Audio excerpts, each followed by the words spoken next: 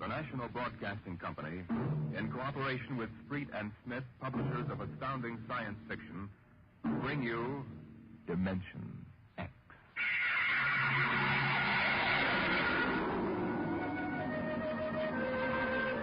Nobody knows exactly when the nightmare began.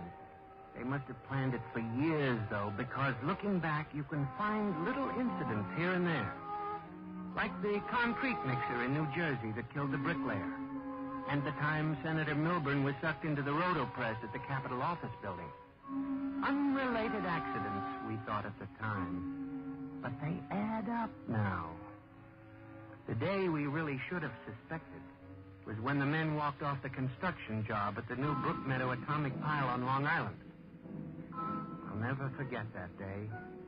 I was working as a statistical clerk in the project then, operating one of those miracle computing machines developed to fill the requirements of Army ordnance. They called it ENIAC. Mr. Gurney? Huh? Oh, yes, Bella?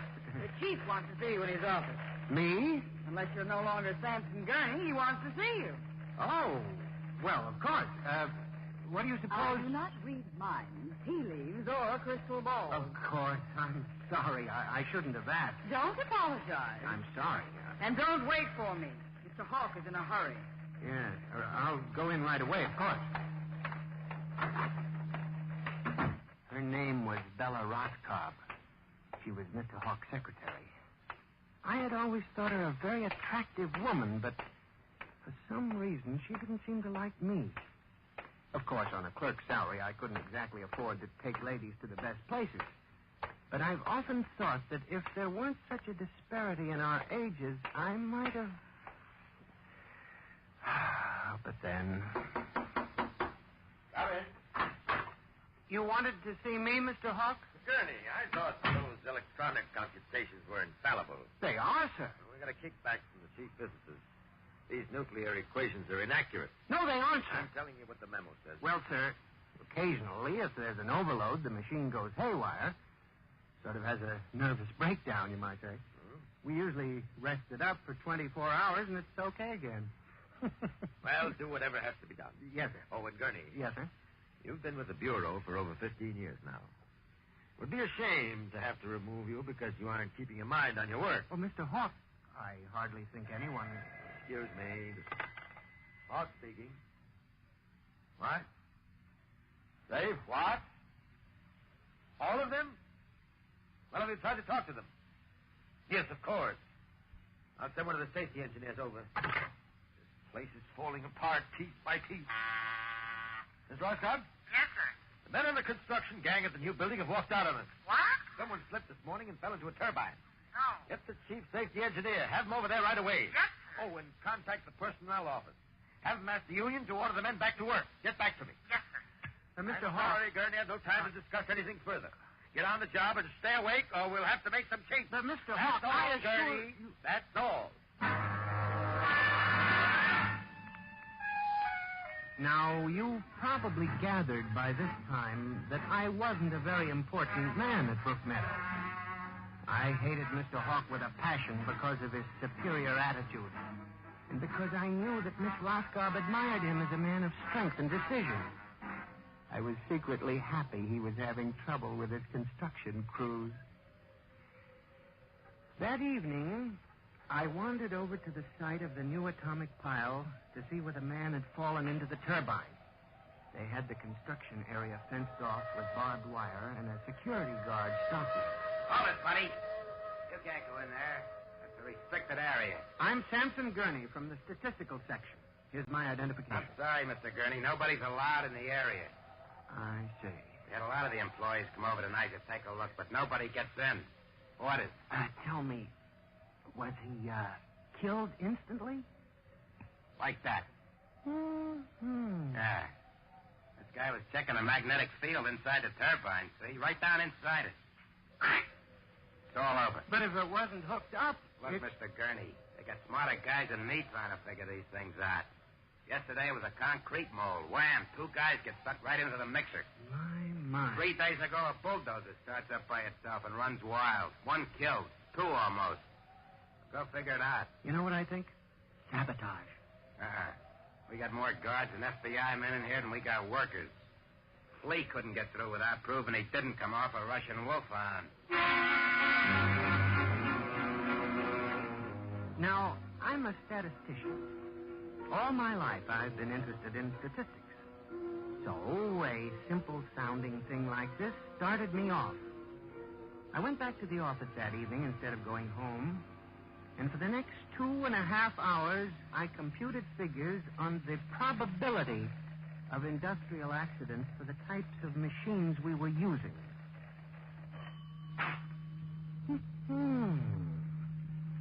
I took one look at my figures and went down to Hawk's office. Just as I figured, he was staying late working on a settlement with the construction workers.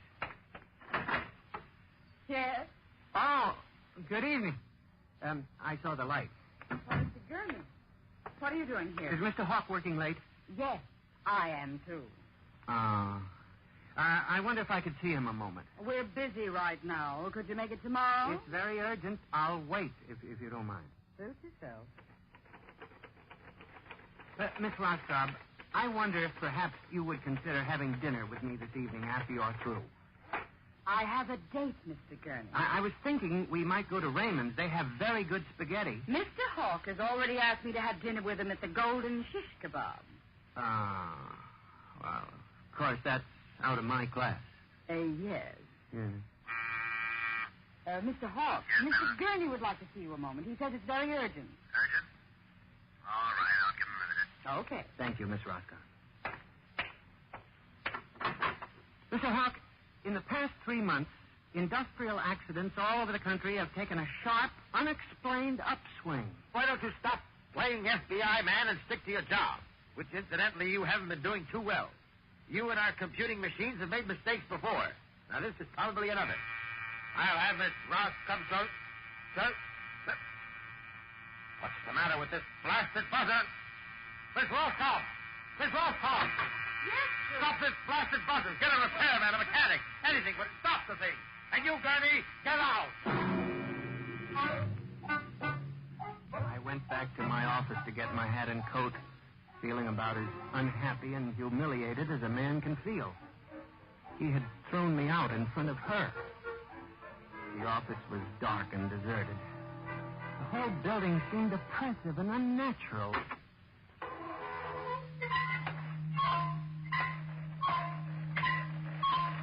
I walked across to my desk. In front of me, the ENIAC glowed and chattered eerily as it worked on the equations we had set it that morning. Its many-fingered circuits hung against the wall like some great octopus. And the thousands of tubes glowed orange and blue in the dark like 1,000 eyes staring at me. It almost seemed alive.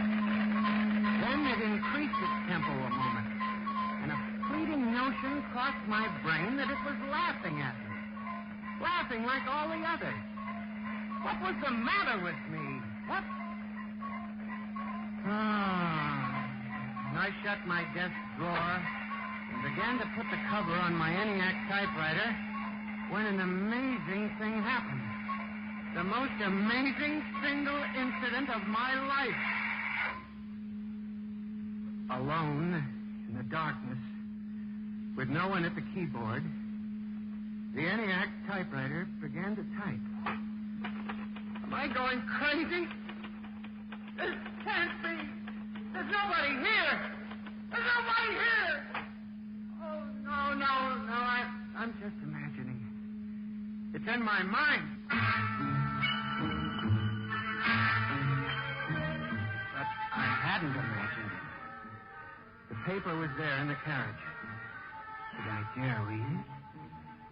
Or would the whole thing suddenly vanish and send me shrieking to the nearest psychiatrist? Sampson Gurney, there are some equations better left unsolved. The answer to yours is death. It was not until I turned to go that I was suddenly aware of the utter and complete silence of the room. Then it dawned on me. The ENIAC had stopped working.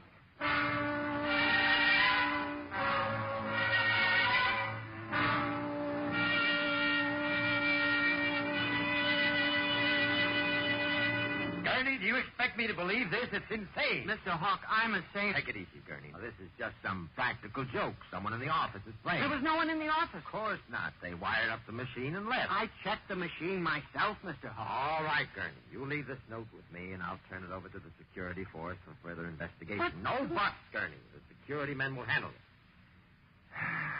Yes, sir. Now, maybe you've been working too hard lately.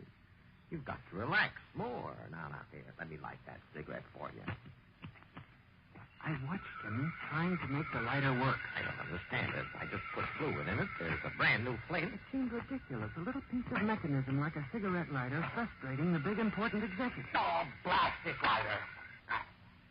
Here's the match. It was such a small thing. And yet as I watched him, a thought began to take shape in my mind. Nebulous at first, incredible perhaps. But it grew. You just relax for a few days. Everything will turn out all right. Now, the main thing is not to let little things upset you.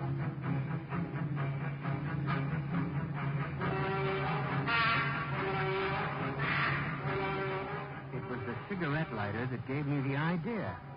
And what Hawk had said about little things. For the next week, I observed the 1,000 petty little annoyances around the office. The door handle that wouldn't turn, the telephone connection that cut off in the middle of an important call, the power failure for no explainable reason. Suddenly, these things began to fall into a pattern. I, Samson Gurney, knew that I had stumbled onto a secret so monstrous in its implications that I was almost afraid to pursue it. On October 12, 1956, I established communication with them. I will curse the moment to my dying breath. Who's there? Nice security guard. Oh, hello, Henry. Oh, hello, Mr. Gurney. What are you doing here so late? I'm just doing a little repair work on my ENIAC computator. Huh. Sure some mess of wires and tubes. Yes, it is. Well, I gotta finish my rounds. Won't forget to turn out the light, will you, Mr. Gurney? No, Henry, no, I won't forget. Night. Good night. When you were a child, did you ever try to imagine that you were all-powerful? I felt like that when I finished hooking the input of the typewriter to the main vacuum tube of the ENIAC. Then I turned on the current that sent 1,000,000 volts of pulsing energy into the electronic nerves of the machine. I am certain that if anybody were watching me in the next moment, he would have thought me a raving maniac. I still wonder if perhaps it is not all a nightmare. Now, you! If what I have guessed at is true, if there's life and intelligence in this room, make a sign! There was nothing. Nothing but the hum of the machine and the dull glowing of the tube. Then, suddenly, without provocation or explanation, it happened. The ENIAC typewriter began to respond to the impulses from the machine. The letters were Y, E, S. Yes. It had happened. I, Samson Gurney, had communicated with a machine.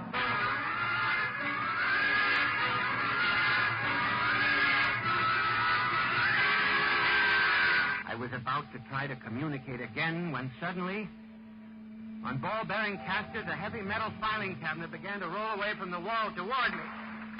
I started to move to one side when another cabinet slid out from the wall, and then another surrounding me. That was when I realized that they cooperate. We taught them that, you see, on the assembly lines and in the factories. There was no way out. How could a mere man reason with dumb machines? Still, they needed us. They needed us to oil them and repair them and build them. They hadn't gotten to the point yet where they could exist without man. I had to make them understand that before they killed me. Listen to me. You must listen. What good will it do you if you kill me? I'm only one man. But I can help you. I can be useful to you. Do you hear me? Do you hear me? Good. You're going to need men to oil you and repair you. I'll do anything. I'll do absolutely anything you want, but in the name of God, don't kill me. If you can understand it, answer me. Answer me. The appeal captured the longing of centuries. Man as slave to the machine. And after a moment, the circuits glowed more brightly. The cabinet slid back to the walls. As I tore the tape from the machine and read it, the words were almost pathetic in their longing, but most ominous in their implication. They read, "Address me as master."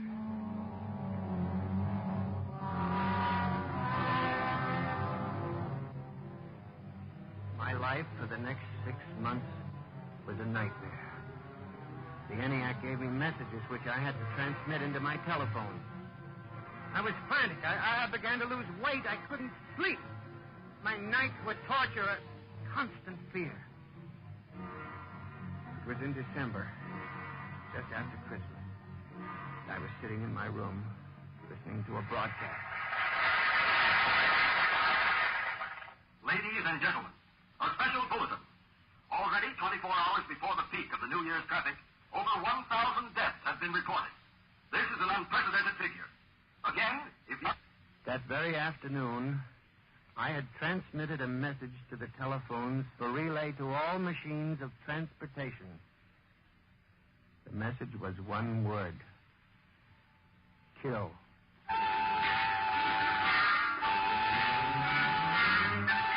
Next morning, I avoided my office. Instead, I went directly to the office of Mr. Hawk. I was highly agitated. My lips trembled as I spoke. Well, Gurney? Mr. Hawk, what I'm going to tell you sounds crazy. I know it does, but I must say it. All right, say it then, for heaven's sake. Mr. Hawk, have you ever heard of resistentialism? Resist what? Resistentialism. You're not making sense, Gurney. Mr. Hawk, I'm trying to tell you. All these accidents, the trouble with the machines, Mr. Hawk, they're alive. They think, they cooperate, and they hate it. Who? The machines. Gurney. You've got to believe me. I've communicated with them. I know. What are you doing? Now, just relax, Gurney. Everything will be all right. What are you doing? It's Roscoe. Send for the plant physician at once. Mr. Gurney has had a nervous collapse. But, Mr. Hawk... Everything will be all right, Gurney.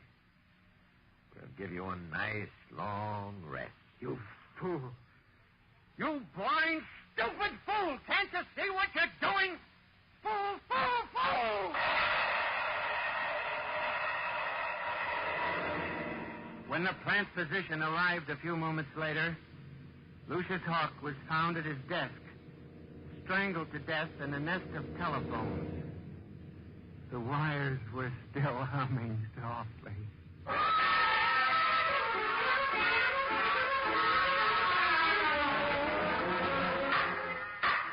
Samson Gurney, you stand accused of the crime of murder.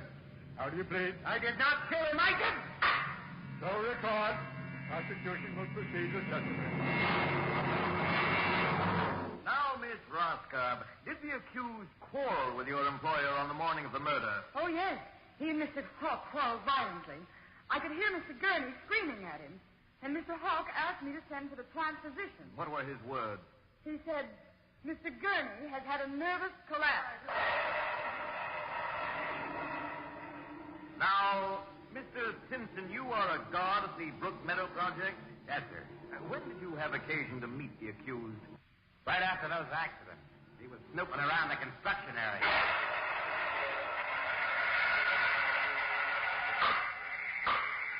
Samson Gurney, court hereby finds you guilty of murder in the first degree. Recommendation that you be examined, committed to the state hospital for the criminally insane at Navarone.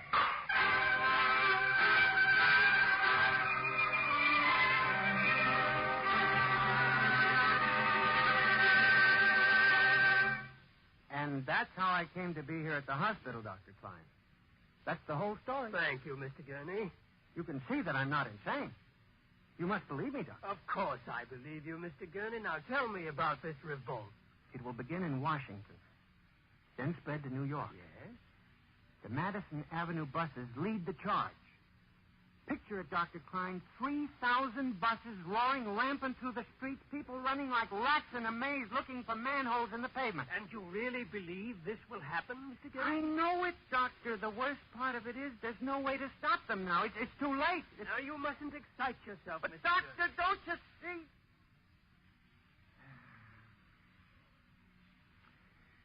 It's fair enough, I suppose. We built them. We taught them to think for themselves. It was bound to come. I guess the female machines will be worst of all in the beauty parlors. They're more high-strung, you know. Well, since there's nothing we can do about it, Mr. Gurney, suppose you go to your room and Maybe if I went to my old Plymouth, I could make a deal before the police cars got me. Yes, Doctor? Would you take Mr. Gurney to his room, guard? He's already been given sedation. Yes, sir. Those concrete mixers may have made a mistake, you know. Just high spirits and all that. But if they got so they liked the flavor... We'll see you later, Mr. Gurney. Now, try not to worry too much. All right, guard. This way, sir. Oh, machines revolting. Telephones strangling people. Oh, blasted cigarette lighter. Why won't it work? I just filled it. Flint is good.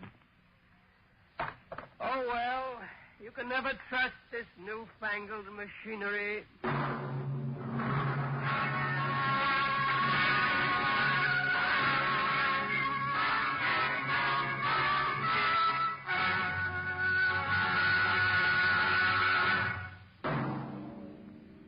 Next week, Dimension X will present a story of the future. A story of an insignificant pebble in the sky called Earth, and of a man from a distant star who grew to love this unimportant planet.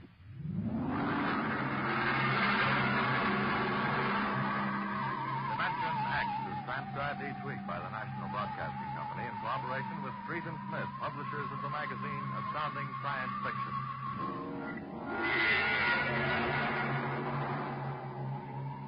Nightmare was written by George Leffert and based on a poem, The Revolt of the Machines by Stephen Vincent Benet.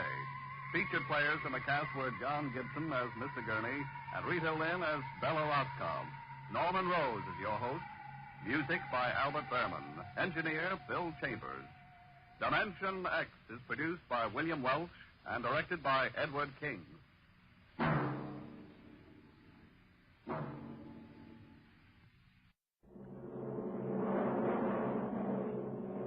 Adventures in time and space, transcribed in future tense.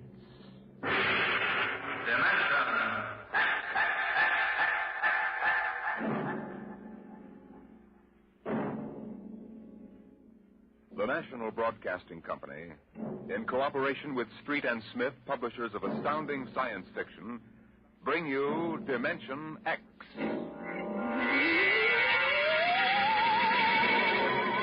The civilization of the galaxy spread across 200 million worlds. The black void of space swarmed with the ships of the Empire.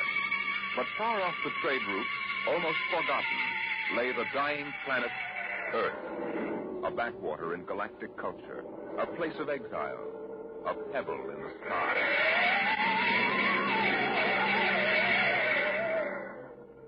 I landed on Earth, on the one spot which I would have called civilized. A patch along the desolate heights of the Himalayas that surrounded the palace of the imperial governor of Earth.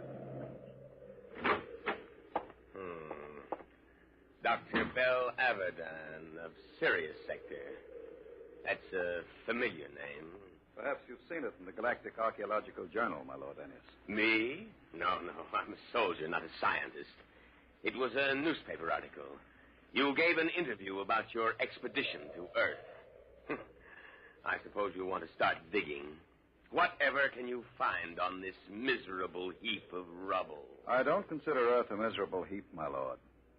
It's absolutely unique in the galaxy. Unique? It's the only inhabited planet that is radioactive. It's a pig pen. Yes, I know. But this planet is inhabited.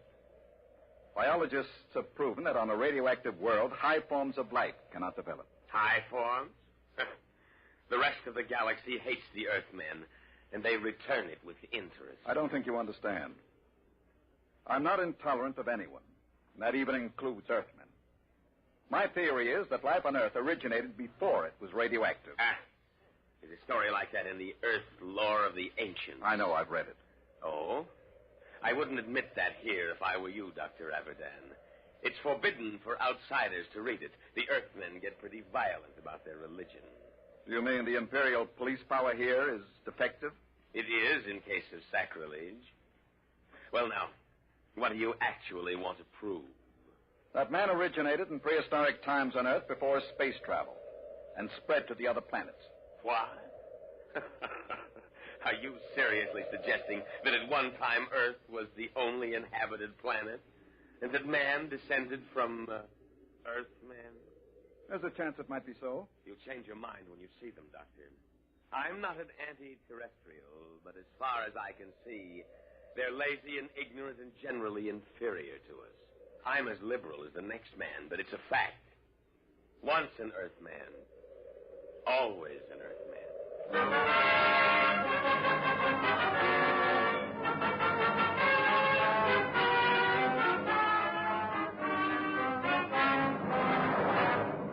I booked passage to the city of Chica on an Earth line. My fellow passengers seemed ordinary enough, but I was conscious of being alone among Earthmen. I beg your pardon. Could you tell me what's going on there? Sure. You see that couple? They've been married 40 years. It's their anniversary. Yes, sir. 40 years. Hey, Mother? It seems like yesterday. Just like yesterday. Hey, when are you folks scheduled for the 60? In a month. 16th of November. Well, I hope you have a nice day for it. My father reached his 60 in a pouring rain. Kept complaining we were getting soaked. So I told him, what are you complaining about, Dad? I've got to come back. Now, this 60 they're talking about, are they referring to their 60th birthday? Sure. That's when they put you away. Euthanasia. It's a custom. Can't have people living on. Eats up all the food. That's right, isn't it, Pop? Yes, sir. Mother's coming with me when I reach the 60. She's not due for a couple of months, but she thinks we might as well go together. Yeah, that's the spirit. There's many a man living past the 60. Sneaks, stealing the food from the next generation. A guy should go when it's his time. Yes, but suppose It's only fair to... Hey, where are you from? I beg your pardon? Asking all them questions. Yes. Who are you? A spy? Where are you from?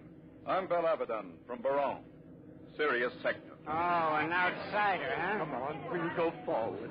Did you hear that, Mother? An outsider.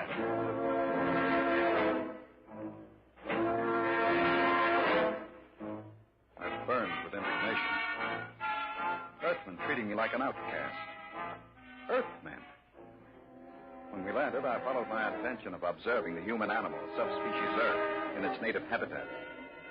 In this case, a large department store. Perhaps I resembled a floor walker, for a young Earth girl came up to me and asked a question. Pardon me. Well, it's my father. He's about 5'4". He wears eye lenses. I think he had on a brown coat. I'm afraid I don't remember seeing anyone. But they followed me here. I've got to find him. Are you in trouble, miss? No. No, it's nothing, really. I'm sorry I bothered you. Attention. Attention, please. What's that? All patrons of the store will kindly leave by the 5th Street exit. This store is being evacuated for radiation fever quarantine. What's all this about? They're after me. It isn't really radiation fever at all. Who's after you? How am I going to get out of here? They'll be checking registration cards at the door. Haven't you got one? Yes, but it has my name on it. I don't know what to do. Come on. But you don't even know me. I don't know anybody here. But you're an interesting species. Person. This way. Show your own, sir. Come on. Step along. Next. Next. Wait a minute. Hold the check. Yes, sir. Stand right there. Look here, officer. Are you with her? Yes, but you'd better find out who I am. Later. Stand over there. Next. Come on. Hurry up. What is it now? The Imperials. Are you afraid of them? Of course. Don't worry about the outsiders, Miss Schecht. I'll handle them. Oh, no, don't try anything. Don't talk to them at all. Just do what they say. Don't even look at them. We'll see. Here they are. All right, now. You, guard. Yes, sir? I'm Lieutenant Cloudy, Imperial Garrison. Who's got the fever? If it please your honor. Not so close, idiot. You might be infected. I'll take over. You, Earthy. What's your name? Speak up, squaw. Paula Schecht, sir. Registration papers? Here you are, sir. Thank you. All right, now. Pick them up. Go on. Say, look here now. What did you say, Earthy? If you please, sir. This man has nothing to do with me. I never saw him before. What did you say? I don't like the way you treat women. And I'd advise you to improve your manners. And where have you been brought up, Earthy? Here's lesson number 1. Why, you... My arm! Let go! Sergeant, neuronic whip! Oh, no, no! Yes, sir.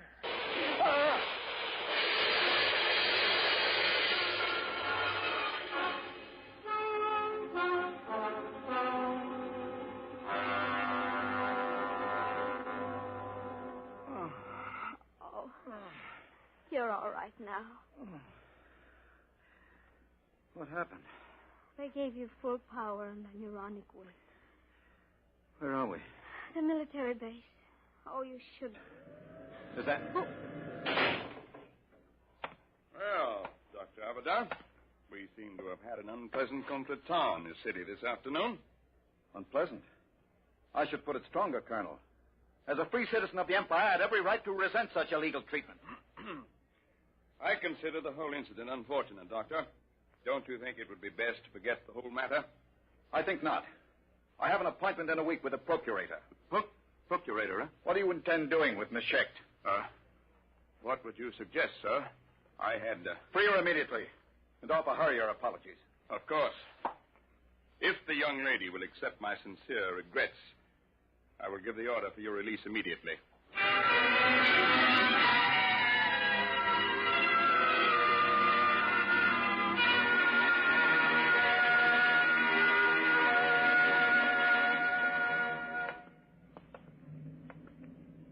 I don't understand. They just turned us loose. Of course. You must be very important. I never heard of the outsiders being that polite to an Earthman before. I'm not an Earthman, Paula. What? I'm an archaeologist from the outside. Oh. Well, then you stood up to the soldiers because you knew it was safe all along. And I thought... Oh, I should have known.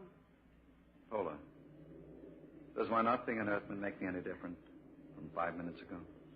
You might have told me, sir. If you don't mind, don't call me sir. Don't be like the rest of them. Like the rest of whom, sir? The rest of the disgusting animals that live on Earth? Please. If you'll excuse me, sir, I must leave. Oh, wait. Paula.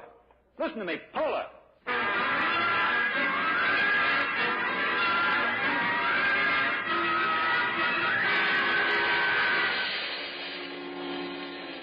I had access to the garrison files, and to satisfy idle curiosity, I indexed Paula Schecht.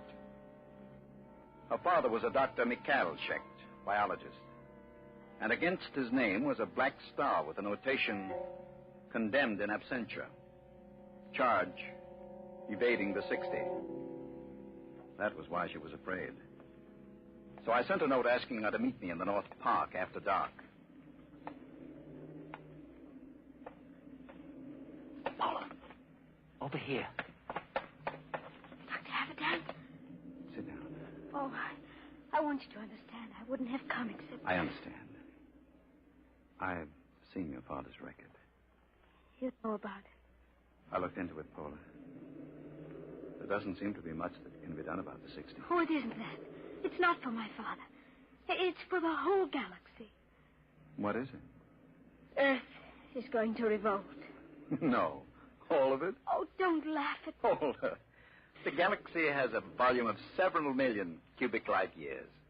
It contains 200 million inhabited planets. Earth has a population of only 20 million. And no resources. What can Earth do? I don't know, Doctor, but my father does. He's told me that Earth knows a way by which it can wipe out all outside life and... Wait. Listen.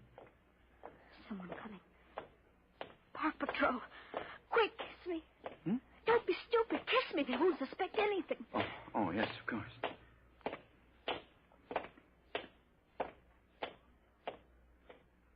Paula. They've gone. It's all right. Now come with me. I'll take you to my father.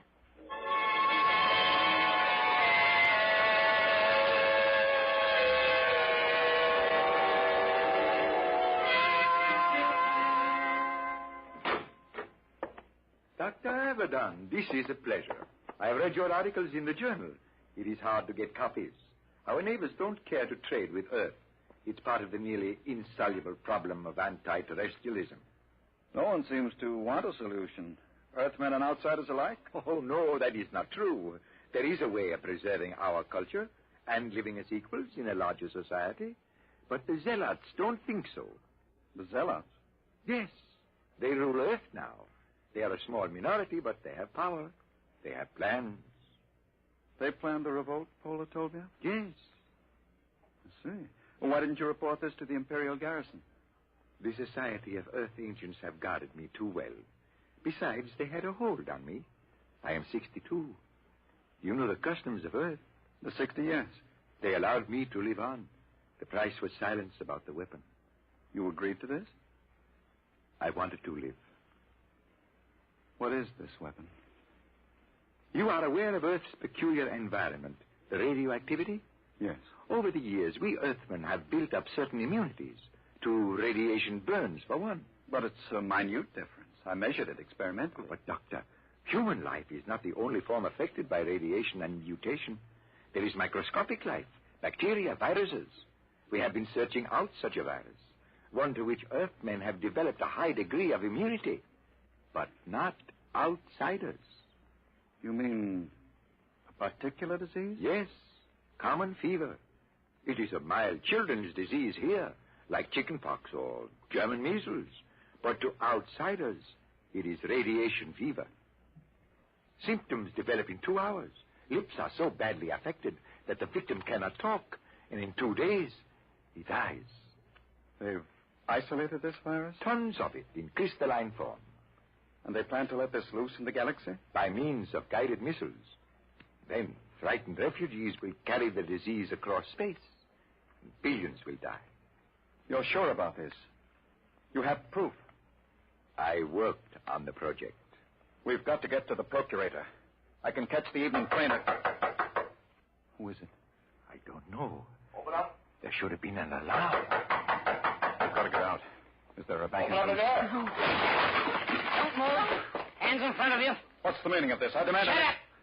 I'm a galactic citizen. You've got no right to detain me without legal authority.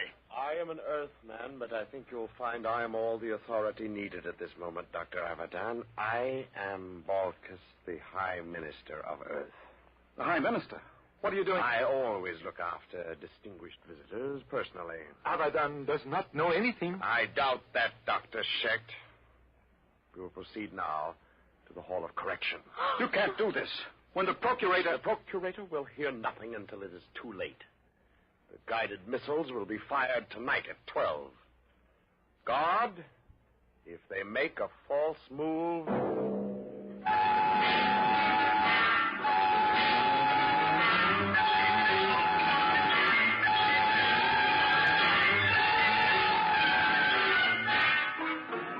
Keep them covered, guard. Right. Paula, can you scream? There, coming down the street. Imperial Patrol. Oh, it's no use. Do what I say. Scream. Go ahead. Hold it. They're outsiders. You're right. That's the Imperial Patrol. All right, Earthy. What's going on here? Good morning, Sergeant. Sir? Earthy? You don't understand. I'm Balkus, the Lord High Minister of Earth. Listen, Earthy, I don't care who you are. What's going on? Yes, sir. We've arrested these people. What charge? Blasphemy. All right, get moving. Thank you. Sergeant, What do you want, Earthy? I'm a galactic citizen. I demand the right... You? May we proceed, sir? Listen, Sergeant. I've something more to say to you. What? This. No Earthy's going to get away with this. Get a squad car. But, Sergeant, I'm the Lord Minister of Earth. Tell them about it at the Imperial Barracks. Now move, all of you, before I give you a shot of the whip.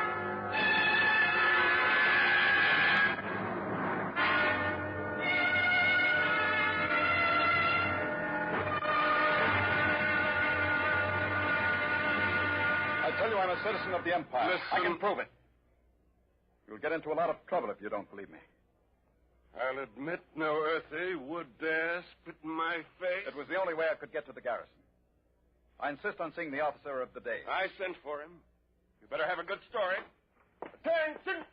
Eddie, which one of you claims he's a citizen of the Empire? I am. Belloc, the one from the store. You, eh? The smart louse that broke my arm. Well, well, well. I've got to see the colonel, Lieutenant. Now, Dr. Abadan, I could hardly do that unless it's important. It is important. It's life and death to the galaxy. Mm-hmm.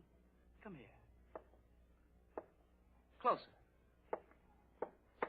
Oh, it's too bad I've got to save you for the colonel. What? He'll see you at 5:30, his orders. You knew all along. Sure. Come on, Earthy lover.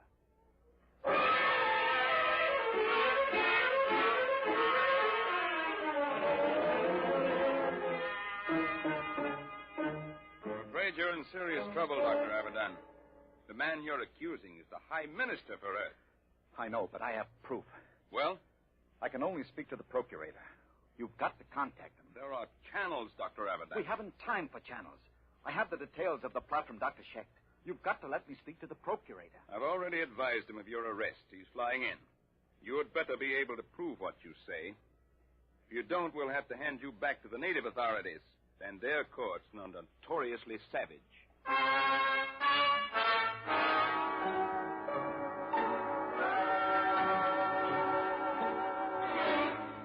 Well, Abadan, I've called you here with His Excellency, the High Minister for Earth.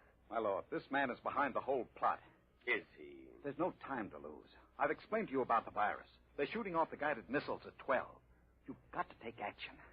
Well, Your Excellency. My lord, if this man has any evidence. You admitted it this afternoon. Well, you have no witness to that. Ask Dr. Schecht. He worked on the virus. I wouldn't say that Schecht lied, my lord, but he is a criminal wanted for evading the 60, and some men will invent any story to avoid death. The deadline is midnight. You've got to bomb those temples where the launching sites are. Perhaps I can explain. According to my information, Dr. Abadan seems to have succumbed to a certain Earth girl, the daughter of the unfortunate Dr. Schecht. Is this true, Abadan? What has that got to do with it? There isn't any time. You've got to do... Dr. Abadan, are you in love with that girl? Yes. Will you listen to I me? don't think we need pursue this any further. Your Excellency, I shall order you released with an apology. No. Dr. Abadan, I can hardly believe a degenerate who fraternizes with Earth women. You scum, you pot-bellied scum. I warn you, Abadan, you're in trouble enough. I'm in trouble. You fool, you stupid, blind, bigoted fool. You're destroying the galaxy. You're murdering them all. But before I die, I'll have the pleasure of smashing your fat, oily face in the... Go. Guard the whip. Oh.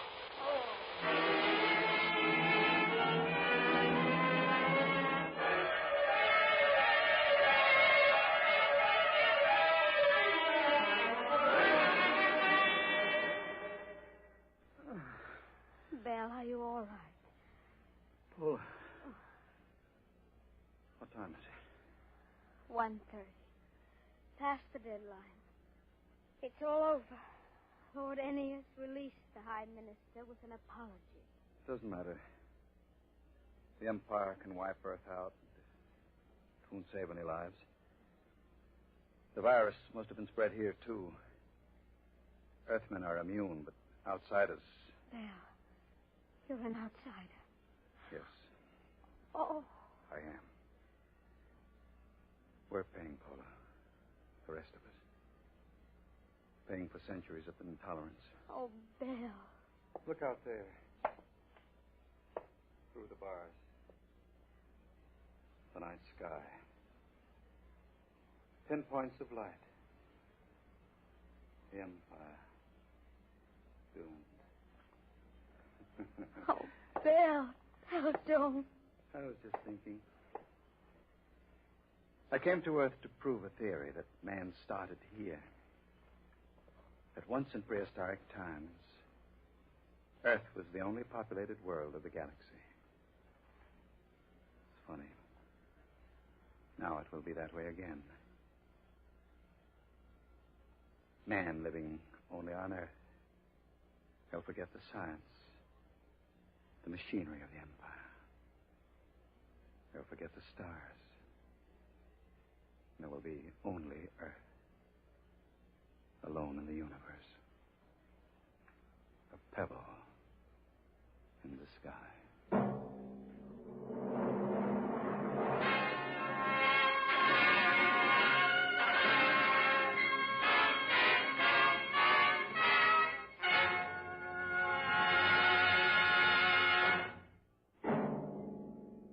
The children of tomorrow will play with toys. But what will those toys be like? An ordinary clerk in an ordinary job finds a terrifying answer to that question next week as Dimension X brings you Child's Play. Dimension X is transcribed each week by the National Broadcasting Company in cooperation with Street and Smith, publishers of the magazine Astounding Science Fiction. Today, Dimension X has presented Pebble in the Sky, dramatized for radio by Ernest Kenoy.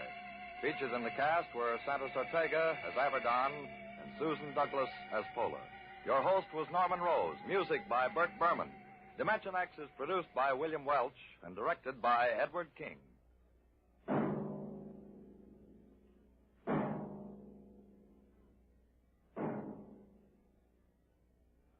This is NBC, the National Broadcasting Company.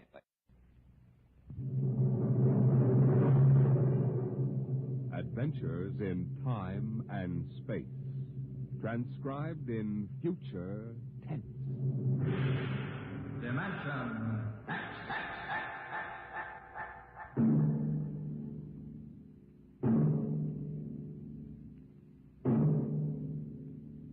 The National Broadcasting Company, in cooperation with Street and Smith, publishers of astounding science fiction, bring you Dimension X.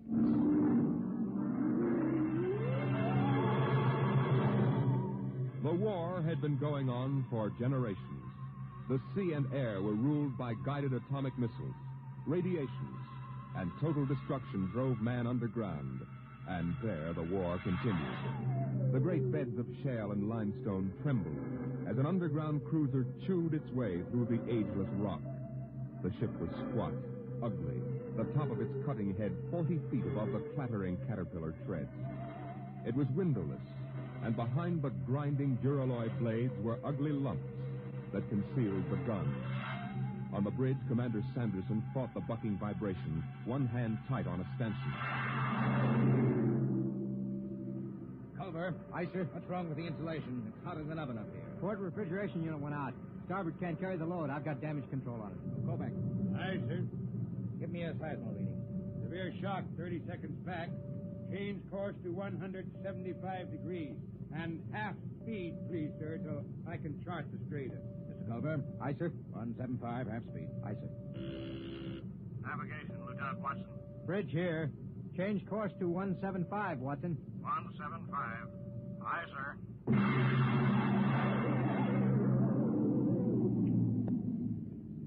Clark. Yes, Mr. Watson. New course, 175. 175, aye. Half speed. Half speed, aye. What? We hit something. What is it, Mr. Watson? It's lava, probably. Maybe it doesn't mean anything. No, I guess not. Mr. Watson. Yes, Clark? We ever going to get out of here? You mean the lava? The whole business. We've been under rock for 3 months. You better keep quiet, Clark. Psycho officer has rubber heels. Oh, I don't care about Carpenter. He's been over me already with those stinking reaction tests. If he gives me one more ink blot to look at... What's your dial? 1 degree correction. Right. Mr. Watson, what was it like? Huh? When? On the surface. I never saw the surface. I was born in the Denver cave, half a mile down. Oh, that was a long time ago, Clark. Yeah. But you remember, don't you? You and Kovacs are the only ones on the ship who remember the surface. It was war then, too. Kovacs was in the army, the infantry. The Queen of Battles. Well, the Queen's dead now. What was it like? You mean in the surface wars? Yeah. Well, they had chaplains and... Chaplains? I guess you never heard of that. Now we have psycho officers. Yeah, they don't talk about religion much these days. It must have been something on the surface. I dream about that. I don't know what it was really like, but I dream about it. Then somebody takes me and shoves me down in the bottom of a hot closet. They shove a big hand over my mouth and I can't breathe.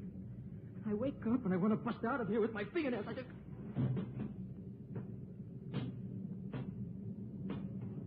What's the matter, Clark?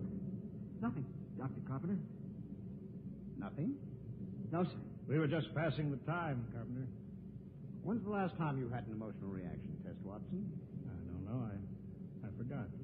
Just remember your seniority doesn't exempt you from psychiatric review. This isn't some slipshod surface vessel with organized superstition aboard. The old chaplains weren't so bad. Not scientific. You know, I can remember when psychiatry and mental hygiene were the hope of mankind. Now look at it. That goes in my report, Watson. Yeah? I'll make sure you spell my name right. Now hear this. Now hear this.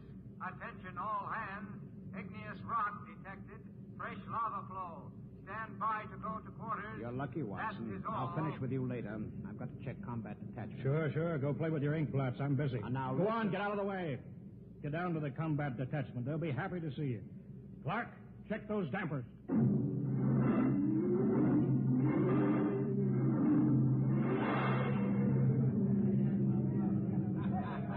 I'll take 3 cards. I'll stand pat. Jake to the pat hand. Combat detachment, huh? What kind of a chicken guy are you?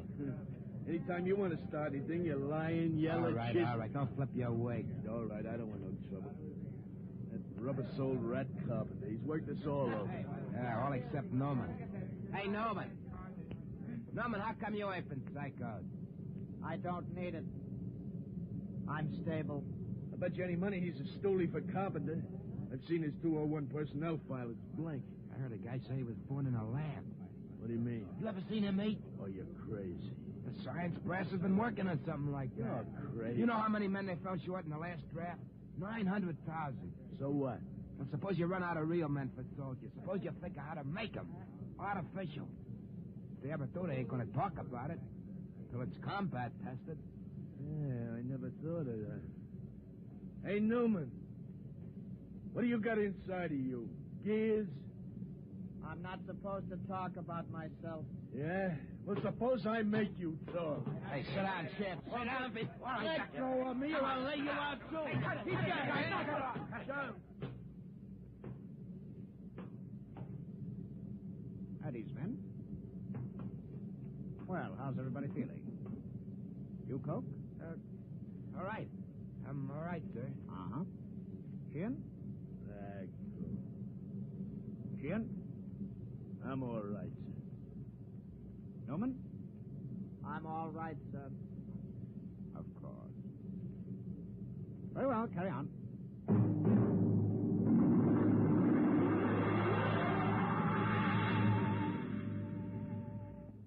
Commander Sanderson, I have my report. Later, Carpenter. It's rather important, sir. Serious personnel trouble is indicated below. It always is. Give your report to Culver. I'm busy. But, sir... Kovacs, give me a TO reading every 10 seconds. Aye, sir.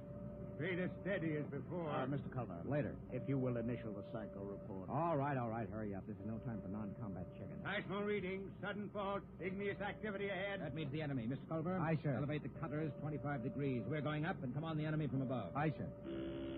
Navigation, Watson. Elevate 25 degrees. 25 elevation. Aye, sir. Figures ahead on sonar. Sounds like 3. All right. Sound general quarters. Aye, sir.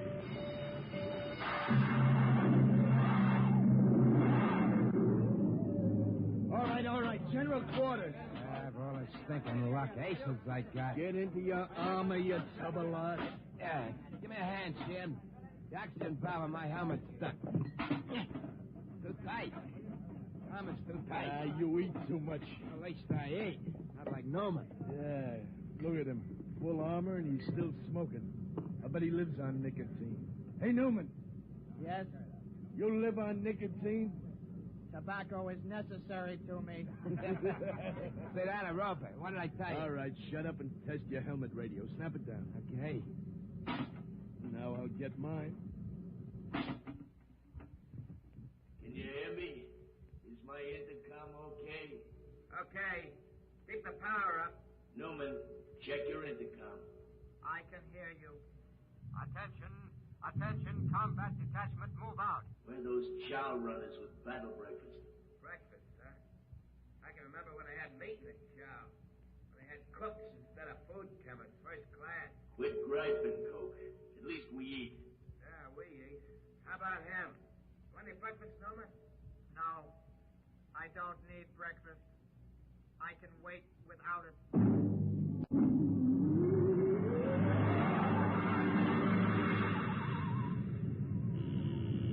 Navigation, Watson. Bridge here. Half speed. Half speed. Half speed, aye. Clark? What? What's the matter? You got the shakes? No, I'm all right. Half speed. Half speed, aye. Attention, all hands. Enemy digger sighted. What? Prepare for action at close quarters.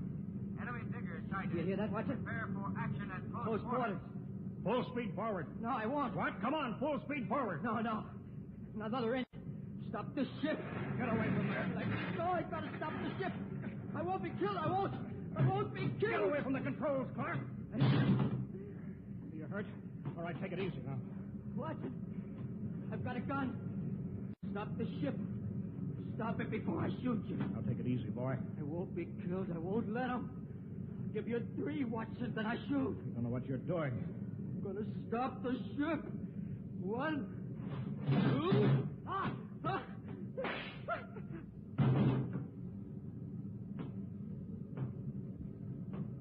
You could have wounded him, Carpenter.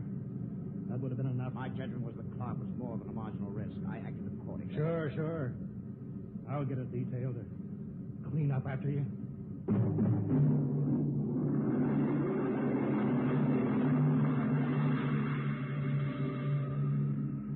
Well, Doctor, the commander says you rate a citation. If you had read my report, Mr. Culver, you'd understand. Carpenter. I said, don't let the crew hear of this.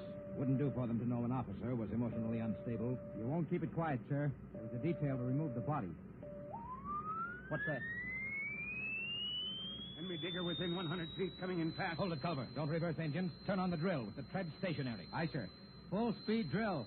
Treads cut out. We'll blow up a cloud of dust that will blind their optical technician in the infrared. Stand by, gunnery. Stand by, gunnery. Ready, sir. Enemy will be breaking through any second. There it is. Halt drill blades. Navigation. Cut out drill. Cut out drill. Fire when ready. Fire.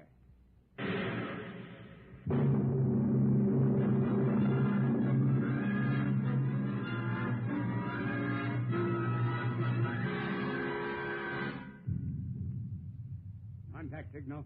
Contact signal received. Cease fire, Mr. Culver. Contact signal. Cease fire. Enemy battery silent, sir. Give the go-ahead to the combat men. They can move in. Who tripped that alarm? Cut it off. Navigation to bridge. Bridge, aye. What's wrong down there? Why the emergency? The atomic pile's kicking up. We can't get into hand dam. She may blow any minute. I'll take over, Mr. Culver. Prepare to abandon ship. But the enemy digger, With sir. the atomic pile about to blow, we'll have to advance, destroy the enemy, and take refuge in their ship. There's nothing else we can do. Look alive. Aye, sir. Attention, all hands. Prepare to abandon ship. Prepare to abandon ship. Kovacs, have the ship's records packed and ready to go. Aye, sir. Commander? Watson, what are you doing up here? There'd be a lot more chance of getting out if the ship's engines were reversed. She crawled back down the tunnel before she flew. There's no way to set up remote control. I know. I thought I could stay and run her. But the pile's going to blow. I know. All right, Lieutenant.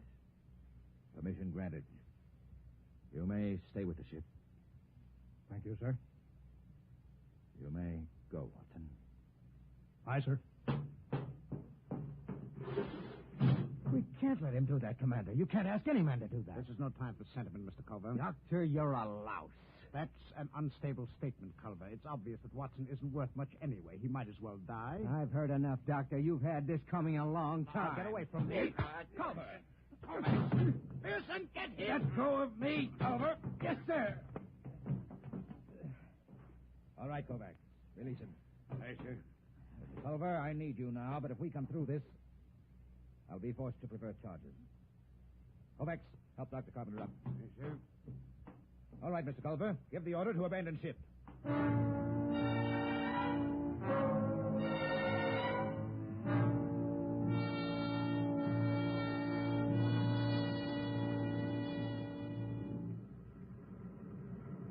the men are away, Kovacs. Full speed in reverse? Aye, Mr. Watson.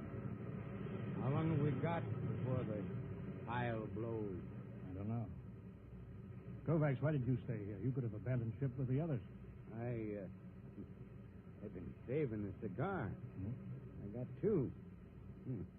Would you like one? Oh, thanks. That's good.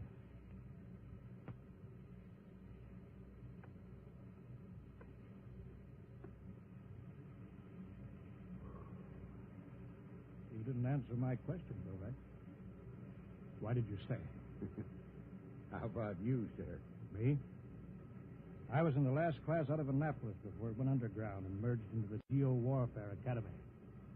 I guess I just hang on to illusions. Dead traditions of service. I suppose I did it because I thought it was the right thing to do. Yeah, I guess that's it when you get down to it. Kovacs, you saved a cigar against the rules. I've got something too here. It's a book. I stole it out of that hotel room in Frisco in the old days. A Bible? Yeah. Psycho officers don't allow them on board. Carpenter would have had me in the cells if he'd known about it. There goes the Geiger alarm. It'll blow any minute now. Kovacs, you remember this? The Lord is my shepherd, I shall not want. He maketh me to lie down in green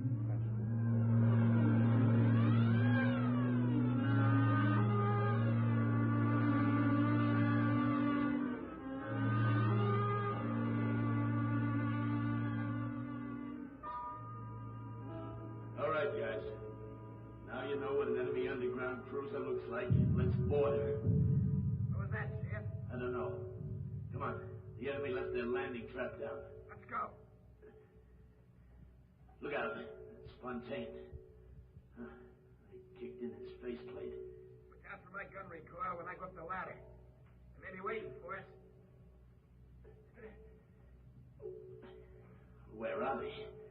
Will there be some resistance? Let's get outside. We can sneak into the bridge. We got them. There it is. Bridge hatch. I don't like this. They should have been guards. Forget that. You throw open the hatch. I'll cover him with a gun. Got your voice speaker on? Right. Okay, open. Go in there! Hogan, look at them. They're all dead. Every one of them. This one did it with a sword. Can you beat that? Killed himself with a sword.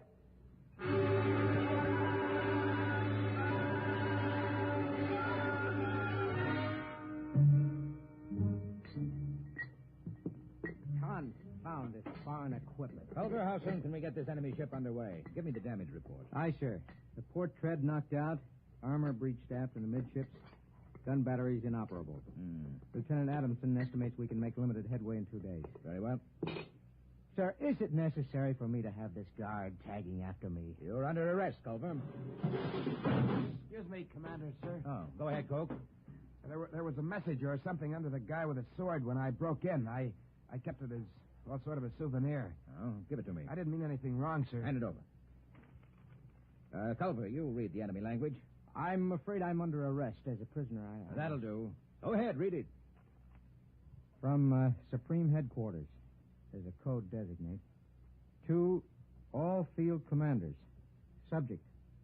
Secret weapon, X-39. Failure of. 1. Research project X9 free... No. released on South America front last night. X9, a semi-living chemical process attacking all forms of protoplasm, was found to be uncontrollable.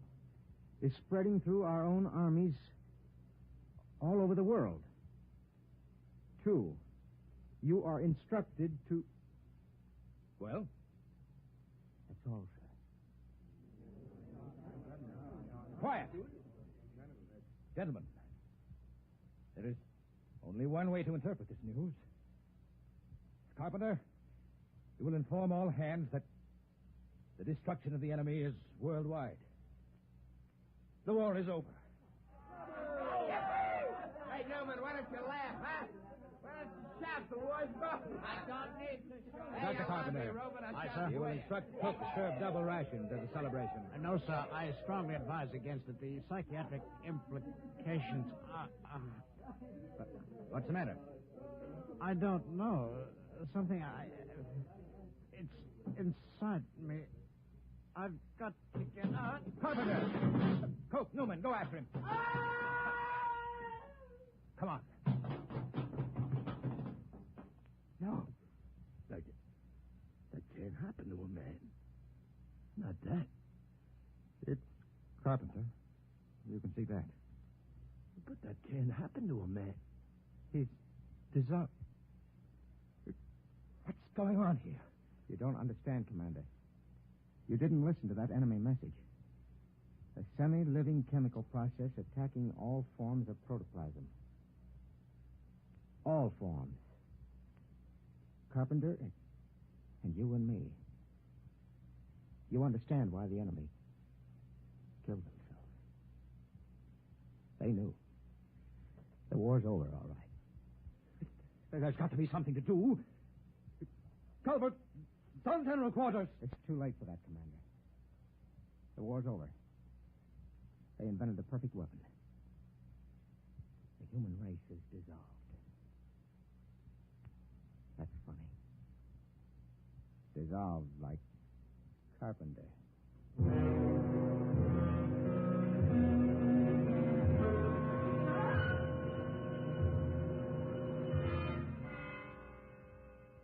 Newman. Is that you? Yes. They're all dead. Aren't they? Yes. Commander Sanderson was the last. Except me. I suppose so.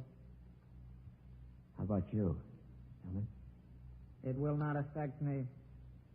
I am not made of protoplasm. I am an inorganic synthesis. You can't die, then. No. I am atomic powered. My breakdown point is calculated in thousands of years. I cannot destroy myself. I was conditioned against it. Beginning. You'll be all alone, Newman. I know. Buried alive in a rock for thousands of years. I'm sorry for you, Newman. I'm sorry. You'll be all alone. Now, it's starting. Get there.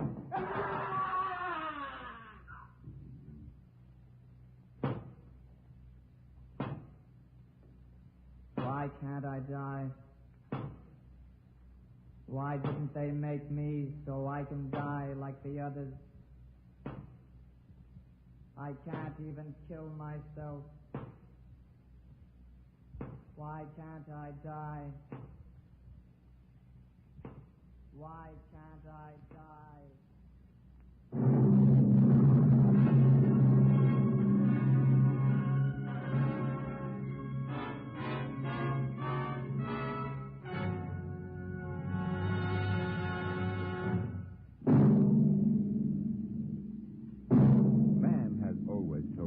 That he was master of the machine. But will he always be? Listen next week to the story of A Nightmare.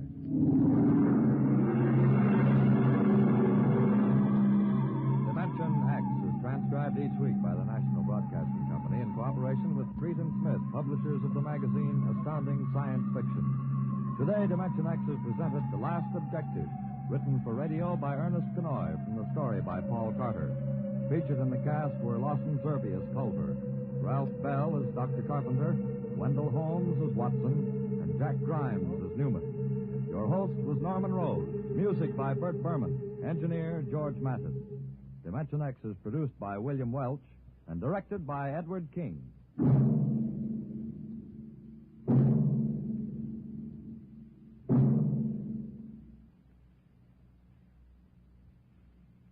Dimension X came to you from our Radio City studios in New York. This is NBC, the national...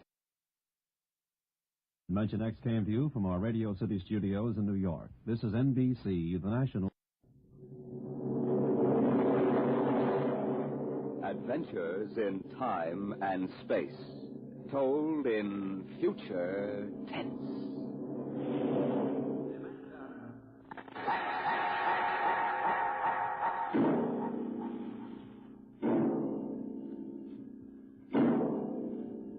The National Broadcasting Company, in cooperation with Street and Smith, publishers of astounding science fiction, bring you Dimension X.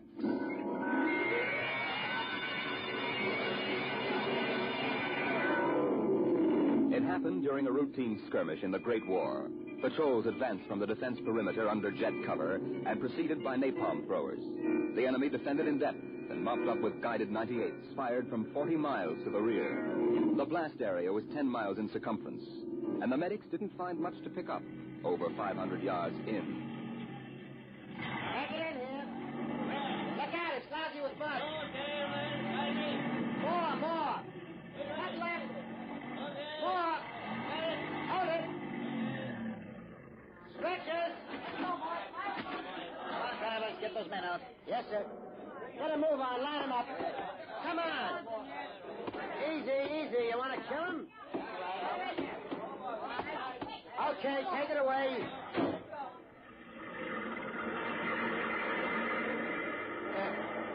We might have left these Joes where they was. Half of them won't last till the plane comes. As long as they're alive, they'll be treated. Get off the tags, Travis. Start talking names. Yes, sir. This one must have been 1,000 yards in. Get his dog tag out. What a mess. Here. Hartley Allen, Captain G5, Chem Research, AN-73D, number SO238694030J. Alan Hartley? Alan Hartley. Well, if that could be the hunter that wrote Children of the Mist and Conqueror's Road. Never heard of him. Major, I think maybe he's part conscious. Maybe I should give him another shot. Go ahead, Sergeant. There isn't much else we can do for him. It's a rotten shame. Ain't it always? Okay, Captain, give me your arm. There.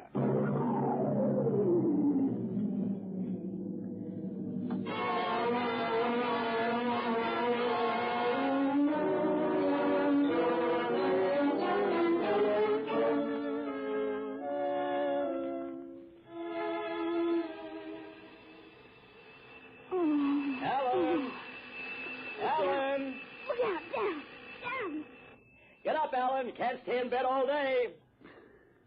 I remember that. Clear as if it were real. Up and at 'em. Hit the deck. Remarkably vivid. Strange. Alan, you all right? I'm all right. What's wrong with my voice? It's too high. What are you doing? Practicing singing? My voice has changed. Is that all? You're growing up. Happy birthday, son. Happy birthday? Hey, wake up, son. Wake up. I am awake. Come on, out of bed. I don't understand. Breakfast waiting. Now, out of bed or I'll turn it over. All right. It's a dream. Maybe, but you're wide awake now. I am awake now. Well, half awake anyway. That's the Bell of St. Boniface, isn't it? What day is it? You kidding? You forget today's your birthday? No, I didn't forget. Neither did I. Here, son, happy 13th birthday. You won't guess what's in here. A rifle. A light .22 rifle. How'd you know that?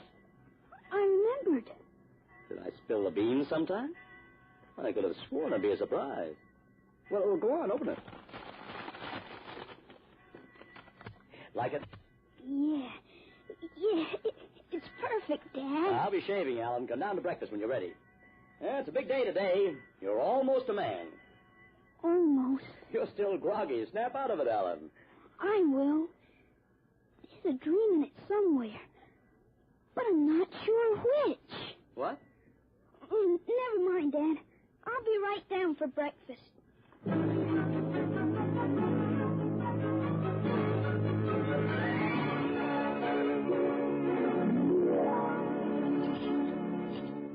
Now for coffee. Mrs. Stauber makes the best in town. A black for me.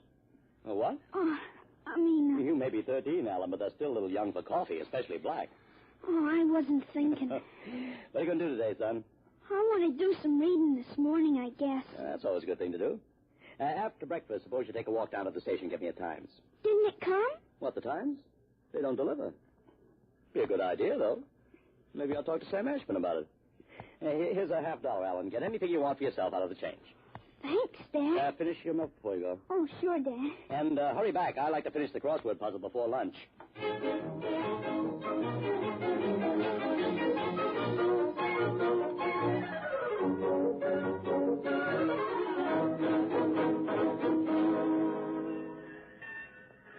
Here you are, Alan. 1 times.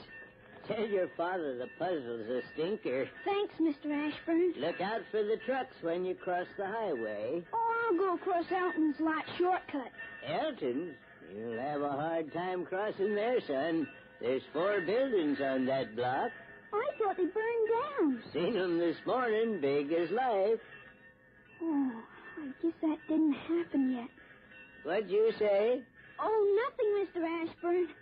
I was just muttering. In my days, youngsters talked up. Yes, sir. Bye, Mr. Ashburn.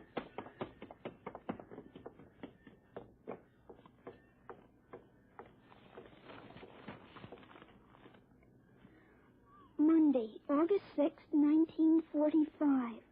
Okinawa 1, bombing Japan. Hey, Alan, wait up. Larry Morton.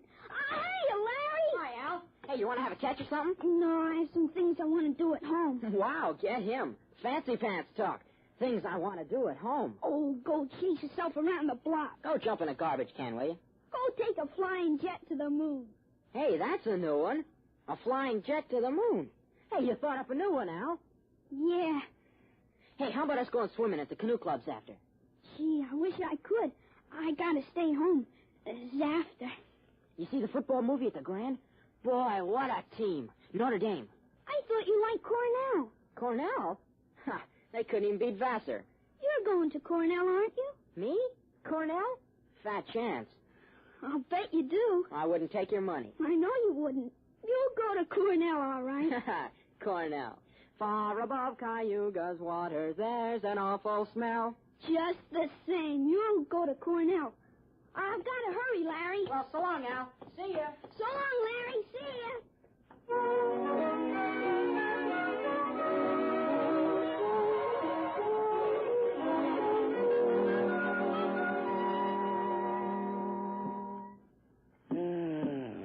I'm stuck in this corner.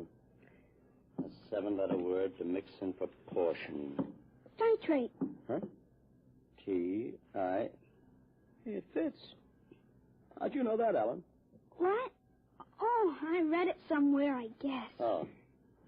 What are you reading now, Tarzan again? No, not Tarzan. It's refreshing to see you with a book. Sometimes I think I ought to forbid comic books in the house. Yeah, they must be raising the devil with those bombing raids in Japan. How long do you think the war in Japan will last, Dad? Oh, I'll say the middle of 1946. We'll have to invade those islands foot by foot. I wouldn't be surprised if the war was over very suddenly. How, by magic? There isn't a thing on earth will make those Japanese surrender. You expect somebody to make a pass and it'll be all over by this afternoon? That's just about it. Mr. Hopley, excuse me. Can I see you for a minute? Oh, hello, Mr. Gutchall. Sure. That's Frank Gutchall, Dad? That's right. Excuse me. Didn't mean to disturb you, Mr. Hunt. That's quite all right. It's a lovely day, isn't it, Mr. Gutchall? The Lord's world is always beautiful. Of course, Mr. Gutchall. Mr. Hopley, I wonder if you could lend me a gun some bullets. Huh? My little dog's been hurt, and it's been suffering something terrible. Oh, it's too bad. I want a gun to put the poor thing out of its pain. Oh, of course. How would a 20-gauge shotgun do? You wouldn't want anything heavy. I was hoping you'd let me have a little gun. Maybe so big. A pistol? So I could put it in my pocket. Wouldn't look right for a godly man to carry a hunting gun through town. I don't hold with killing innocent creatures. People wouldn't understand that it was for a work of mercy. Of course, I understand. You're a very religious man. The whole world is evil, Mr. Hartley. Sometimes it certainly looks like it. Well, I have a Colt 38 special from the auxiliary police outfit. That's fine. You'll have to bring it right back, Mr. Gutchall. I might be called out. Dad, Dad, wait a minute. I just remembered. Remembered what, son? Aren't there some cartridges left for the Luger? Then you wouldn't be without the Colt. Hey, that's right. I've got a German automatic, Mr. Gutchall, I could let you have. That way I wouldn't get stuck. Wait, Dad, I'll get it. I know where the cartridges are. Now, be careful, son. Well, Mr. Gutchall, it sure turned out nice after all that rain.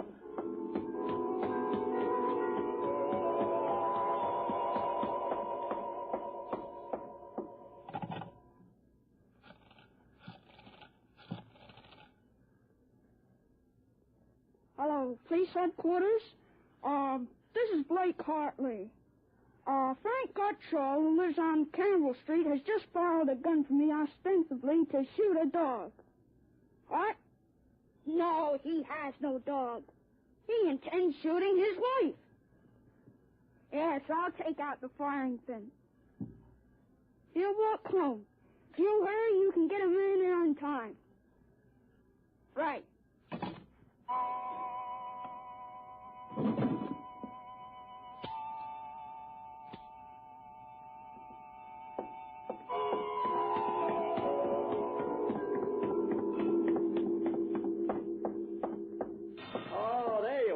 Kept you, Ellen?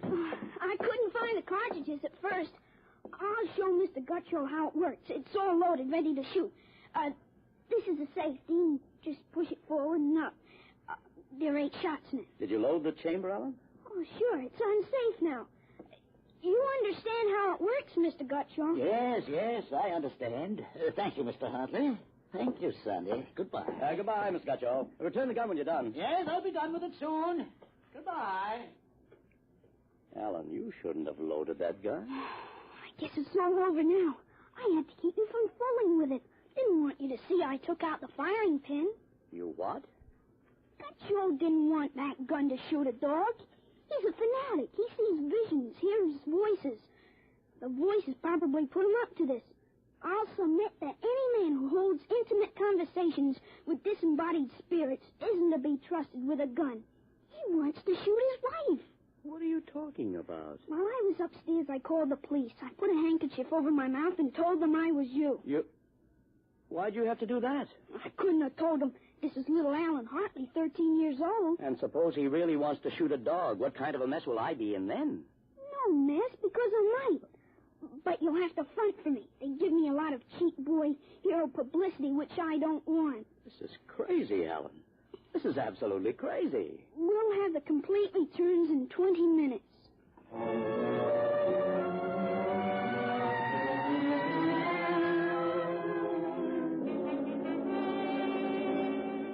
Mr. Hartley, Mr. Blake Hartley? That's right. I'm Detective Sergeant Kaborski from Homicide. Here's your Luger. Thank you. I don't know how you spotted that guy, but when we busted in, he was pointing that gun at his wife, wearing a blue streak because it wouldn't go off. Well, I'm glad I was able to help. They may have some kind of citation, Mr. Hartley. Oh, I don't think that's necessary. Well, in the department, we figure a little publicity never hurt nobody. Even a lawyer, huh? I really prefer to have it kept quiet. Well, whatever you say. We'll want you to drop around in the morning for a statement. I'll be glad to. Well, thanks, Mr. Hartley. Goodbye. Goodbye. Bye, Sonny. Goodbye, Sergeant. Why don't you take the citation, Dad? Well, you were right. You saved that woman's life. Let's see you put back the firing pin. Sure. There. Suppose we have a little talk. But I explained everything. You did not. Yesterday, you wouldn't even have known how to take this pistol apart. Today you've been using language and expressing ideas that are outside of everything you've ever known before. Now I want to know. Well, I hope you're not toying with a medieval notion of obsession. What? You say I'm changed. When did you first notice this? Last night you were still my little boy. This morning, I don't know. You've been strange all day. Alan, what's happened to you? I wish I could be sure myself, Dad. You see, when I woke up this morning, all I could remember was lying on a stretcher injured by a bomb explosion. I was 43 years old and the year was 1975. 1975? That's right. You'll be 43 in 1975. But a bomb? Yes, during the siege of Buffalo in the Third World War. I was the captain in G5 Scientific Warfare General Staff. Buffalo? You mean Buffalo, New York? Yes, there had been a transpolar invasion of Canada. I was sent to the front to check on service failures of a new lubricating oil. I got hit by a bomb blast. I remember being picked up and getting a narcotic injection. The next thing I knew, I was in bed upstairs, and it was 1945 again. And I was back in my own 13-year-old body. Alan, you just had a nightmare to end all nightmares, that's all. I thought it might be that at first, but I rejected it. It wouldn't fit the facts. But it's ridiculous. All this Battle of Buffalo stuff. You picked it up listening to the radio. All the commentators have been going on about another war after this one.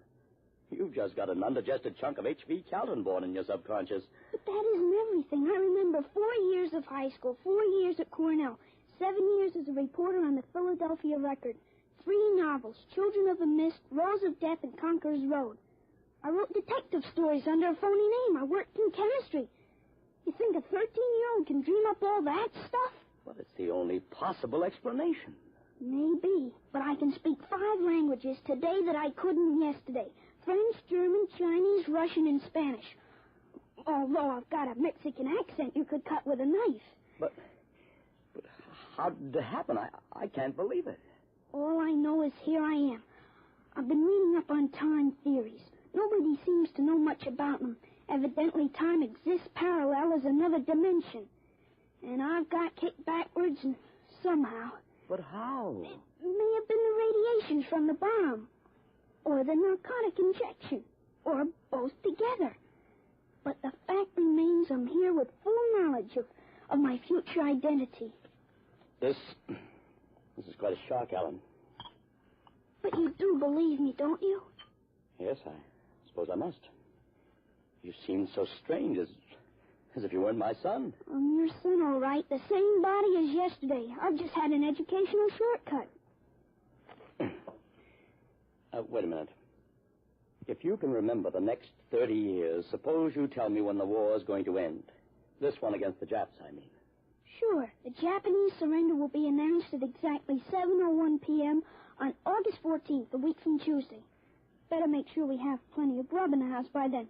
Everything will be closed up tight till Thursday morning. Even the restaurants. I remember we had nothing to eat in the house but some scraps. Tuesday week? That's pretty sudden, isn't it? Not after today. What do you mean, what happened today? Plenty.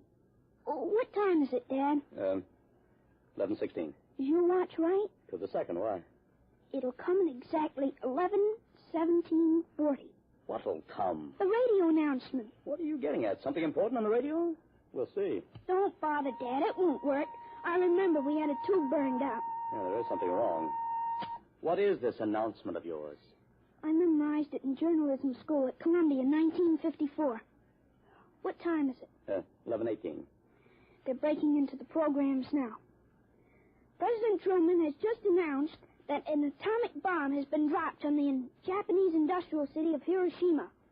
The bomb was dropped 16 hours ago, and the announcement was delayed to ascertain the results of the explosion.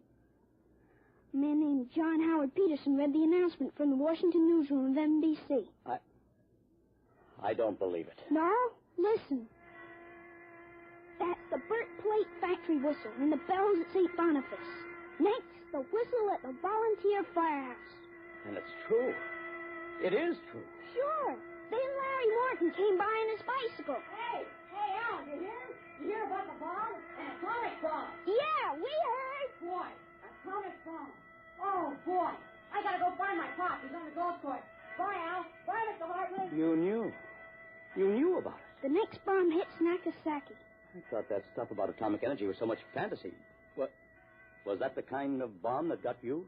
That was a firecracker compared to the one that got me. It was a guided 98, exploded 10 miles away. And that's going to happen in 30 years? I remember it. How about me? Oh, wait, never mind. I don't think I better know when I'm going to die. I couldn't tell you anyway. I had a letter from you just before I left for the front. You were 78 then, and you were still hunting and fishing and flying your own plane.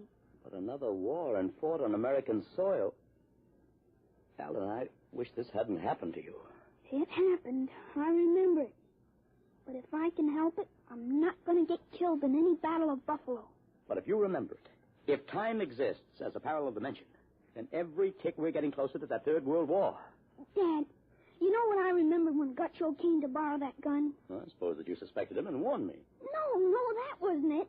The other time, the first time, when I was really 13. I wasn't home. I'd been swimming at the canoe club with Larry Morton.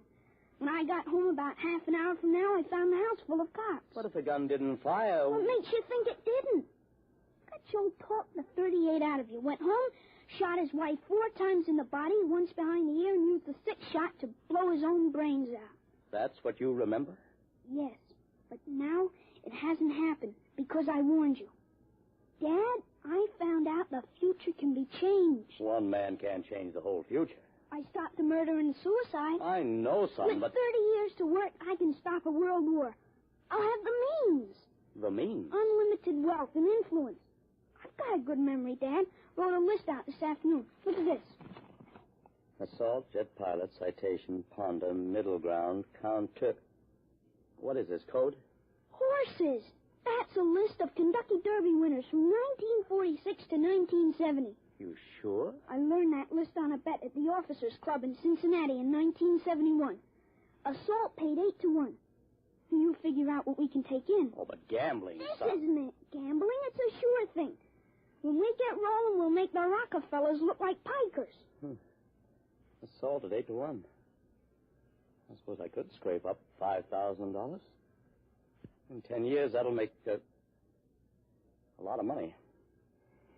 Any other little thing you have in mind, Alan? By 1952, we start building a political organization here in Pennsylvania. In 1960, I think we can elect you president. Well, of course. President? Isn't that going a little too far? Why not? Who wouldn't vote for a politician who was always right? Besides, that's one thing we've got to change. In 1960, we had a man in the White House who was good to his wife and sang a nice tenor. And that's about all. He fouled up so completely we ended up at war. I think President Hartley might be a little more trusted to take a strong line. Well, I don't know anything about international decisions. I do. I know all the wrong ones. If we can stop a murder, with time we can stop a war. How do I start? Well, as I remember, just after that bomb announcement, you got a phone call from the City Fusion Party about the next election. Well, there is a lot of talk about a reform ticket. That call is going to be important, Dad. It's the turning point. You've got... There it is. What do I do? Answer.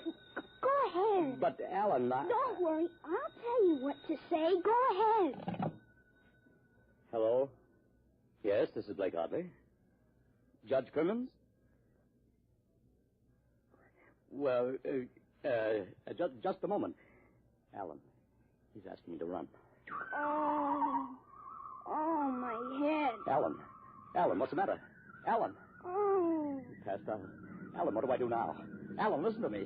Alan, what's the matter? Alan.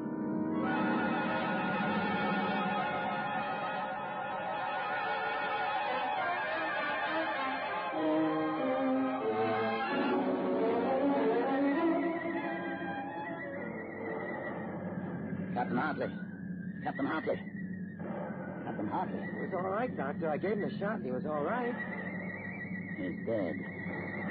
All right, Sergeant, make up the tag. Yes, sir.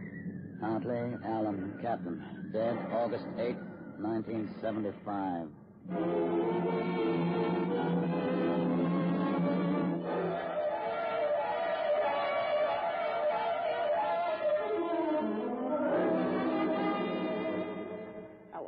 Alan, what happened? Alan! Huh? Alan, are you all right?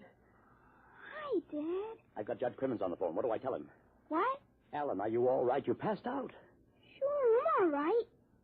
Hey, today's my birthday, isn't it? What did you get me, Dad? What did you get me? Alan, are you all right? Sure, I'm okay. What did you get for my birthday, huh? Don't you remember the Third World War? What Third World War? Gee, Dad, what's the matter? You're looking at me funny. Judge Crimmins, I'll have to call you back. Goodbye. You don't remember. You're back again, aren't you? Back to 13 years old. Sure, I'm 13 today. For corn's sakes, Dad. You must have died up there. It was only a mind transfer. That means now I'm on my own. I have to do it myself without your help. Help for what? Oh, if it's the grass, I said I'd cut it tomorrow. No, it isn't the grass. I've got to save your life, Alan. I can't let you die that way in 1975. What are you talking about, Dad? You sound goofy. I've got to change it all by myself. Change what? Never mind, Alan. You don't know yet. Come on, let's have lunch. Sure, Dad. Hey, how about my present now? What did you get me for my birthday? Hey, in a minute, son. Go on in. Hurry up, Dad. All right. Now, where'd I put that list of horses?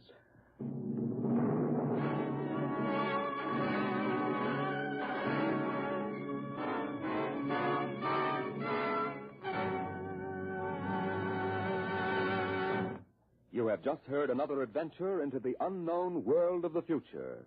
The world of... Dimension.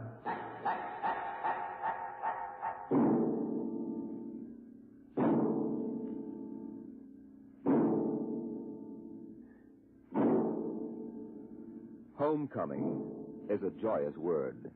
But when the home you're returning to is a burned-out radioactive planet, and when you cannot even imagine what terrible changes you'll find there, the word then takes on a very different meaning. Next week, Dimension X brings you a strange story called Dwellers in Silence.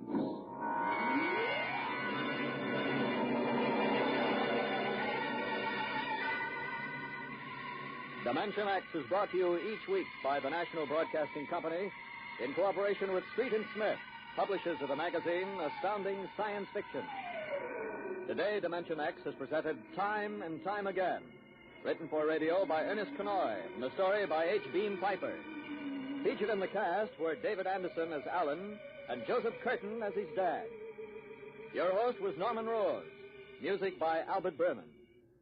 Dimension X is produced by William Welch and directed by Fred Way.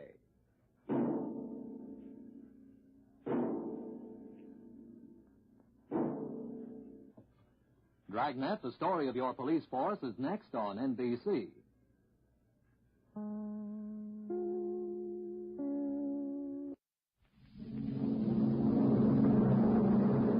Adventures in time and space, told in future tense. Dimension.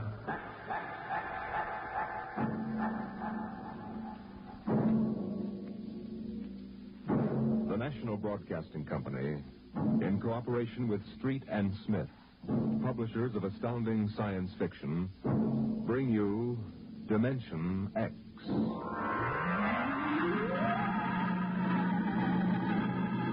20 years had passed since the last of the giant migration ships had crashed to the surface of Mars, bearing its pitiful handful of survivors of the Earth Wars. 20 years of scratching of the stubborn Martian soil. 20 years of trying to devise new solar engines that would use the strange fuel they found on Mars. 20 years of longing, of turning eyes toward the green Earth as it hung on the horizon like a beckoning light. And now it was done. And the first new ship, built of shining Martian chromaton, had lifted bravely toward home with 3 men locked in its metal belly. Would they return to an Earth made barren by cosmic dust? to a blackened radioactive hell? Or would they find intelligence still alive on the scourged planet? What had 20 years of death and radioactivity done to our beloved Earth?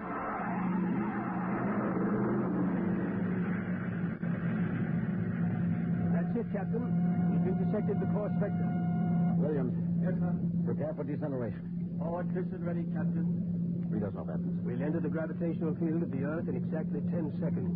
9, 8, 7, 6, 5, 4, 3. Fire 2 and 4. 1, 2 and 4. What's our momentum, Evans? -3. Fire 1. 1. -4 now. Steady as she goes. How are we? On parabola now. If we can hold, we should breach the heaviside layer somewhere north of what used to be Murmansk. Let's have a look at her. Visor, please. Yes, sir. Mother Earth. 20 years. We're going home, Evans. We're going home. Home to what, Captain? Home to a burned-out radioactive planet that is incapable of supporting human life? Evans and I don't agree with that, Williams. We think the Earth is ready for us again. That should give us another chance. I'm sorry, Captain, but I was born and brought up on Mars under the new central government. We younger men disagree with you about migrating back to Earth. For us, Mars is home. Well, we'll see. If there is some form of life on Earth, we'll find out soon enough. Williams, head for New York.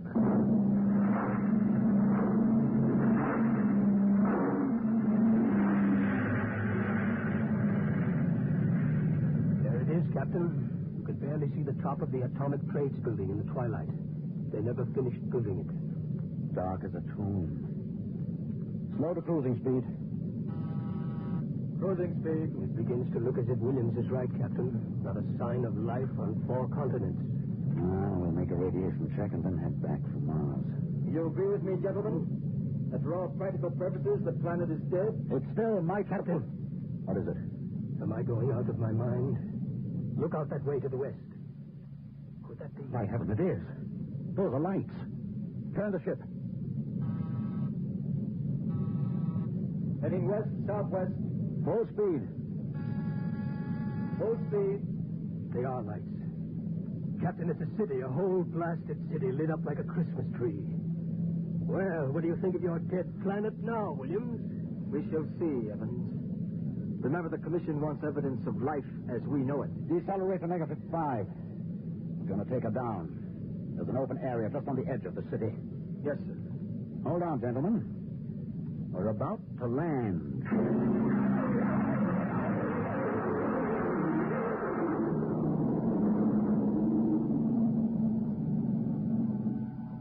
Landing jacks are down, sir. Open the airlock.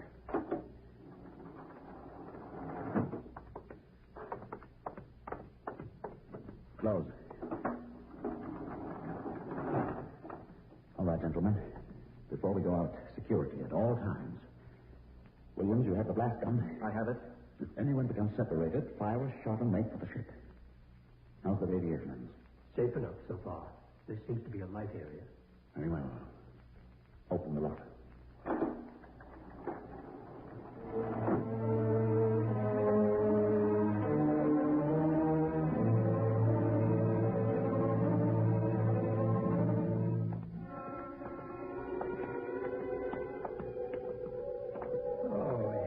Unbelievable. We've been walking for hours now, and not a soul to see. There must be someone.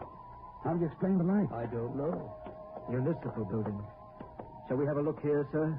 Possibly the records might contain some clue. Good idea. Keep your weapons ready.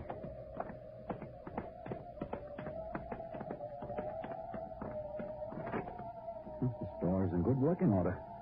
Almost as if it had been oiled recently.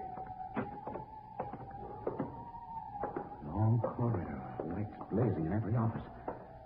William, stand to watch here in the corridor. Fire a blast if you need us. Yes, sir. Evans, you come with me. We'll start right here with the city clerk's office. Better check radiation again. Not enough to do any damage. Gives me the creeps, doesn't it? Look at this desk. Paper's crumpled. somebody came in and worked here every day. Calendar. June 18th, 1987. Why, that's the day of the evacuation. The dust cloud had already blanketed New York and was heading west. Dog license. Not in trouble. Somehow I have a peculiar feeling that... Good Lord. Pick it up, Evans. Hello? No answer. Hello? I hear something. A scratching sort of noise. Good day, Doctor. What? How are you? I called to ask some advice about a trepanning problem. Can you tell me if the lateral cut should be made first? Hello? Hello? This is absolutely Thank insane. you, Hello? Doctor. I'll do that. By the way, how is your wife, Alice? And the girls?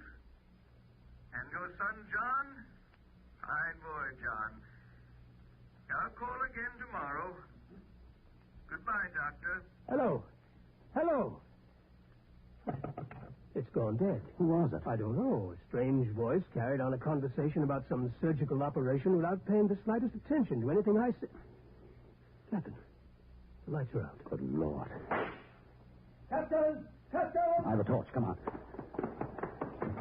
William, what is it? I don't know. You fired a shot. Yes, sir. Just as the lights went out, I'm sure I saw a figure. It looked like an old man in a white robe. It moved across the end of the corridor down that way. Flash your torch down there, Evans. Nothing there. Are you certain, Williams? I'm not certain.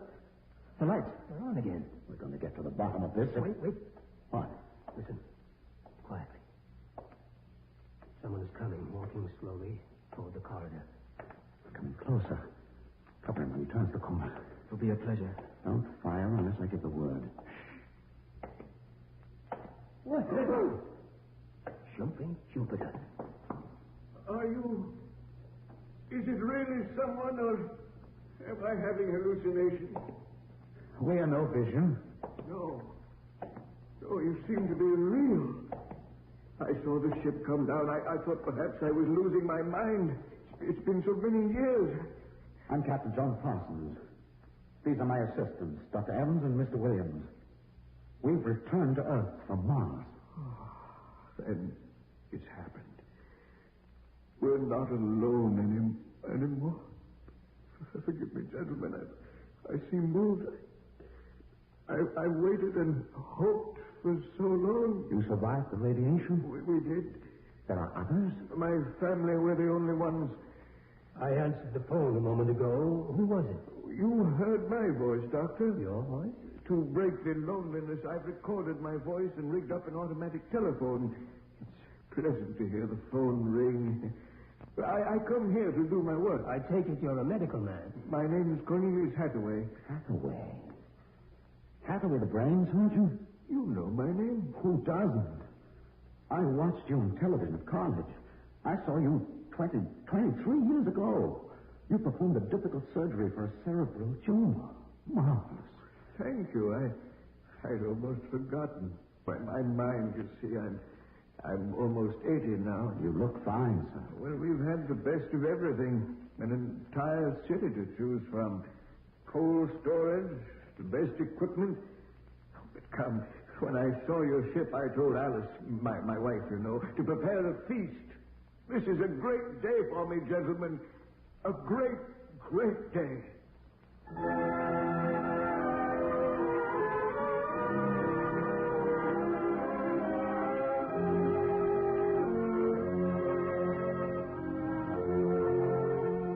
This is my wife, gentlemen. Alice, Captain Parsons, Dr. Evans, and Mr. Williams. How do you do, Mrs. Hathaway? Now, if you'll follow me, gentlemen, we'll meet my children. Lord, what a beautiful woman. She looks no more than 35. These are my daughters, Susan and Marguerite. This is my son, John. Sit down, gentlemen. Sit down. We'll have a feast in honor of this occasion. Susan, Marguerite, get the best silverware and the damask napkins. John, fetch the glasses. Oh, yes, Father. It'll only take... Excuse me, John. Sir? How old are you? 23, sir. Thank you. Now, if you'll excuse me. What is it, Captain? Something wrong? Nothing except that it's impossible. You see, Dr. Hathaway's son was already in college when I started. That would make him at least 45.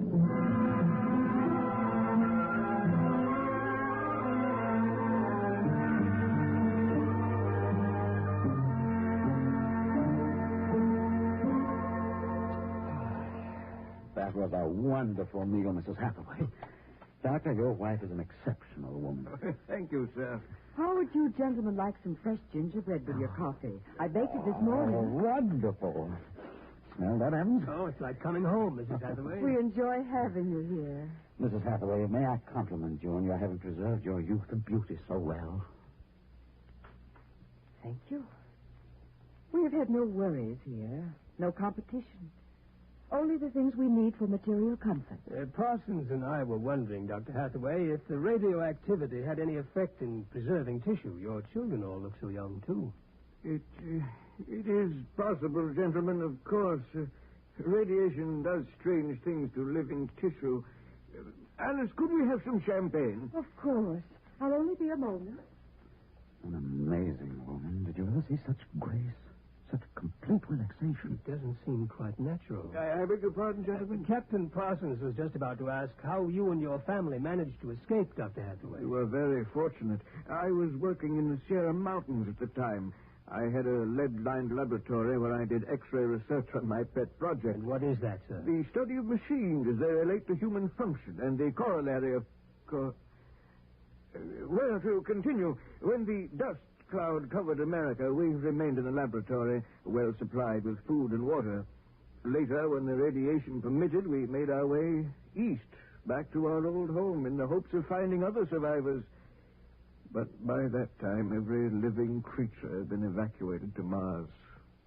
We were stranded. The migration ships didn't wait for stragglers. That's true. My father and I were on the last rocket out of New York. I've always loved this old house. But the loneliness of those first years... At least you had your wife and children. Yes. Yes, I had my family. If it were not for them, gentlemen, I assure you I would long ago have put a bullet in my head. Here we are. Champagne, Captain? Oh, thank you, Mrs. Hathaway. May I propose a toast? Oh, let me. Gentlemen, to Earth. To Earth. Earth. May she never be a stranger to man again. Hathaway, what is it? Nothing really. It's just a rather sharp pain in the chest. I think you should lie down, Doctor. Yes. Perhaps you're right. Let me help you. No. John and Susan will help. Of course, Father. Why don't you gentlemen go out on the porch, enjoy the air? I'll see you all in the morning. Good night, Doctor. Good night. Come, John. Yes, Father.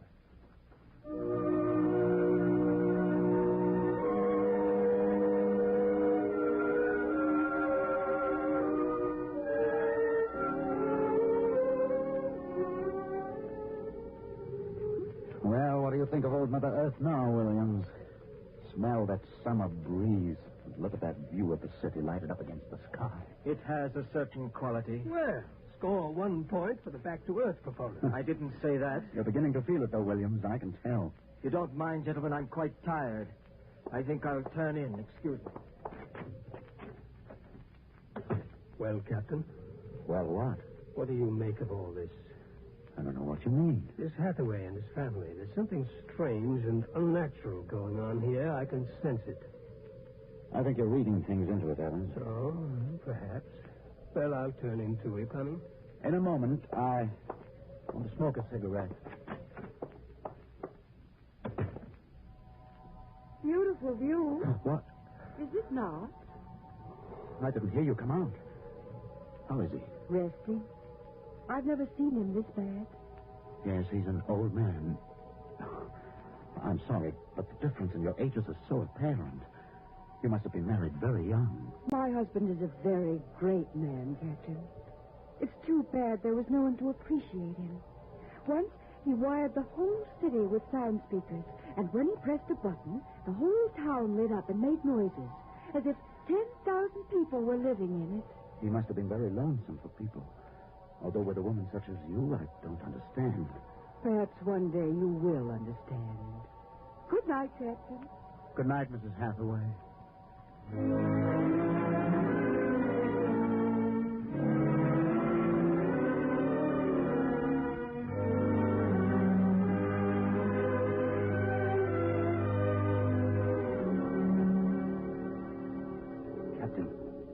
Captain Parsons.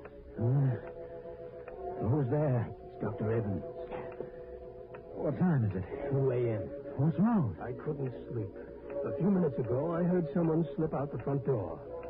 In the moonlight, I saw it was the old man. He was headed toward our ship. What are you suggesting, Evans? Nothing, except that it's fairly unnatural for an old man with a bad heart to go wandering off at 2 in the morning. Very well. We'll follow him.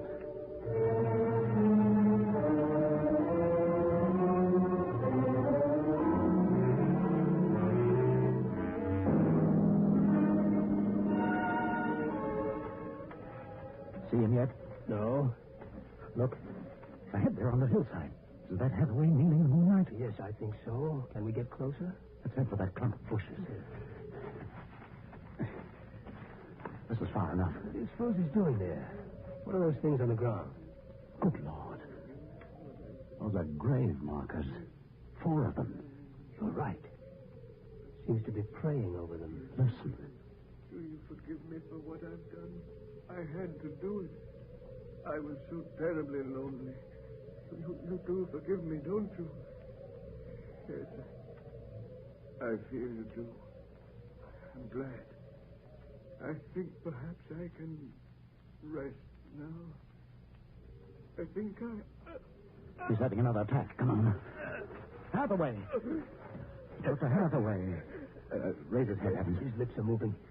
What is it, Doctor? Lean closer. I'm sorry I had to spoil all of this. I've expected it for some time. We'll fix you up. No, this is the end for me. It really doesn't matter. Except for them. What about them, Hathaway? You suspected, didn't you? Yes, I suspected, but I couldn't believe it until now. Do they know? No, they wouldn't understand. I wouldn't want them to know ever. The Earth. Don't try to talk. The Earth is so fair. Doctor. He's dead, Captain. He knew it was the end this time. Yes, he knew. What was it he meant about your suspecting? Light a match, Evans. Look on those 4 grave markers and tell me what you see. Good Lord. Well? Alice Hathaway, Marguerite Hathaway, Susan Hathaway, John Hathaway. Died July 1987. But that's 20 years ago. If these markers are correct, then who are those others? Can't you guess, Evans? Can't you guess?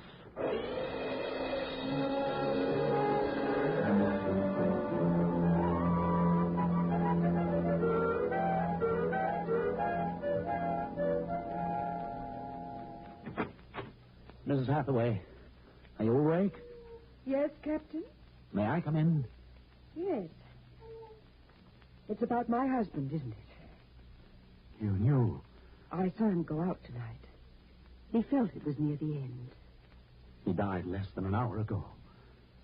I'm sorry. Thank you. How do you feel? He told us it would happen one day, and that he didn't want us to cry. He didn't teach us how, you know. He said it was the worst thing that could happen to know how to be lonely and unhappy. What will happen to us now that he's gone? I don't know. Will you stay with us? I would like to, but I cannot. You'll know about it. Yes, I know. I didn't think that you knew yourself. The children don't. I've been aware for a long while. No one would have guessed. You're so perfect. Oh, he would have liked to hear you say that. He was so very proud of us. After a while, he came to love us, and at the end, he took us as his real wife and children. He even forgot sometimes that he had made us. You gave him a great deal of comfort. Yes. Over the years, we sat and talked. He loved so much to talk. I was first, you know. Then he became lonesome for the children, and so he made them.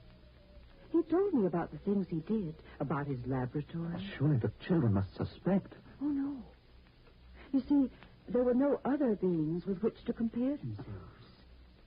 He must have been a great, great genius. Each morning he took a recording of his voice into town and put it on the automatic telephone. Each night it would chorus. I think, what with the phone ringing and the sound of voices and the lights on, he was happy. There was only one thing, one flaw. And that? He couldn't make us grow old. And so he had to watch himself become an old, old man while we stayed young. It was a great blow to him.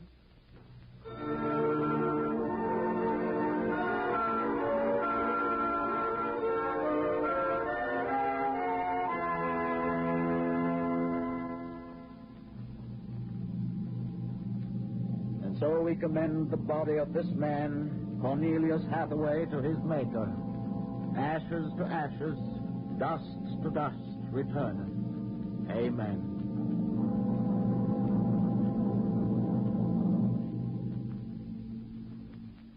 Come, John. Yes, Mother. Susan. Martha. Evans, Williams, stay here a moment, please.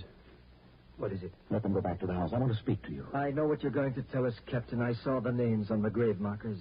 Well? It's a mockery. A blasphemy of everything we believe in. For a man to do something so evil. Can't you imagine what he faced? Can't you imagine what it must have been like to have watched his wife and children die slowly of radiation burns? To know that he was the last man on the face of the earth? Alone? Eternally and unalterably alone? Good Lord, man, what would you have done if you'd had his medical, technical genius? That's incredible. Yes, it is. But with an entire American city on which to draw for supplies and equipment, a brilliant man might accomplish anything, even that. What are you suggesting, Captain? That we take them back? We haven't enough space in the ship for that. Every ounce counts.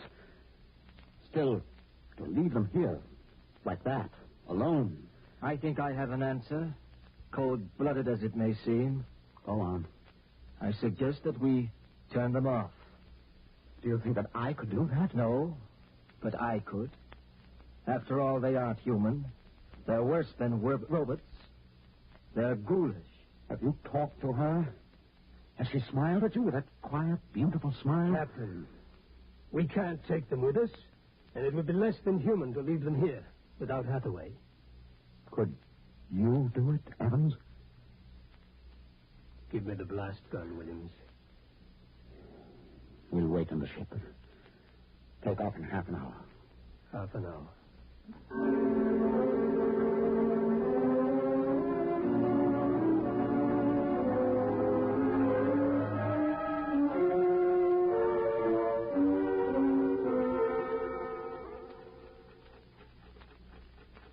6:25. He should be back soon. Yes. He's doing the only humane thing, Captain. They are less than human. Are they? Well, it's done now, and no one will ever... That's the airlock. He's back.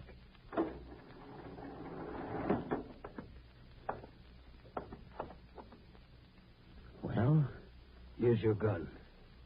Did you do it? When I entered the house, she looked at me with those fine, intelligent eyes. I couldn't do it. It would be murder, cold-blooded murder. I prayed you wouldn't be able to do it. There will never be anything as fine as they are. Built to last 200, 300, perhaps 1,000 years. Well, get the course of the integrator, Williams. We'll take off in 20 minutes. I should be back by then. You're going out, sir? I'm going to say goodbye.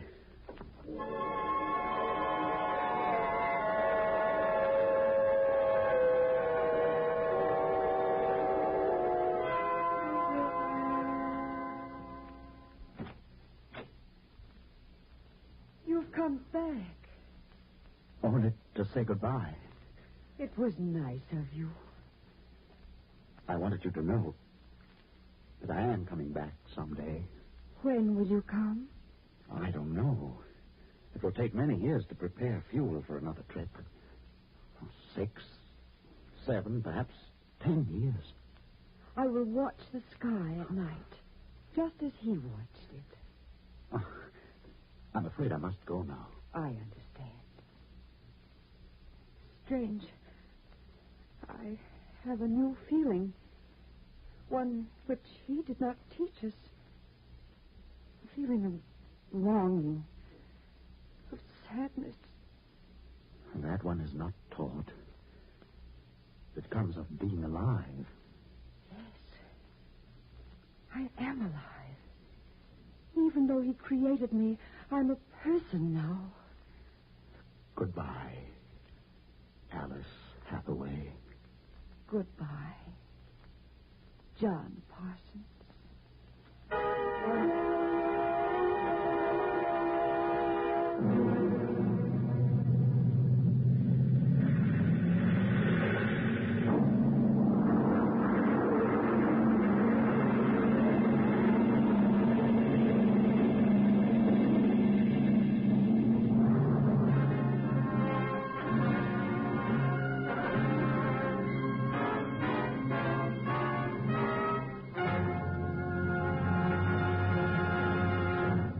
You have just heard another adventure into the unknown world of the future. The world of... Dimension X.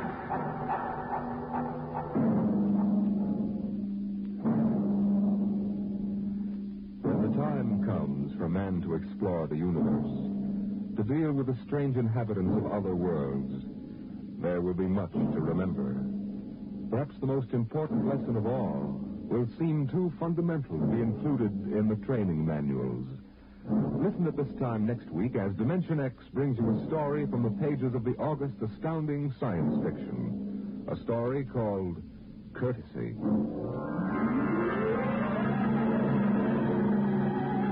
Dimension X is presented each week by the National Broadcasting Company in cooperation with Street and Smith, publishers of the magazine Astounding Science Fiction. Today, Dimension X has presented Dwellers in Silence, written for radio by George Lefferts from the story by Ray Bradbury. Featured in the cast were Peter Capell as Captain Parsons, Bill Griffiths as Dr. Hathaway, and Gertrude Warner as Alice. Your host was Norman Rose, music by Albert Berman. Dimension X is produced by William Welch and directed by Fred Way. Dragnet, the story of your police force, is next on NBC.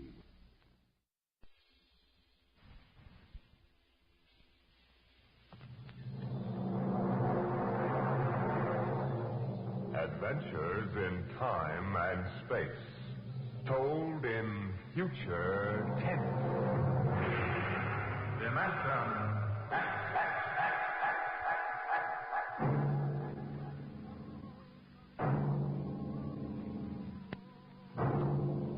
The National Broadcasting Company, in cooperation with Street and Smith, publishers of astounding science fiction, bring you Dimension X.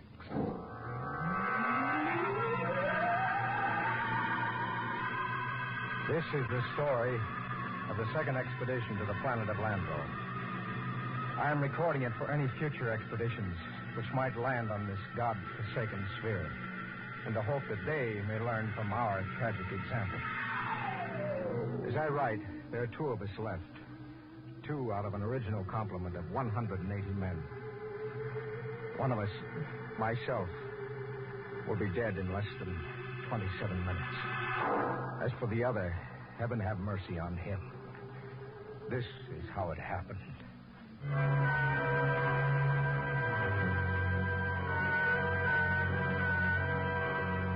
On June 3rd, 1997, less than 2 months ago, the last of our supply ships blasted off Landro, headed for Earth.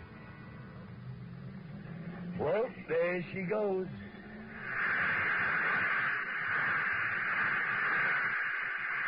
Like a big-bottom bird, huh? Like to be a boarder, Bat-Ears? Me? Listen, Captain, I've been kicking around with you from one planet to another for so long now, they're all getting to be the same. Not this one, Bat-Ears, not Landro. No, maybe you're right there. I ain't never been on one like this. It's a cemetery, that's what it is, a big, cold cemetery. Them empty cities, that's what does it. Sitting there like they was tombs. Bat-Ears, you're getting to be a poet in your old age. I ain't so poetic I didn't remember to swipe a bottle of Irish off that supply ship. What? Right here. You know, Brady, if you weren't the best all-around cook and troubleshooter I ever shipped, I'd court-martial you. Well, since I ain't being court-martialed, how about we should open this Irish head tonic after supper tonight, right? Right.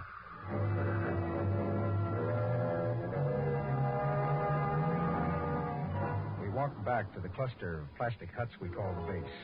It was beginning to freeze up, and that purplish glow had settled across the planet. Yes, it was like a cemetery, all right. A cemetery of dead cities.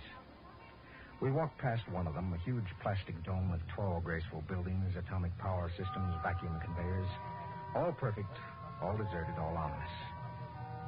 How had it happened? Nobody knew for sure.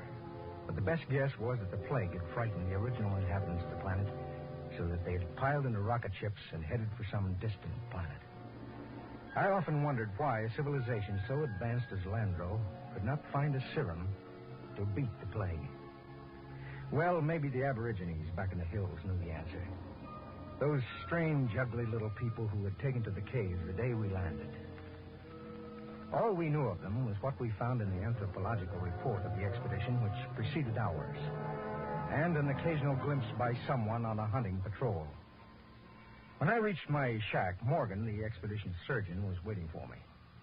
He was sweating like a pig, and it wasn't the heat because my shack was as cold as a grave. Good evening, Captain Morgan. Well, what brings you here, It's Doctor? a matter of the serum, sir. What about the serum? It's just that, well, it's no good. No good? It's too cold. 10 years too cold. Didn't you examine it? Yes, I did, but, well, my eyesight has been failing lately. Well, are you aware, Doctor, that the last supply ship has returned to Earth? Do you know we'll have no more contact for 2 years? Well, I must have misread the label, sir. Dr. Morgan, just how long do you give us? Well, the present immunity will last a week or so, and then it's just a question of time until someone picks up the plague. After that, a month. 2 months at most. Do you have any thoughts as to how we might save ourselves? No, sir, I'm afraid not. What about the natives? They don't die from the plague. They must have a treatment for it. If they didn't, there would be no natives. Would you be willing to go on an expedition to the hills to find out? Right now, Captain, I'd be willing to do anything. Absolutely anything. I'm truly sorry, sir. You're sorry. Dr. Morgan, would you mind telling me how it feels to murder 180 men? 181? Including yourself?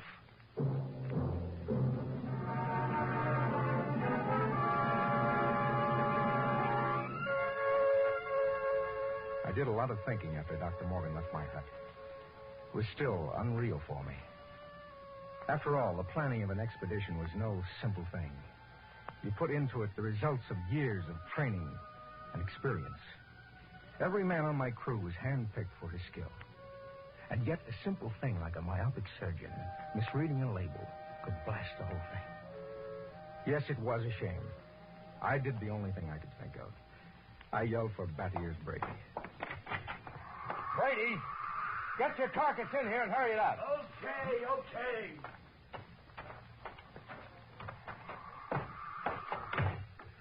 What's up? Sit down, Battiers.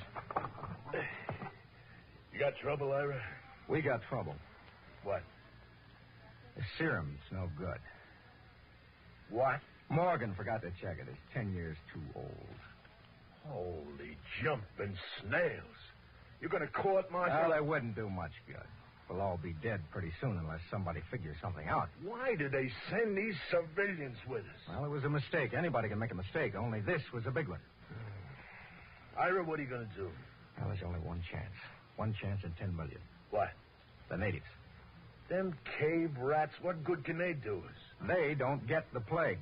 So? So maybe they know a cure. Oh, listen, those gimpos don't know nothing. Take it from me. It's the only chance. Okay, let's get a few of them and beat it at them. That's why you're here. Shoot.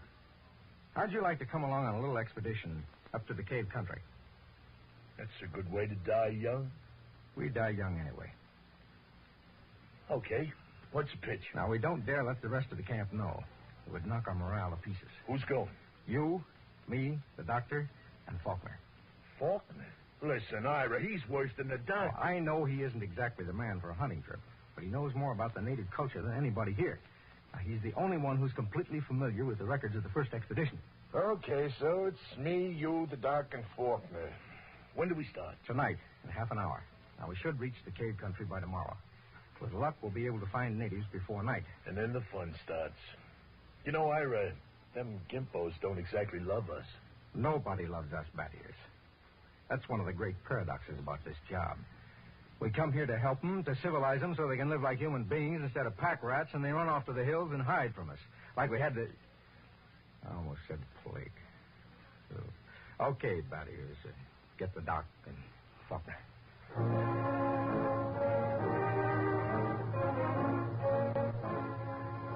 Benny Faulkner's body was small and consumptive. But he had a good brain. He was the best anthropologist the Interplanet Institute could recommend. He and Dr. Morgan were the only two civilians on the expedition. The rest of us were all Army or Space Patrol. We hadn't been marching very long before Benny's frail constitution began to show signs of wear and tear. What's the matter, Benny? It's nothing. Just the dust. I'm allergic to dust. You hear that, Ira? He's allergic to dust. We better call off the expedition, huh? Easy, bat ears. Yes, sir. Want to rest a while, Faulkner? It's okay. I can make it. Well, we should be in the cave country in an hour or so. It'll be daybreak then, and the going will be easier. How about you, Doctor? I'll make it. Okay. Let's go. Ira. What is it? Don't look now, but very slowly turn your eyes to the right and look behind that big yellow rock. Okay. You see anything? No. Keep looking. Don't stop walking or let up. Okay. There. Look like a shadow or something. It's one of them Gimpos. He's been following us now for almost an hour, dodging in and out behind rocks. I think there's more of them, too, but I couldn't swear. Well, anyway, they know we're coming. That's for sure. What do you think? Should we bring one in? Not yet. We don't know how many of them there are. Just pretend you don't see them. And above all, tell the others to show no signs of fear. There's nothing will start these simple-minded cavemen like fear.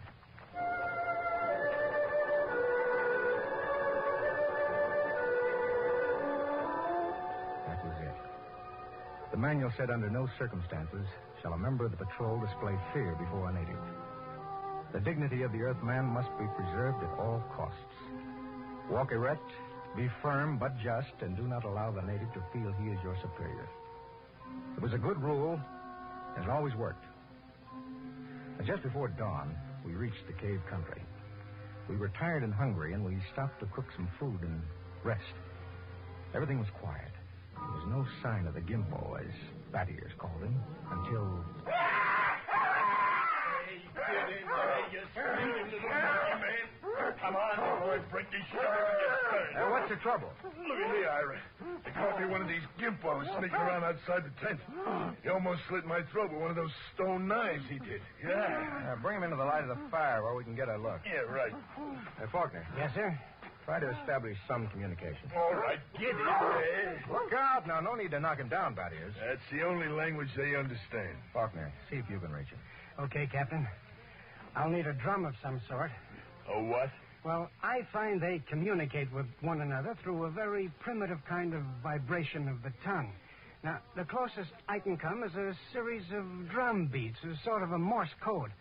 The psychologist on the first expedition had it worked out before he was killed by the plague. I've studied his notes, and I think it'll work. You mean these animals can talk to one another? I believe they can. At any rate, we'll have a chance to find out. Do we have something I can use for a drum? Oh, here. Take my helmet. Thank you, Doctor. Now, I'll tap it 4 times. That's a greeting of some sort. Oh, just a moment. Yes, sir? I don't want you treating this fellow like an equal. Don't give him the idea that we're desperate. Once they sense that, we're lost. All right. Here we go. Now I'll give him the helmet. Good. He seems to understand.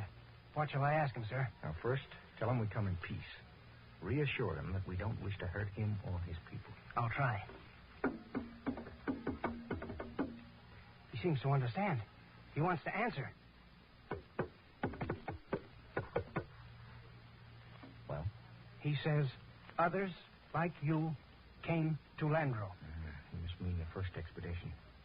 Go on. I want you to lead around to the subject of the plague gradually. Don't let on that we're desperate. I'll do my best, sir. It's a strange sight. On one side of the helmet crouched little Benny Faulkner. Across from him crouched the Landrian, a humpbacked gray little creature with an enormous head and those soft lavender eyes. I'm setting forth in this narrative the transcript of their conversation as Benny Faulkner later transcribed it from the best of his memory. Faulkner, we come as friends. Native. Why? Faulkner, we will help you to rebuild your cities and make your machines work again. Why? We want to help you to enjoy the benefits of the great culture which once thrived on Landro. Why? Because we want to help you. If we ask you not to help us, will you go away? We stay for your own good. We have helped many others on other planets. How? We teach them a better way to live. Their way of life was better than your way. Have you tried our way? Why were your cities abandoned? Was it the plague? Yes. Do you still fear the plague? Yes. Do any of your people become afflicted? Some. How do you treat them? How do you keep the plague from spreading? Do you have a cure? How can we find a cure for the plague? Go among my people. Will we find the answer among your people? My people have the answer. Will you tell me the answer? Go among my people. The drum beats ended. As far as the Landring was concerned, the conversation was ended. He rose to go, and Faulkner stepped from his path. But Brady was there to ensure the bet. Hold on there, bucko. You ain't going no place. Don't maltreat him, Brady. What do you say, Benny? He says his people have the answer. What do you think? Well, there may be some truth in it. He says some of his people still get the plague. Well, that must mean it isn't a question of immunity. They must have a cure. Well, he wasn't clear on that, Doctor. And they must have a vaccine to keep it from spreading. Does he know? Evidently not. I could beat it out of him. I don't think he's lying. Well, that leaves it up to us. Now, the first level of caves are on top of that cliff about a mile ahead. It's a trap. I'll bet my last dollar on it. Maybe not. We'll have to risk it. Now, wait. Yes, Doctor. Let me go. I got you all into this. How will you talk? Well, Benny here can give me enough of the code so I can ask the big question. All right, Doctor. We'll wait at the foot of the cliff. Now, you go on ahead. If you aren't back down in 3 hours, we'll come up after you. What about the Gimpo we've got? Now, we'll hold him as a hostage to ensure the doctor's safety. Now, if the doc comes back all right, we'll let him go. Your job, that is. A pleasure. Don't kick him. Natch. But if he gives me any trouble, I'll take a shovel to his bottom. You can count on that.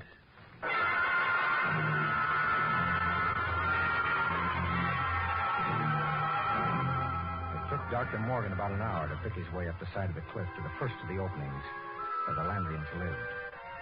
He waved to us before he entered the mouth of the cave. And we waved back. Then we settled down to wait. It was a long, long wait. 8 o'clock. He's been up there more than 3 hours, Ira. We'll give him a little more time. It's getting colder. Now keep the fire going. You think we'd have heard something by now? If that was going to knock him off, I mean. Well, not necessarily. Wait. Look. Up on the cliff. That's the doctor. What's he running for? I don't know. He looks scared. Crazy fool. If he don't look Hey, out... Doctor! Dr. Morgan, look out! Look out!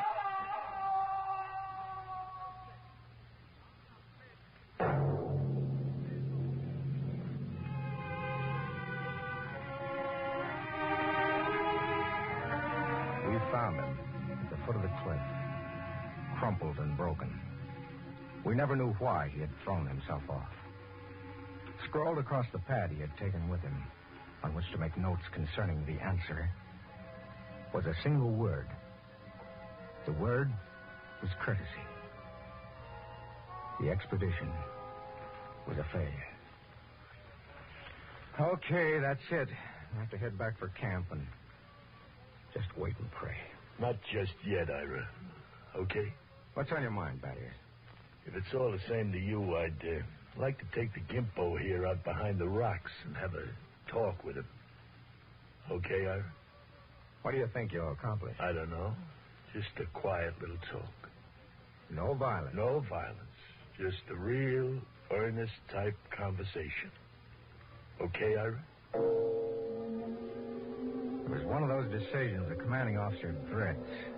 180 lives against the chance that Battiers could persuade the little gray man to give an answer he might not even know.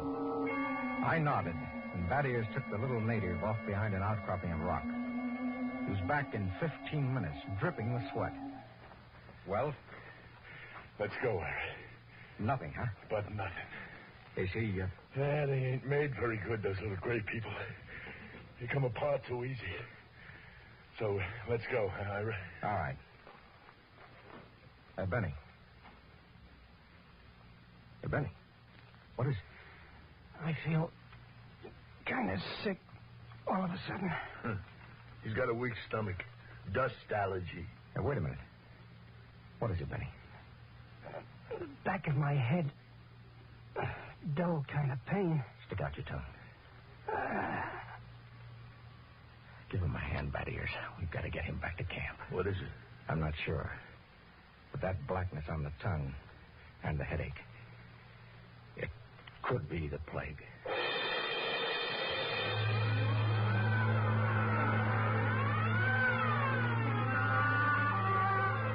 the time we got Benny Faulkner back to camp, he had the red spots on his body. And then the fever began to rage. It was a plague, no mistake about it. Before morning, Collins, the supply sergeant, had it. Then it was Peabody. After that, the men went down like 10 pins. They screamed and moaned.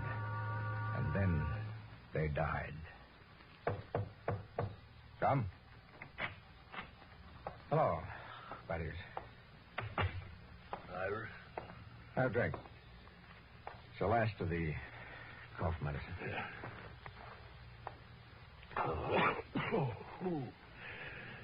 Tired. Oh, man, I've never been so tired. What's the count? We lost 6 more today. 6. That makes 29 dead. 29 in less than a week. It's them stinking natives. They put the whammy on us. Now, I'd take it easy. Easy? I'd like to take a machine gun up to them hills and knock off the whole bunch of them. How's Benny? Now, that's a funny thing. I went into his tent this morning figuring sure he'd be dead by now. Instead, I see his fever is down a couple of points. That's amazing. Usually gets him in a matter of days. Faulkner's been hanging on for weeks now. Well, keep an eye on him.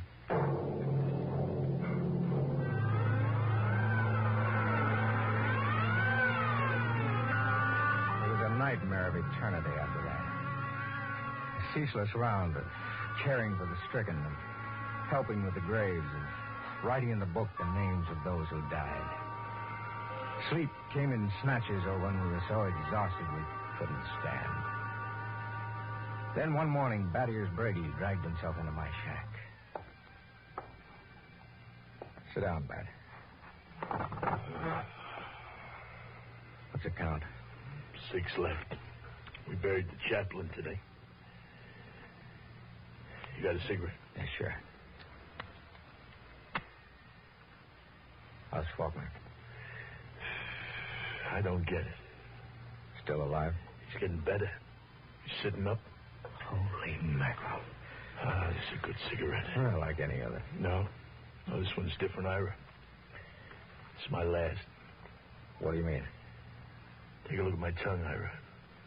See? Little black spots.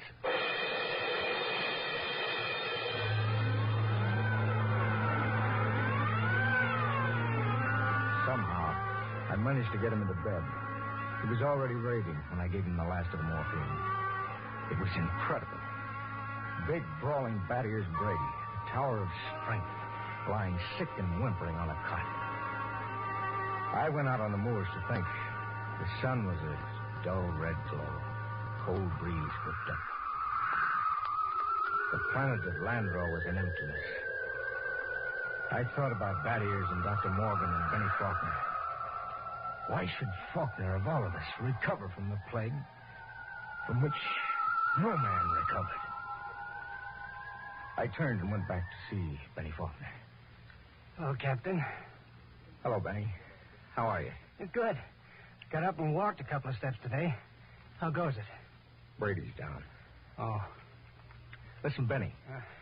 There must be some reason why you survived the virus. Well, how about you? Why didn't you ever even get it? I give it time. What can I do? I want you to tell me everything you know about yourself, everything you can remember. But why? Because somewhere in your makeup is some little thing that makes the difference. At least I can leave a record for any future expedition that comes to Landro. Okay? Okay, Captain Warner. Where do you want me to start? At the beginning. Now, I'm going to take notes. Well, I was born on the 2nd of July in 1971. My parents were ordinary people. My father was a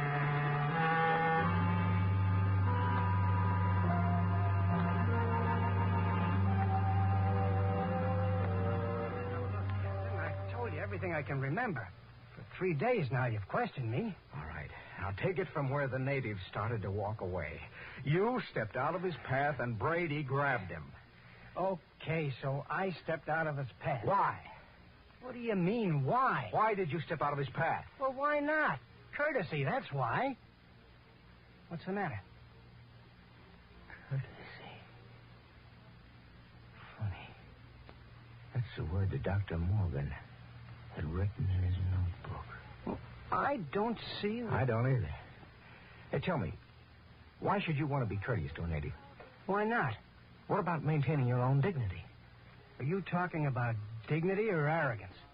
Look, I don't get this at all, Captain. You're familiar with the records left by the first expedition, Benny. What happened with the natives? Well, the natives were friendly enough at first, but after a while they went back to the caves. And when we got here, they wouldn't come near us, right? Right. Yet we came to help them. So what? So maybe this, Benny. Maybe we were all wet in our deductions. Maybe those cities weren't deserted centuries ago after all. Maybe these little people up in the caves are the same people who used to live in those cities. Well, why should they leave? Well, maybe they found out the big cities weren't the answer. Maybe they found out that civilization doesn't necessarily bring happiness. So they just packed up and left. Returned to the simple life. That doesn't make sense. You're forgetting the plague. Benny, what is the plague? Well, I don't know. I think the plague was nothing more than what we know as greed and arrogance. Captain, you're going off your rocker. I think maybe we were in line to die of it, even if the serum had been good. Well, it violates all the laws of Earth. We aren't on Earth. We're on Landro.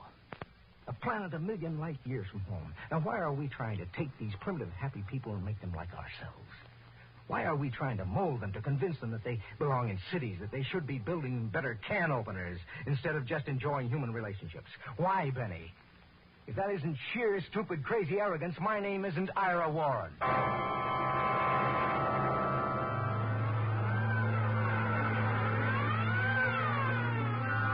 other four went that night. 3 days later, Bad Ears Brady died. In his delirium, he was howling about how if he could just get his hands on one of those stinking natives, he'd wring the answer out of them. After I buried him, I went back to Benny Faulkner's tent. Faulkner was getting out of bed as I entered. How is he, Captain? I just buried him. Holy Mother in heaven. That means 2 of us. 2 out of 180. Not 2. Just 1. Oh, but you're all right. I have a headache. I'm beginning to sweat a little, too. Well, can I help you any? No. No, I think I'll go back to my shack and finish writing the report. Well, maybe it isn't the plague. No, Benny, I've seen it too many times. Just kid myself about it. Look, Captain, you don't believe that junk about courtesy, do you? I mean that stuff you were talking about the other night? That's a lot of nonsense. You must know that. Holy mackerel, Captain. You can't believe it. You can't. Good night, Benny. I think I'd like to be alone for a while. Okay. Good night, Captain Warren.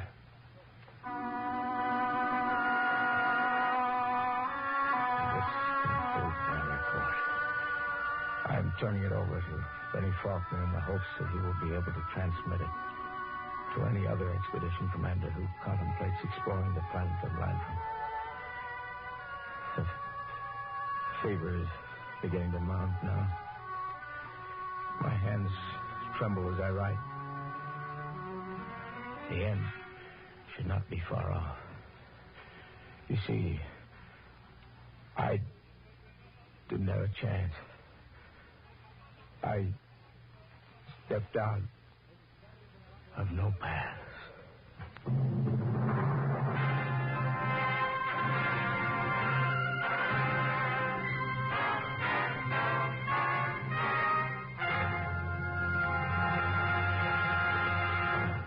You have just heard another adventure into the unknown world of the future. The world of... Dimension X.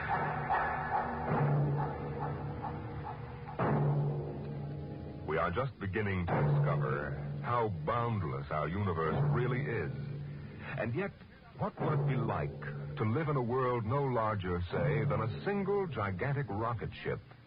You'll find out more about it on Dimension X next week when we present Robert Heinlein's Universe. Dimension X is presented each week by the National Broadcasting Company in cooperation with Street and Smith, publishers of the magazine Astounding Science Fiction. Today, Dimension X has presented Courtesy from the current issue of Astounding Science Fiction. It was written for radio by George Lefferts from the story by Clifford Simak. Featured in the cast were Lawson Zerbe as Captain Warren, Bill Zuckert as Battiers Brady, and Bill Gray as Benny Faulkner. Your host was Norman Rose. Music by Albert Berman. Dimension X is produced by William Welch and directed by Fred Way.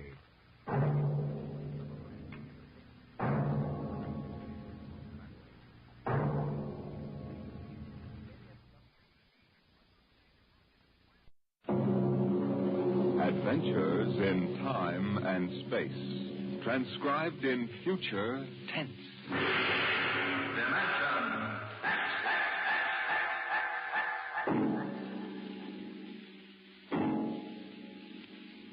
In the beginning, there was Jordan, thinking his lonely thoughts.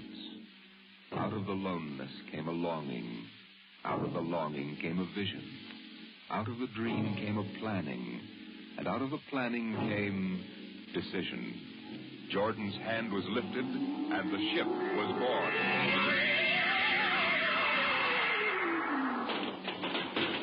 You, look out! Are you all right? Yes, it missed me. What was it? A mutant with a slingshot. I think it dashed down that passageway. You want to go after it? We never catch it, Alan. It's probably 12 decks above us by now. I didn't think they ever came down this far. Patrols usually get them before they reach this level. They get more daring with each generation. This one looked like a female. Male or female, it might have killed us. I told you this trip was pure foolishness. Climbing 24 deck levels to hear a crazy old man rave. We're almost there now. Compartment X15, level 24. This is the place. This area smells as if it hadn't been visited by a sanitation crew for generations. Part of the ship is almost deserted.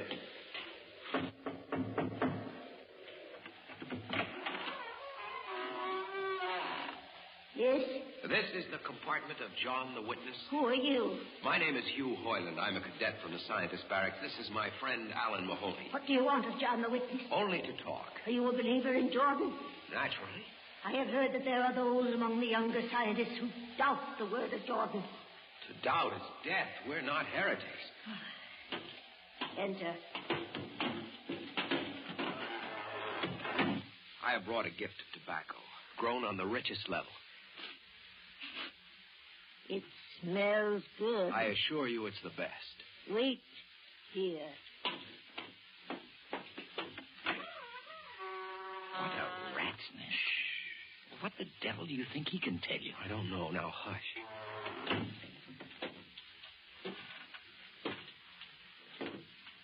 Well? You are John the witness? I am? Good evening to you. I am Hugh Hoyland. This is my friend, Alan Mahoney. What brings a gentleman of the scientist class to my humble apartment? I have heard that you and your parents before you have long been keepers of the legend of the ship. Since Jordan gave the word. I am anxious to hear the word as Jordan spoke it. Why? You see, among the young scientists, there have been some who talk against the word. Regulations against such heresy? Some of them say the ship has no purpose. They say that we're here accidentally. That we have no more grace in Jordan's eyes than the most deformed mutant who dwells in the highest level of the ship. What shall I say to you? I wish to hear the word from the mouth of one who knows, that I may become more convinced. Sit. Your gift for the witness? The finest tobacco. Good. I will dim the light. Now, pay close attention, for these are the words as my father's father's father gave them to his son's son's son. This is how the ship came into being, how our people were created.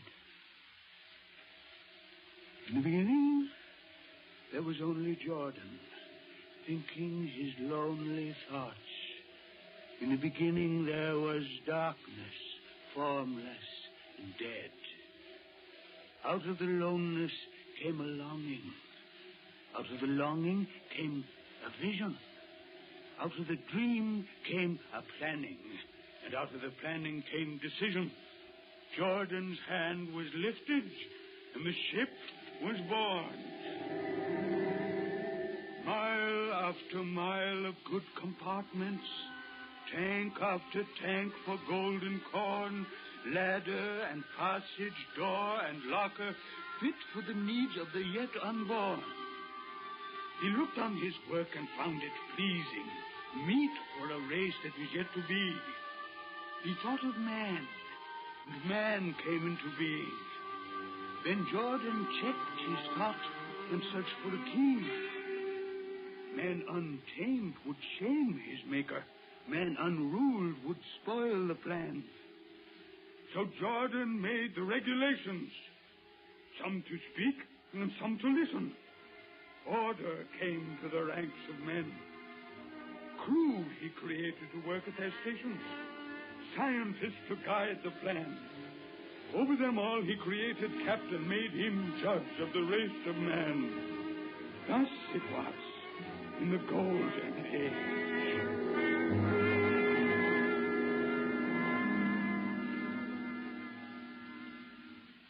These are the true words? As my father's father taught them. But what of the strange beast-like people on the upper levels of the ship? Surely Jordan did not create them. Jordan is perfect. All below him lack perfection. You have heard of the legend of Huff? I have heard that he mutinied against Jordan. Darkness swallowed the ways of virtue. Sin prevailed upon the ship.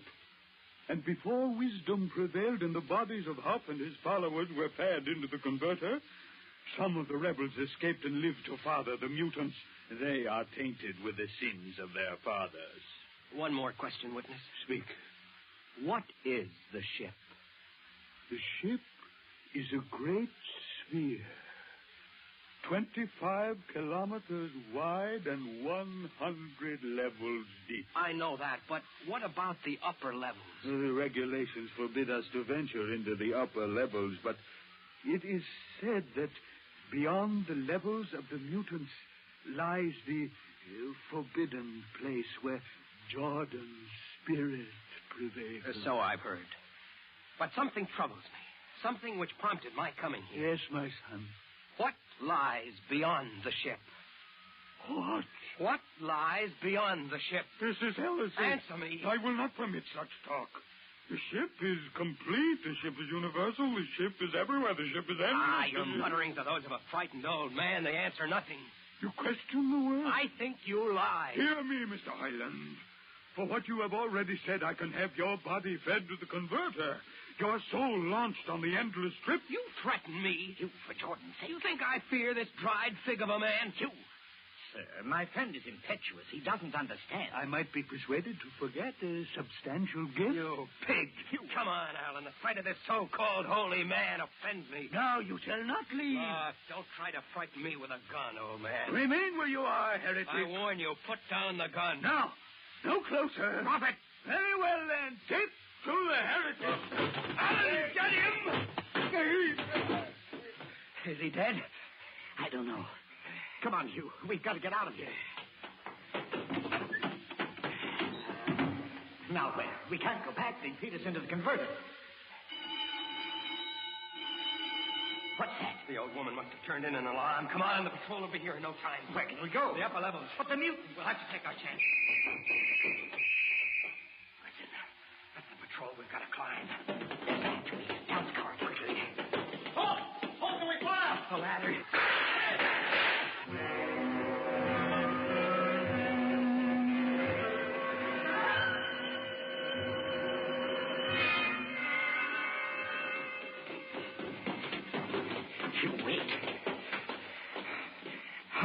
From the outside wall. Judging by the slope of the deck, about 2 miles. Mutant territory. Come on, we'll try this passageway. Hugh. What? I don't know. I feel as if we're being watched. It's your imagination. Perhaps not. Oh! It's only a ship's rat. Get a grip on yourself. This is big as a dog. Come on. I can't drag myself much further. We've got to find a compartment with water. Oh, if only you hadn't asked him that stupid question. There's no use going over that. Why did you do it? Why? Alan, I've been thinking about it for a long time. And when he began to give me those stupid pat answers, well, I just saw red, I guess. But who are you to question the ways of Jordan? When you asked me to go with you to visit the witness, I thought you wanted spiritual help. I never dreamed I'm sorry, Alan. I couldn't foresee this. If I didn't know... Wait a minute. Now what? Another shipwreck? No. I thought I saw something move near that bulkhead. I didn't see anything. Maybe my eyes are going bad still. You heard? Alan, look out!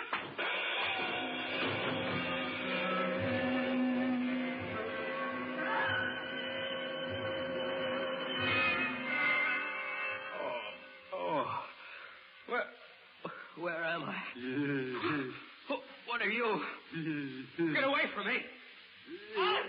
Alan! Look out with that knife! Stay away from me! Alan! Alan! Don't kill him, Bobo. Not yet. Who are you?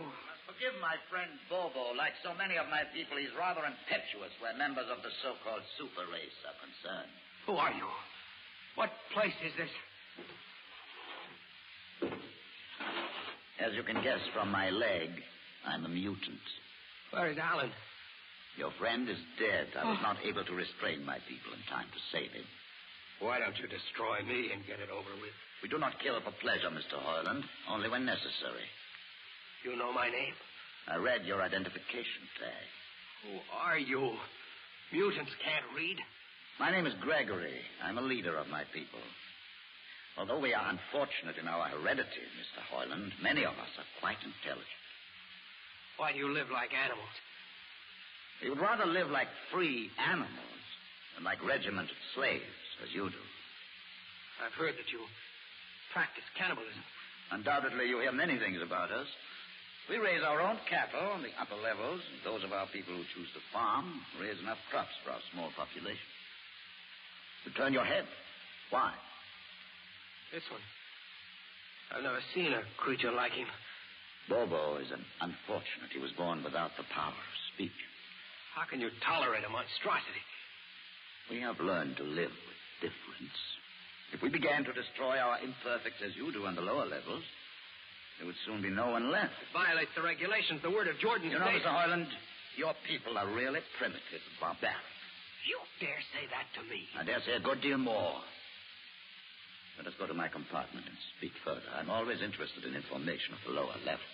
I won't give you any information. Bobo, I want Mr. Hoyland in my cabin, please. I advise you to go quietly, Mr. Hoyland. Bobo has a hatred of superior beings, which is unfortunate, but quite understandable. Proceed.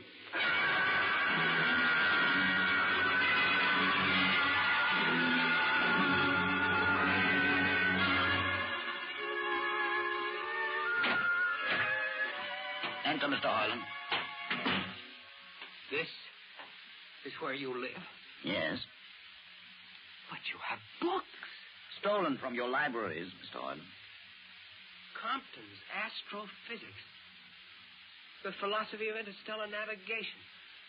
Celestial Mechanics. You have read these? Most of them. Why did you bring me here? What do you intend to do? Do you believe in Jordan, Mr. Harlan? There is no other belief. And the trip? I suppose you believe in the trip, too. Well, what else is there to believe? When you die, your remains are fed to the converter, and your soul makes the trip. And where does the trip take you? Why, to Centaurus, of course. Huh? Where, what is Centaurus? Why, Centaurus, mind you, I'm just telling you the orthodox answer. Centaurus is where you arrive when you've made the trip. A place where everything is happy and everybody's happy and there's always good eating. It's mythological, of course. And you believe this? The peasants believe it, literally, but many of the younger scientists like myself know that it's figurative, symbolic. Why do you ask? Didn't it ever occur to you, Mr. Harlan, that the trip is exactly what your peasants believe it is? That the ship and all the crew were actually going someplace? Moving? The ship can't go anywhere. It already is everywhere. Imagine a place bigger than the ship, much bigger, with the ship inside it, moving inside. But there can't be any place bigger than the ship. There wouldn't be any place for it to be. Oh, for heaven's sake. Listen, you know the lowest level? Yes. If you started digging a hole in the lowest level, where would that hole go? Where would that hole... Oh. No, it's forbidden to think such a thought. Where would it go? No, I can't think about it. Bobo. Bobo, we're going to take Mr. Harlan to the place. Where are we going? To the top level. But it's certain death. Nonsense. I've been there 1,000 times. Come along. No, I won't. You can't make me. I think we can. Now, shall we proceed peacefully, or shall I have Bobo persuade you?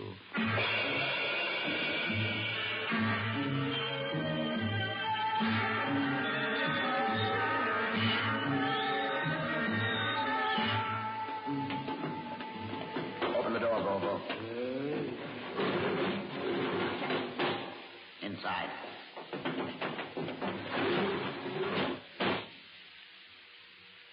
What place is this? This, Mr. Harlan, is the main control room. Why, Mr. Harlan, you're trembling. It isn't true.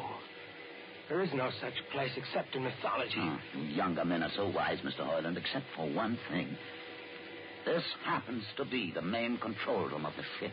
But it's nothing but a huge room with an instrument panel. What did you expect? How do you know this is the main control room? See these instruments? Using them, the navigator, many hundreds of years ago, actually steered the ship on its voyage. I don't understand. I didn't suppose you would. Your people have been so steeped in superstition and ignorance that the whole concept has lost its meaning. Sit in that chair. Don't be frightened. Sit down. Very well. Look up. What do you see? Nothing but a huge shield. Watch it for one moment, Mr. Harlan. You are going to see something that few of us have ever been privileged to witness. Something so dazzling that you may find it hard to accept at first. But it is there. It is a reality. And ultimately, you must accept it. What are you doing? I'm dimming the lights. Don't be frightened. Keep your eyes focused on the shield above us. Ready? Watch it. The shield. It's sliding back. Ghost of Jordan. Well, what am I seeing? The universe, Mr. Harlan. The universe in all its beauty. The stars, the planets, the sun, the moon, and the constellations. This is your heritage, Mr. Harlan. The heritage you've been too stupid to see. But it can't be. The ship is the universe. There is nothing but the ship. Ah, but there it is. You see it before your eyes, spread out like a canopy of glory. You still deny it? Answer me, Mr. Hoyland. Do you deny it? No, I can't. They lied. They lied to us. Good. Why did you close the shield? You will see it again if you're not afraid. I'm not afraid. Many times. I've shown this to others of your people whom we captured, and though they saw it before their very eyes, they would not believe it. Tell me about it. Tell me about the ship, about the universe. What are these things? How did this come about? Many thousands of years ago, on a planet like those you've just seen, a planet called Earth, a scientist named Jordan decided to build a ship that would carry men from one planet to another. For many years, Jordan and thousands of others studied and planned. And when they were finished, they built the ship. A ship so large that it had to be assembled in its own orbit beyond the place called the moon. 60 years it took them to construct. And when it was finished, a whole new science had been conceived. Then the trip was begun. The trip that was to land a colony of Earthmen on a far-off planet called Centaurus. Millions of light years beyond the furthest planet ever reached before. How do you know these things? Among my books are the log which Jordan himself kept, and the records of the journey for the first 40 years. What happened? There was a mutiny. A man named Huff led a rebellion of those who wanted to turn back. In the struggle, the navigators were killed, and the crew fell into a state of anarchy. In the years to follow, small groups of men tried to organize the ship for navigation, and each time they failed. Finally, the whole idea was abandoned. And so for centuries, we have swung in space, unmanned, undirected, living in a lost world of our own making, without purpose, without direction. Why have you told me this? Why have you brought me here? You could have killed me. Can you guess? No. No, I can't. Unless... But it would be too fantastic. Well? You want to finish the trip. Yes, that's it. What would it take to do it? A miracle, almost. The crew would have to be trained. Many people, each skilled in a certain duty. Couldn't you train your own people? We are too few. Besides, the main drive is in the lower levels where my people are forbidden to go. No. It would mean that both our peoples would have to work together. Our differences encouraged rather than denied. It can be done. You showed me. You can show others. I can show them. Can you? I'll see the captain himself. I have an uncle on the central board. I'll tell him what I've seen here. And do you think he'll believe you? Send one of your people with me. That's asking a good deal. I'm risking a good deal by going back. Very well. Bobo will go with you. He can't talk. There will be no need for talk.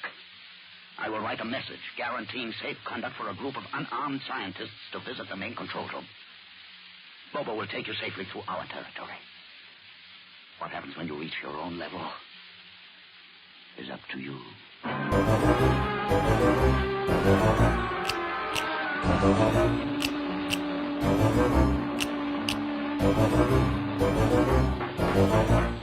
One moment. Yes, what is... You. Quick, what is it? This mutant. Please, harmless, please. No. What is this? You're wanted. I know all about that. Listen, Uncle, I must see the captain. The captain? Are you mad? You're a council member. You can get me to see him. They'll kill you. You're wanted for heresy. I don't care. I must speak with the captain. You're close to him. You can arrange it. I don't understand why... Uncle, listen to me. The ship is moving. I can prove it. Do you understand there is a purpose in the ship? I don't understand what you're babbling Never about. mind. Just talk to the captain. Tell him I have information of tremendous importance.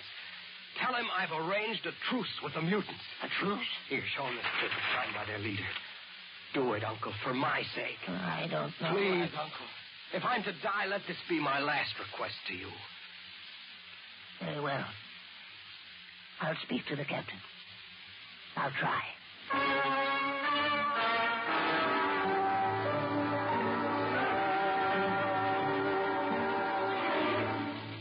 You say, Mr. Hoyland, that you saw this with your own eyes? I swear it, Captain. I swear it on the word of Jordan. Let me see that paper again. What do do you think, Commander Hurst? I don't know, sir. It might be a trick. I guarantee you safe conduct. If these things are as Mr. Hoyland reports them, it would pay to risk a few lives. The man is a convicted heretic. Still, we mustn't discount his word entirely. He has a safe conduct. The mutant risked its life coming with him. I think we might investigate. You'll do it? I'll have an expedition outfitted. Dismiss, Mr. Hoyland. Thank you, sir. Thank you. Captain, Commander Hurst. Sir. You'll make the necessary arrangements for an expedition. I trust you understand. Perfectly, sir. Perfectly.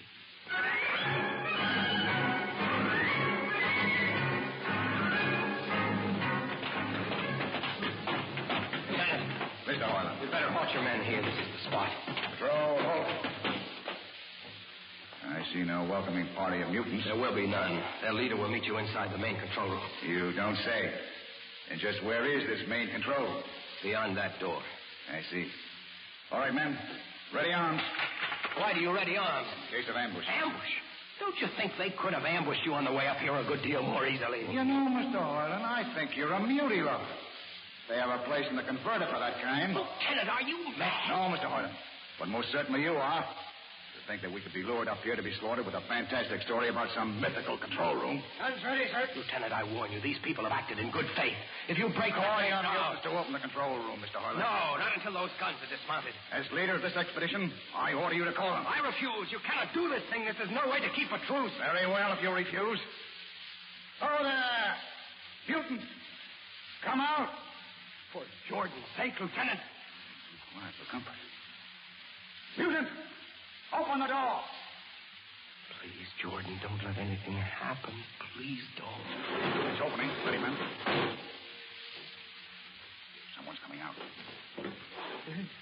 Look at his leg. Horrible. Steady. He's walking toward us. Yeah, I can't stay a minute. Look out! Gregory!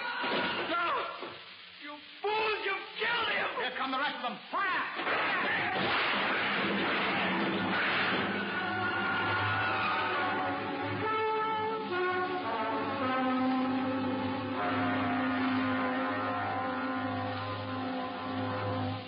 That should teach them a lesson they won't forget. All right, men. Inside the room. Hoyland, you're under arrest as a conspirator in this ambush. Ambush? You fool. You blind, stupid fool. That'll be enough. Have you been inside this place before? Yes. What's all this machinery? These are the controls he would have used to steer the ship. He's gone out of his mind, Lieutenant. Steer the ship? Who? The leader. The one you killed. This ugly mutant? This ugly mutant happened to be a man of true greatness. You're mad. Am I? This man had a vision which could have saved you, but you chose to kill him because you couldn't stand the sight of his difference from you. I'll not listen to these ravings. Close your ears. Shut your minds against the conscience that tells you it's wrong to kill. That tells you that your need to be arrogant only proves your inadequacy to yourself. Shut him up. Don't listen to him, man. You can't shut your ears. My words sting you. You cannot shut your mind. And you cannot shut your eyes. Don't do this. The roof. It's moving back. Look. Let the vision of this confound your ignorance and blind your eyes. This is the heritage you tried to stifle in your own breasts. This is the heritage of stars and open skies for which men have yearned for centuries. Try to destroy this, and you'll only destroy yourselves. Death to the heretic. Kill me if you choose. But I say to you that this you cannot keep from our people. That they will seek it out, and the ship will be manned, and the ship will be steered, and there will be freedom and purpose and respect for ourselves. This is your heritage. Look upon the universe. Kill him! Kill him!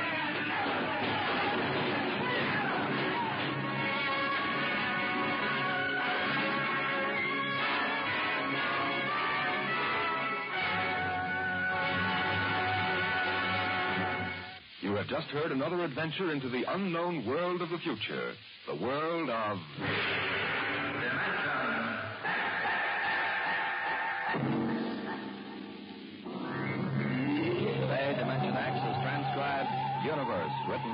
screenplay by George Lefferts and based on a story by Robert Heinlein.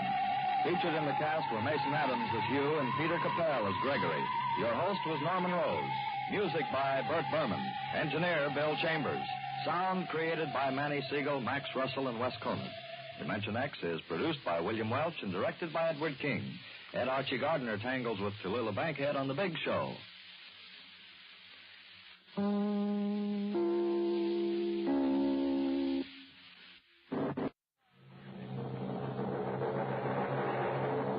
Adventures in time and space, told in future tense.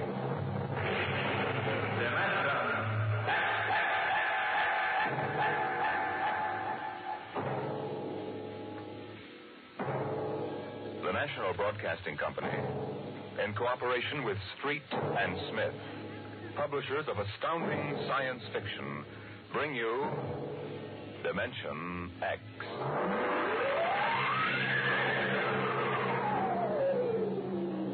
The soundproofed Happy Life home had cost $30,000 installed. It clothed and fed and rocked them to sleep and played and sang and was good to them.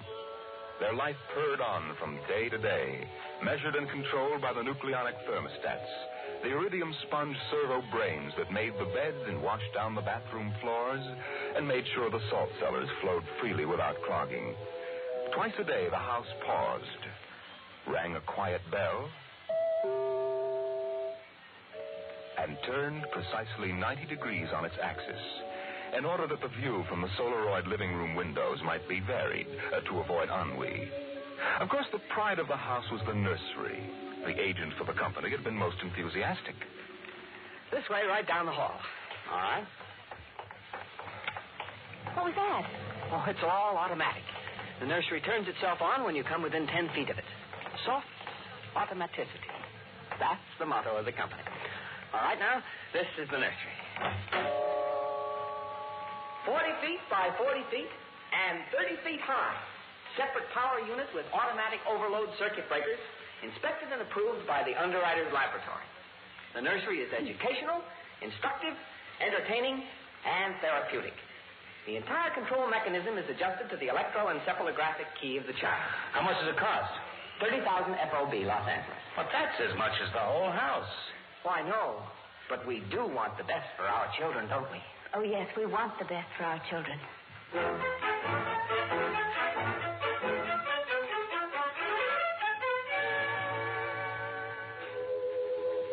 And it was the best. The crystalline walls wavered from 2 to 3 dimensions. The pseudo-textured composition flooring shifted lightly from brick to dirt to waving grass. And the odorophonics wafted the scent of fantasy through the hermetically conditioned and filtered air. The nursery was the very best. But then they wanted the very best for the children. The technicians installed the nursery, and the heavy coaxial power cable was run in from the main line. The walls sprang to life, and the mental control banks and relays hummed. All right, Peter and Wendy, this is your nursery. What's so special about a nursery, Dad? Plenty. You just go in and see. Oh, do we have to? It's so big. You promised you'd play ball with me outside, Pop. Go on, kids. Try out the nursery. It's better than any old yard. Oh. Go on in, dear. You'll be surprised. Gee. Go ahead, Wendy. I'm scared. I'm not. Hey, it's nice in here. It is? Come on in, Wendy. Boy, look at the pictures on those walls. They're real. Well, almost real. You can change them any way you like just by thinking about it. Go on in, dear. Well, all right, Mommy. Hey, Wendy, look what I can do with the pictures. That's the white rabbit from Alice in Wonderland. Sure. I just thought about it, and there it was. So let me try, Peter. Let me try. Go ahead. Just think. How about the... Oh, I know. I want to see the Wizard of Oz.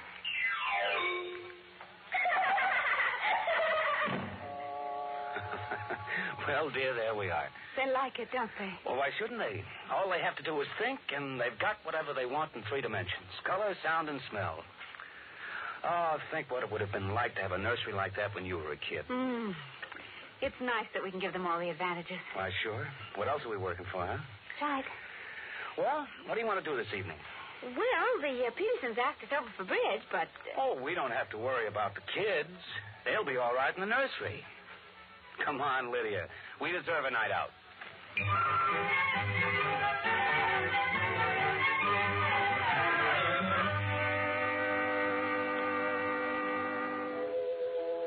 And in the nursery, the walls were a kaleidoscope of time and space and imagination. The green forest of Sherwood and quiet forms of Robin and his merry men gave way to the roll of the high seas and the smell of salt in the air as Sir Henry Morgan sailed into the harbor at Jamaica. It's my turn now, Peter. You've got to be fair. It's my turn. Dorothy and the Wizard of Oz followed the yellow brick road round the nursery walls. Then Hansel and Gretel discovered the gingerbread house about 3 feet from the door. And from a high tower that stretched into the clouds, the little lame prince sailed out over his kingdom. And behind the crystal and quartz walls, the vacuum tubes and grids and banks of mental image tape spun quietly and efficiently, erasing the line between illusion and reality. Of course, the electric bill from Consolidated Utilities was tremendous, but it was worth it. The house went on. The stove hummed happily in the kitchen, making breakfast, dinner, and supper for 4, turning the eggs over lightly and producing popovers electronically calculated by capacity to a 30-volt current and specific gravity. The automatic laundry did the shirts with a medium starch in the collars, except the button-down Oxfords, which had no starch at all. The Happy Life home breathed contentedly as life proceeded with soft automaticity as guaranteed in the brochure and bill of sale. George. George, I wish you'd look at the nursery. Well, what's wrong with us? Well, I don't know. Well, that might... I just want you to look at it, that's all. Or call a psychologist to look at it.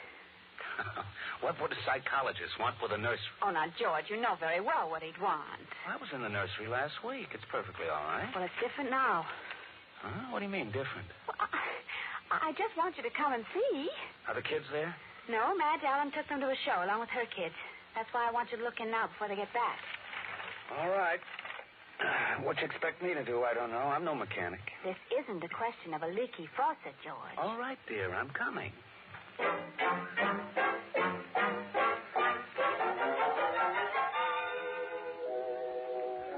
The nursery light flicked on as they came down the hall. The relays clicked, and the tubes warmed, and chemical odor banks and pipes bubbled into life as they paused before the closed door. Go ahead, George. Open it. On all sides, in 3 dimensions, stretched the hot, tired landscape of an African veldt, reproduced to the last stick and pebble and bit of straw. The ceiling above them became a sky with a hot, yellow sun. A wind blew in from the baked veldtland. The hot straw smell of lion grass. The cool, green smell of the hidden waterhole. The great, rusty smell of animals. The smell of dust like red paprika on the hot air. And now the sounds.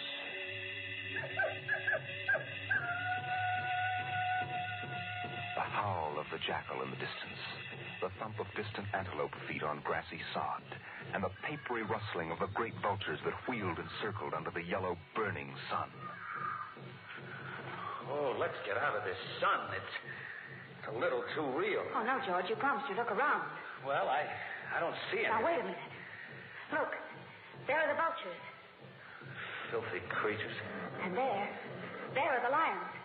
Far over that way. Yes, I see them. They're on their way to the water hole. They've just eaten. Eaten? Yes, I can't see what.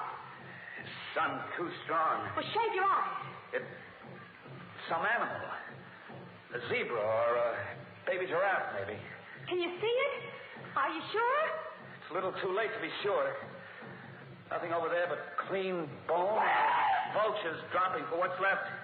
George, did you hear that scream? What scream? Just now. Sorry, hon, no. Here come the lions. George, they're frightening. Take it easy, Lydia. They're just illusions. It was a miracle miracle of mechanical efficiency. The lions prowling toward them over the tawny veltland. A miracle of inventive genius. Every house should have one. The lions were 15 feet away. So real, so startlingly real, you could feel the prickling fur on your hand. Your mouth was stuffed with the dusty upholstery smell of their heated pelts. The yellow of them was in your eyes, like the yellow of an exquisite tapestry. The yellows of lions in summer grass. And the sound of the matted lion lungs exhaling on the silent noontide. And the smell of meat from the panting, dripping mouths. George, I'm afraid. They're so real. They're only an illusion, Lydia, that's all. Watch out! Oh, quick, outside. Oh, George. Lydia, my poor, sweet Lydia. George, they almost got us. No. Take it easy. Calm down. Yes, but I could feel their breath. No. Get a hold of yourself, Lydia. They aren't real. Walls, that's all it is. Crystalloid walls. But they look so real. Yes, darling. Of course they do.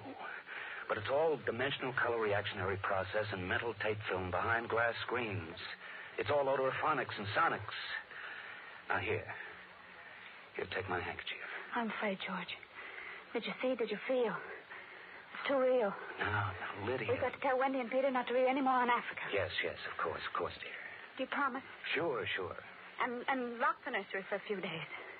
Oh, now, wait a minute, dear. Let's keep our sense of proportion. George, I want you to lock that place up. Honey, you know how difficult Peter is about that. I punished him last week by locking the nursery for an afternoon, and he threw a tantrum. And Wendy, too. Honey, they live for the nursery. I tell you, it's got to be locked. That's all there is to it. Lydia, you need a rest. Oh, I don't know. Maybe I don't have enough to do. I have too much time to think. All I do is set the menu selector dials at the beginning of the week. But, honey, that's the whole idea. The house is automatic. I know. But couldn't we turn it off for a couple of weeks? Just a couple of weeks and take a vacation. You mean that you want to fry eggs for me? Yes, I do. And darn socks, too. I feel like I don't belong here. The house is wife and mother and maid. How can I compete with the African veldt? And you, George. You don't know what to do with yourself in the house when you're home.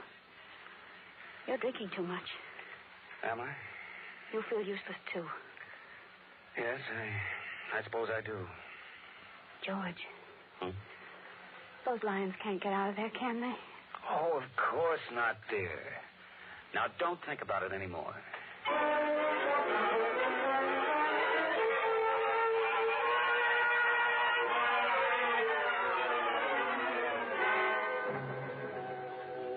They ate alone.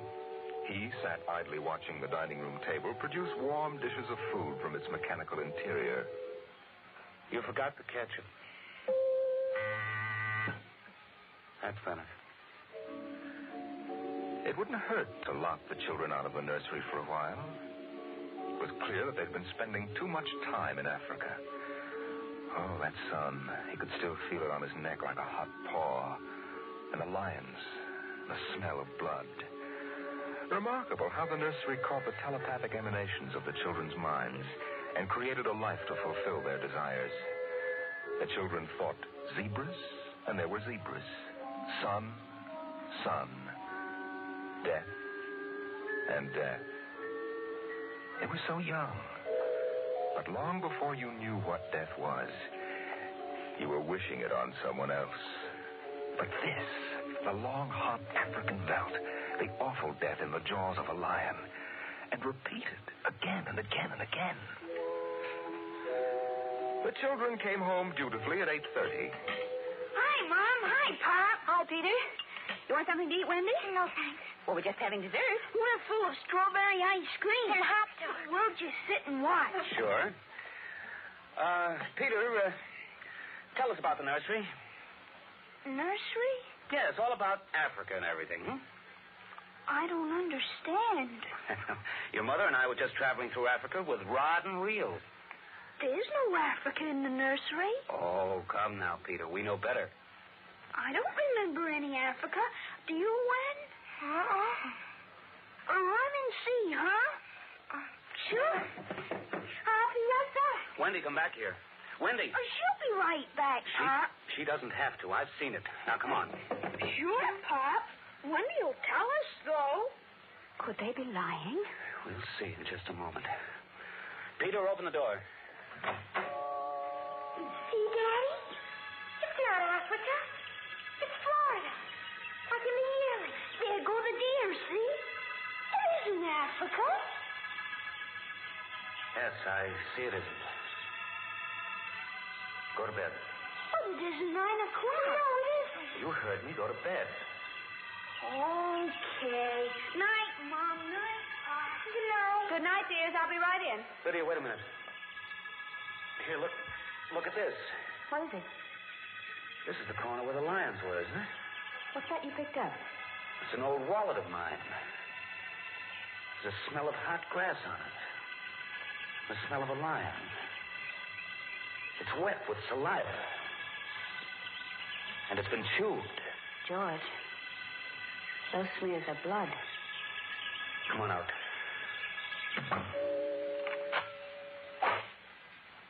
Now, let's go to bed.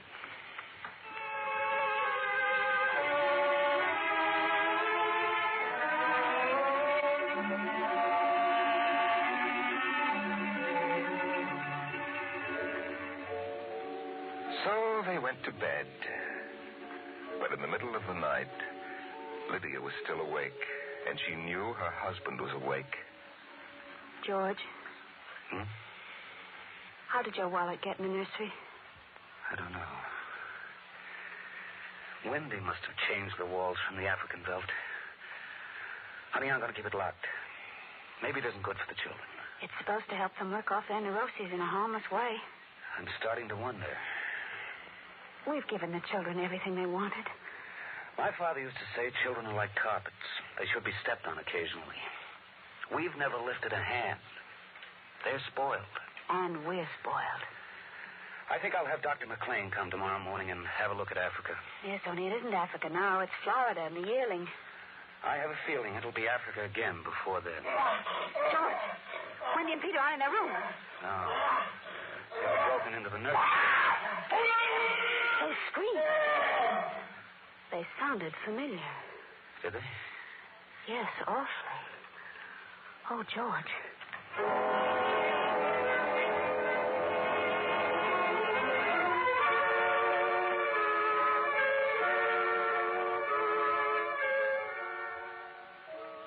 Although their automatic Somno beds tried very hard, the two adults couldn't be rocked to sleep for another hour.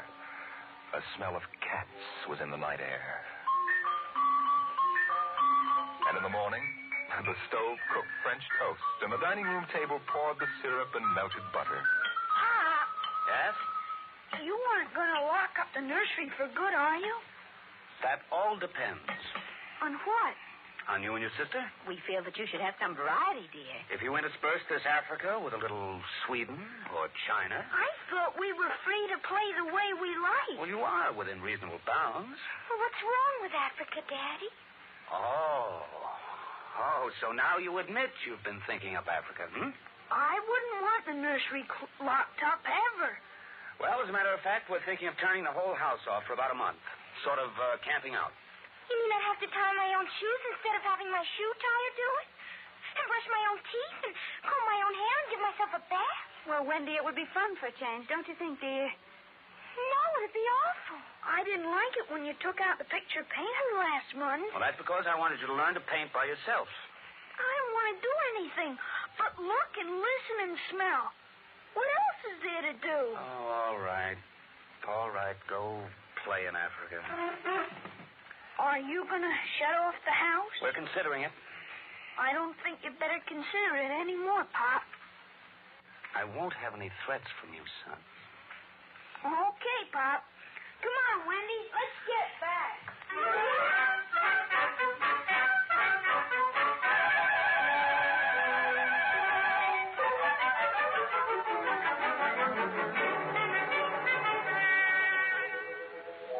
After breakfast, Dr. David McLean was announced by the audio knocker.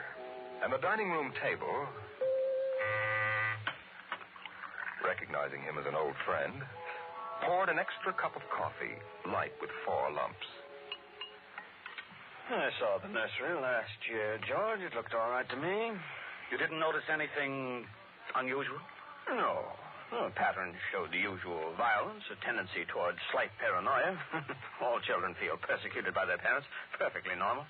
I locked the nursery, and they broke into it last night. I let them stay so they could form the patterns for you to see. Here it is.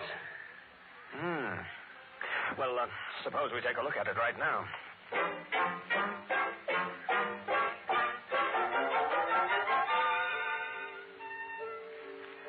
They entered without knocking and sent the children out. The screams had faded, and the lions were feeding quietly under the trees. Wish I could see what they're eating. Do you suppose some high-powered binoculars... Hardly, no. How long has this been going on? A little over a month. It certainly doesn't feel good. I don't want feelings. I want fact. George, a psychologist, never saw a fact in his life.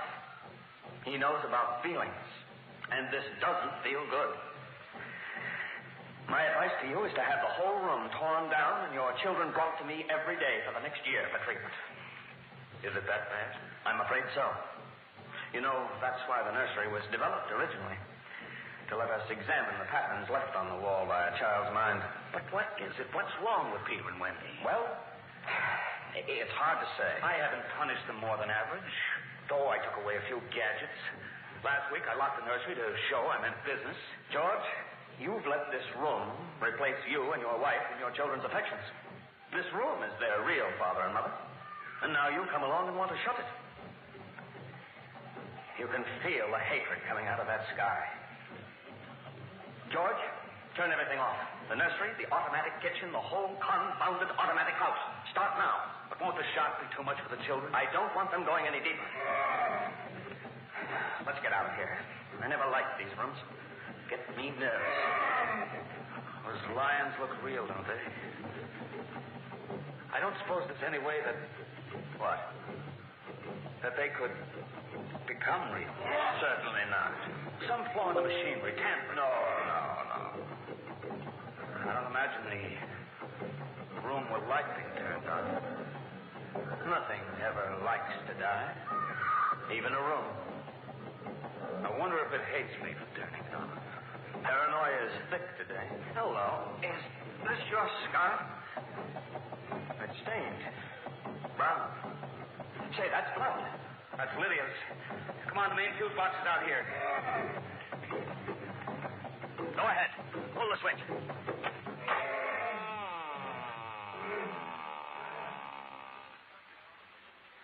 Yeah. It's off.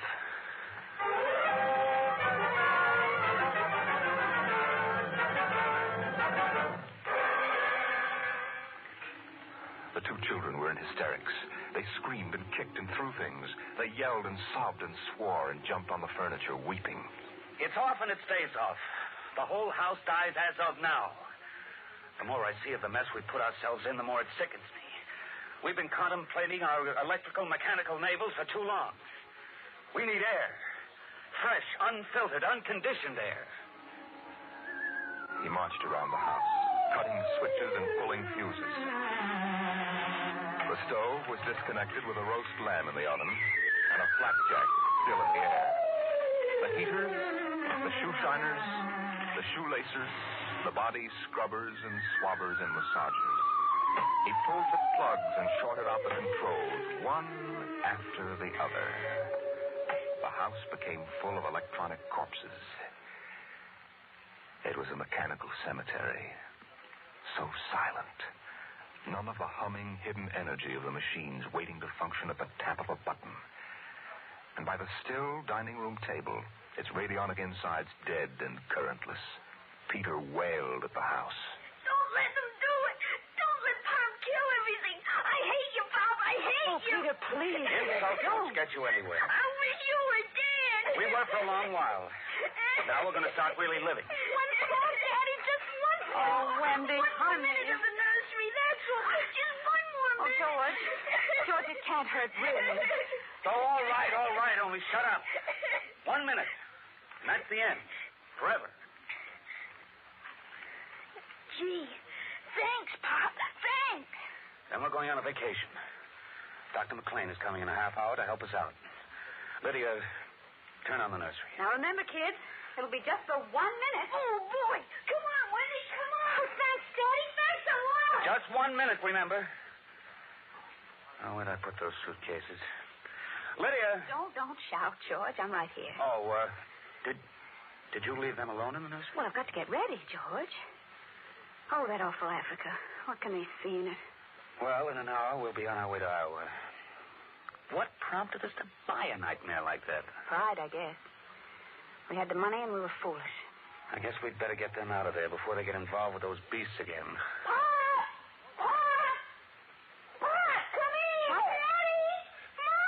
Come on, quick. Wendy, Peter, what's the matter? Hurry up. Open the nursery. Wendy, Peter. Well, they aren't anywhere. Wendy! Peter! Peter! The door. Open the door. They've locked it from the outside. Peter! Peter, open up! Peter! Don't let them turn off the nursery. Now, don't get ridiculous, children. It's time to go. Wendy, open the door, dear. Let us out. Peter, open the door. Time to go. Open the door. George, the lion. Peter, do you hear me? Open this door. They're all around us. George! Son, do you hear me? Let us out. George, look out. They're coming.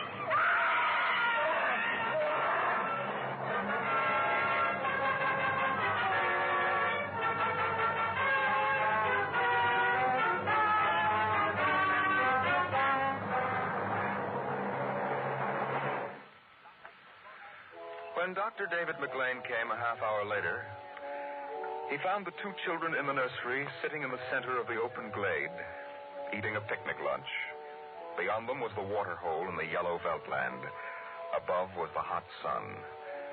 Dr. McLean saw at a distance the lions fighting and clawing, and then settling down to feed in silence under the shady trees. Hi, kids. Where are your mom and dad? Oh, they'll be here directly. Good. We've got to get going. He squinted at the lions with his hands up to his eyes. Now they were done feeding. They moved to the water hole to drink. A shadow flickered as the vultures dropped down from the blazing sky to finish what the lions had left. Dr. McLean. Dr. McLean? Huh? What? Have a cup of tea?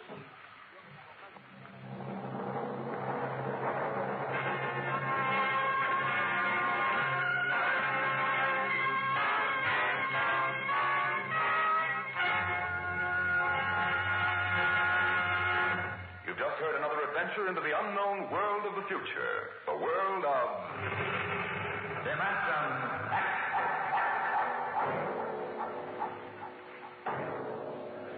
How soon we actually build a spaceship to conquer the stars depends upon many factors, not the least of which is a man, the overwhelming desire to create such a ship, and the power to have it done. Next week, we tell the story of such a man as Dimension X brings you Nelson Bond's The Vital Factor. Dimension X is presented transcribed each week by the National Broadcasting Company in cooperation with Street and Smith, publishers of the magazine Astounding Science Fiction. Today, Dimension X has presented The Veldt, written for radio by Ernest Kenoy from Ray Bradbury's The Illustrated Man. Included in the cast were Leslie Woods and Bill Quinn as the parents, Joan Laser and David Anderson as the children. Your host was Norman Rose. Music by Albert Berman. Dimension X is produced by William Welch and directed by Fred Way.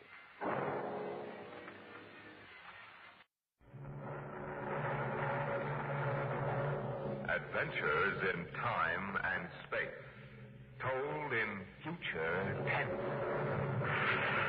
Dimension X.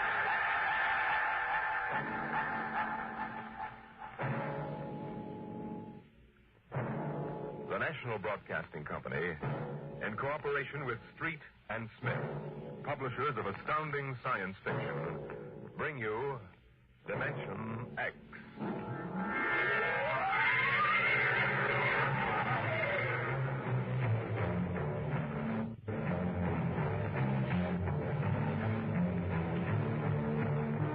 I doubt that anywhere on Earth there's a man or a woman or a child who doesn't know the name Wayne Crowder. I doubt whether there's a human being who hasn't at one time or another used one of the Crowder products, the can opener or the razor blade, or the patented tooth powder dispenser, or the Crowder improved slideless fastener. There's a fortune in such products, and Wayne Crowder was the man to squeeze that fortune out, penny by penny. And he did. And in the magazines which write about men of business, he was described as a man of ice and stone and ink and steel. No warmth, and a heart to pump blood, not feel human emotion. But he took some of his money and he built himself a towering skyscraper. And he placed his private office at the very peak. And he built a battery of buttons into his desk so that when he wanted something, all he ever had to do was press a button. And like genies springing out of the bottle, the proper personnel would come running. Yes, Mr. Crowder. Get me my engineers. Yes, sir. Right away, Mr. Crowder. Mr. Crowder wants his engineers at once.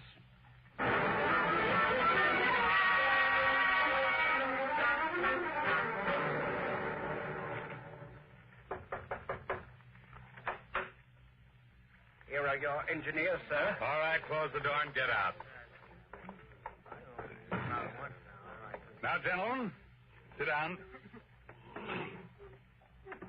Gentlemen, I hired you because you're the best engineers I was able to find. They tell me you can do anything.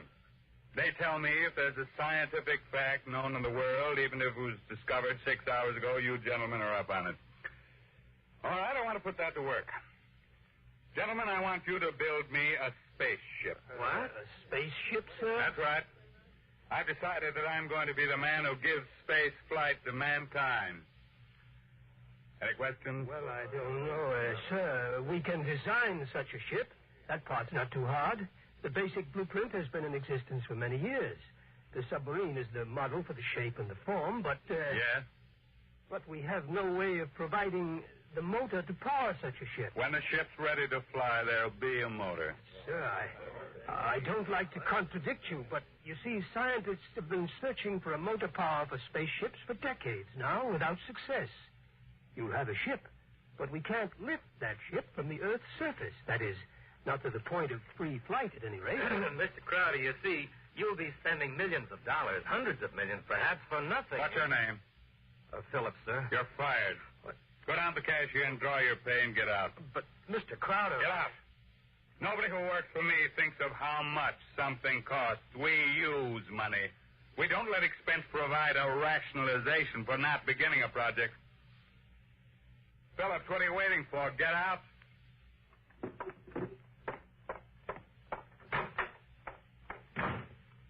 Gentlemen, any other comments? The ship will be built, of course, Mr. Crowder. But the fact still remains. We can't power it. You design the ship. I'll find the motor for you. Where, sir? That's a fair question. The answer is, I don't know. But somewhere in the world, there's a man who does know the secret. Long before Henry Ford, there was Leonardo da Vinci. And long before him, there was Archimedes.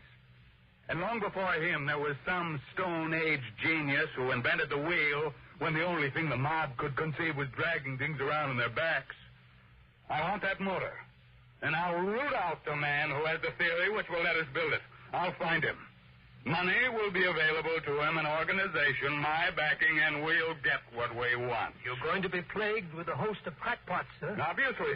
So it's going to be your job to separate the wheat from the chaff. But anyone who shows up with a promising idea, no matter how fantastic it sounds, is going to have a chance to show what it can do. How quickly do you want this done, sir? Yesterday. Yes, sir. Anything you need. Well, Mr. Crowder, we'll need construction yards, sir, and certain machinery, and a great many materials, of course. A labor force. Get them. Send me the bills. I don't want to be bothered with minor details. Yes, sir. One more thing, sir. Phillips, sir. Yes? We need him, sir. He's a top man on electronics. He's a vital cog in our team. I don't want Phillips working for me. That's clear, I hope. Who else in the country knows what he does? Not one in this country, sir. There's a man in Asia, though. Get him. We've tried before, Mr. Crowder. He's working on an important project for his country. I'm not concerned with details. Now get that man, pay him what he wants, but get him. Sir, you don't understand. I understand, man. If this man quits his job, that whole project will collapse. It means the welfare of many people, millions of people in his country. And he has a high sense of patriotism. By that sense of patriotism. Now, that's all. I don't want to see you again until you have a report of work in progress. Yes, sir.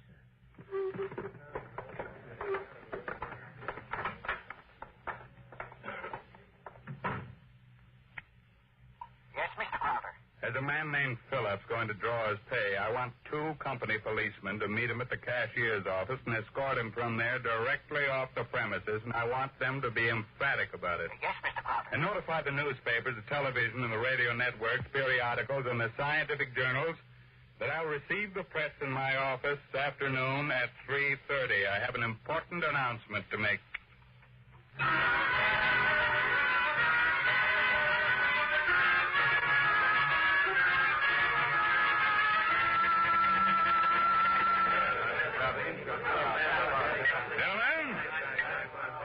Gentlemen, you can finish your drinks later.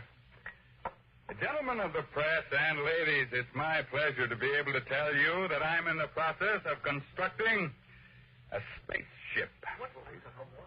Any questions? Did you say a spaceship? That's right. That's what I thought you said. I knew the drinks weren't that strong. I expected it might be something of a shock to you all. Mr. Crowder, is this spaceship under construction now? It is. Well, according to your plans, is it intended for interstellar flight or merely for flight between planets? This is a beginning only, and my intentions are quite modest. I expect the ship to be able to pursue a course between Earth and Mars or between Earth and Venus. For the present, any longer trips are not contemplated. You've solved the problem of motor force, then? No, I haven't. But what sort of... You mean you don't have any means of propulsion for the spaceship? That problem is not solved as yet. It will be. That's why I called you in this afternoon. I want you to announce that I have $100,000 in cash waiting for the man or woman who first brings me the basic idea for such a motor. That's all I have to say for now. Now finish your refreshments, ladies and gentlemen. I'll let you know from time to time how things go. Mr. Crowder, one more question, please. Yes. Do you have a name for the spaceship yet? No, not yet. Then let me suggest one. Yeah? Crowder's Folly. Quiet, all of you. Quiet! What is your paper? The Daily Times, sir. Inform the company police that under no circumstances is any representative of the Daily Times ever to be allowed on company property again.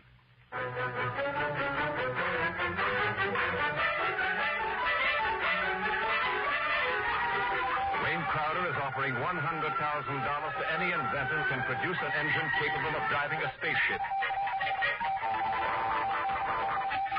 Wayne Crowder is offering $100,000 to any inventor who can produce an engine capable of driving a spaceship.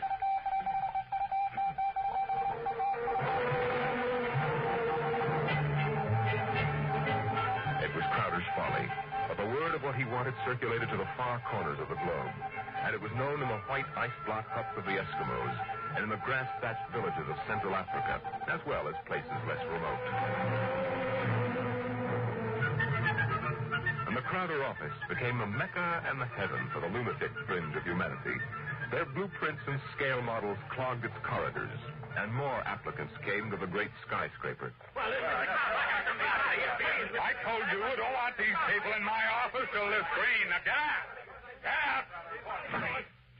Every time I open that door, they surge in like a tidal wave. I have a progress report for you, sir, on the construction of the ship. Go ahead. I've spent $13 million for the yards, the equipment, including 3 gantry cranes, several dozen presses, thousands of dies, and so forth. Go on. We had 12,000 people working for us directly, not including subcontractors and their labor force. Well, what about the ship? Mr. Crowder, the ship is finished as far as we can go. Certain additional construction cannot be done now because it depends on the shape and the mass of the engine, on the type of fuel, on the weight of that fuel. I see. All right, lay off everybody we don't need. I've ordered that, sir. Mr. Crowder, is it possible that no one will turn up with a motor? That's the one thing that's not possible. He will come. Money and determination will buy anything. Now close the door on your way out. Yes.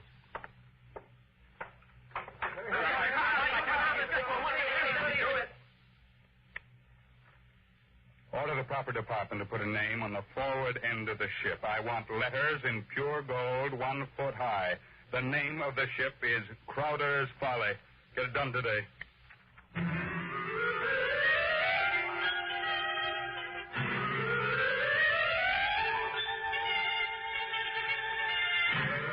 The sun rose in the morning and glinted rose on the silver sheen of the hollow ship's skin.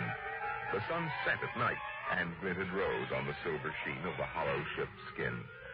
The golden letters on the prow held out the fury of Crowder for the world to see.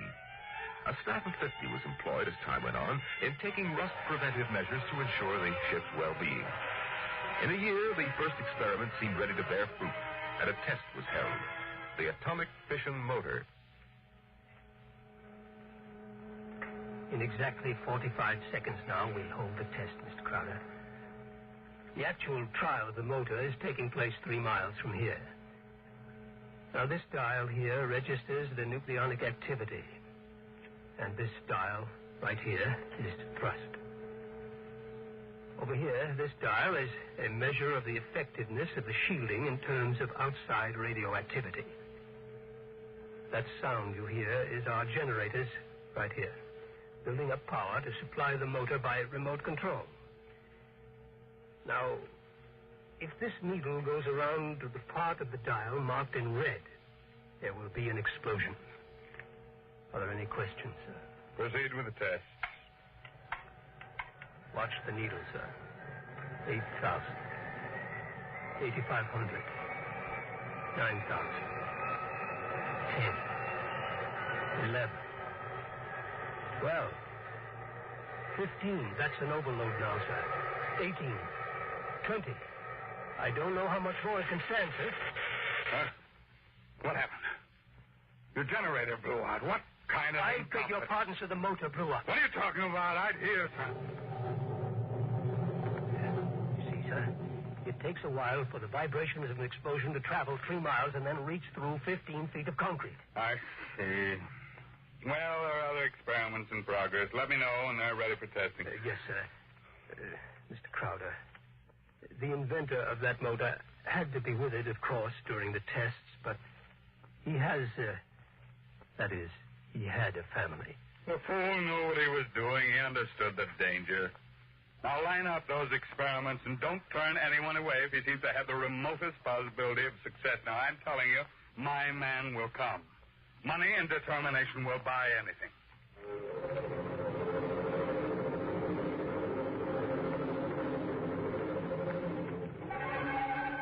And strangely enough, Crowder was right.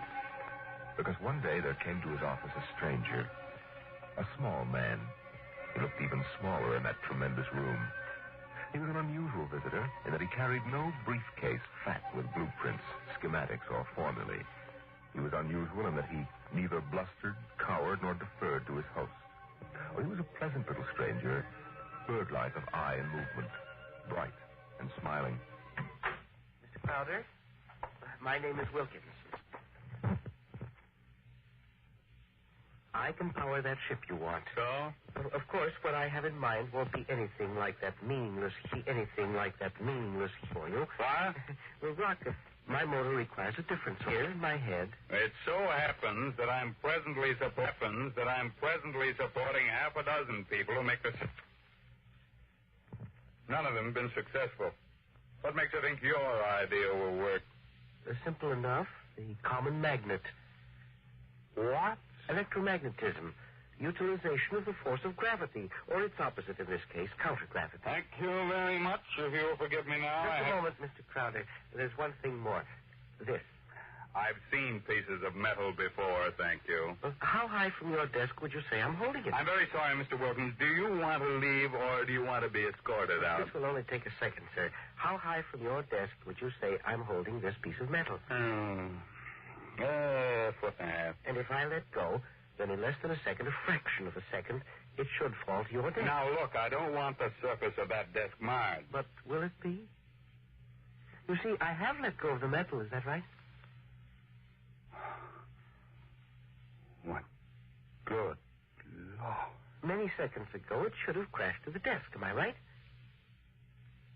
This is incredible. Well, if you want to speak to me anymore, I'll be right outside. But it hasn't fallen. That's right, sir. It hasn't fallen. It floats in the air. That's right, sir. It floats in the air. How do you do it? Well, why don't you call your engineers and ask them? I'll wait outside. Get me my engineers immediately.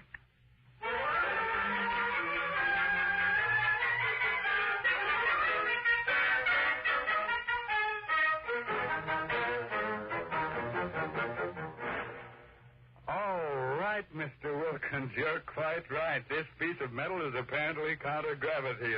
My engineers can give me no explanation. Thank you, sir. What do you want? I want to build a spaceship using this material. No great expenditure, 1/100th of the cost your behemoth sitting out there in your building yard, and 3 other things. Workshop, expert mechanical assistance, and an answer to one question. What is the question? Why do you want so much to build this ship? Frankly, because I love power. Because I'm ambitious. I want to be the master, not only of one world, but of worlds. That's an honest answer. And that's as far as your thinking goes. What else is there? But there's my answer. I want to leave this planet and go to Mars. Because there are strange wonders there. Because there will be scarlet sunsets over barren wastes. And in the star-strewn night, the thin, cold air of a dying world stirring in restless sighs across the valleys of the dry canals. You may laugh out loud if you wish, Mr. Crowder. I prefer that to the peculiar repressed smile you're exhibiting now. You're a very lucky man, Mr. Wilkins, to have scientific talent, because your talents as a poet are inferior and very sentimental. Well, all right. You're a sentimentalist and I'm manologic. No matter. We can work together, you and I. Your workshop will be ready by morning. If you need money or materials or personnel, just tell my engineers. You'll get it, or I'll know the reason why. That's all. Thank you, sir.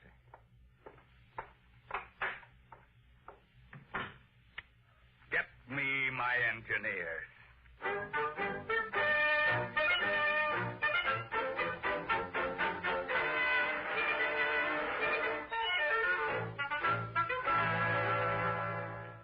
Yes, Mr. Crowder. We have 50 men working on preserving that useless hulk out there in the construction yards. Lay them off. Now, how many others? But the ship will deteriorate if we do that, sir. Let it rot. Lay them off. Yes. Now, how many other employees are still working for us on the project? About 3,000, sir, including the people working on experimental motors. Get rid of them. But, sir... Get rid of them. Well, Mr. Crowder, I never thought you'd drop this project. You were so adamant on it. I'm not dropping anything but dead wood. You saw what Wilkins had to offer. He's my man, and the rest is junk. Mr. Crowder, he might fail. We ought to have a minimum of protection against... I say he won't fail. Yes. You just lay everybody off that isn't needed. Give him 2 weeks' pay and my thanks for a thankless job well done, that's all. Yes, sir. I'll get it done, sir. What, a year's work? Yes, and 10 years or 20 years, and I do the same thing.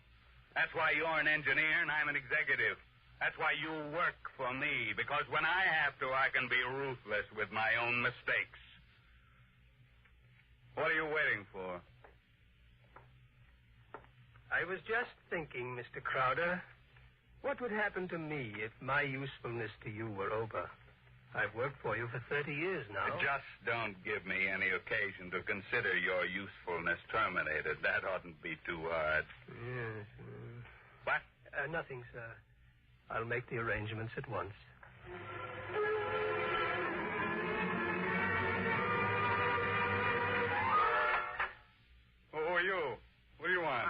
try to stop him, sir. Well, speak up, man. My name is Jarvis Ushtri. I am an electronics expert. Oh, yes, I remember. You're the Asian. Well, come in. Do you want me, sir? Never mind. Just stay outside. Close the door behind you. Yes, sir. Sit down, Vizushtoli. Thank you, no. I want to give you a gift before I leave. Oh, you leaving? I thought we still needed you. I resigned. Well, I'm sorry to hear that. I'm told you're a good man. I want you to understand what's behind this gift. I was working on a power project in my country which would have meant a tremendous rise in the standard of living for millions of my people. I was unable to resist the money you offered. Had you resisted, even more money would have been forthcoming. I placed no limit on your worth to me. I understand. But you see, I did not come without a sense of guilt, because there was no one in my country who could take my place. I would assume that. And now I discovered that what I did was for nothing. The spaceship on which I worked is being dismantled. That's right. So I have been corrupted by you at a whim. I think you have too much power, sir. I think you use your power for evil, selfish purposes. Selfish, yes. Only sentimentality is evil. I think otherwise. And so, in order that you shall not corrupt anyone else, I have this gift for you. Here you are, sir. Oh. And just one more shot for good measure, to make sure you are really dead. Good.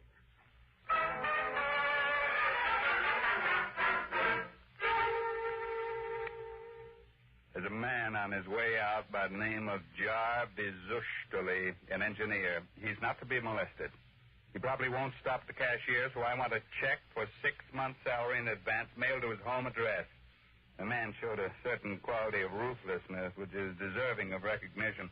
And have the chief of the company police bring me a new bulletproof vest. This one seems to have been dented in 2 places.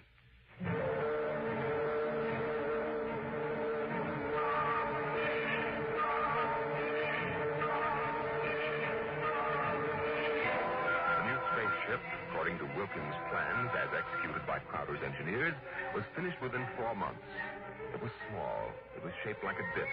It gleamed brightly, even in the smoky haze of an October sunset.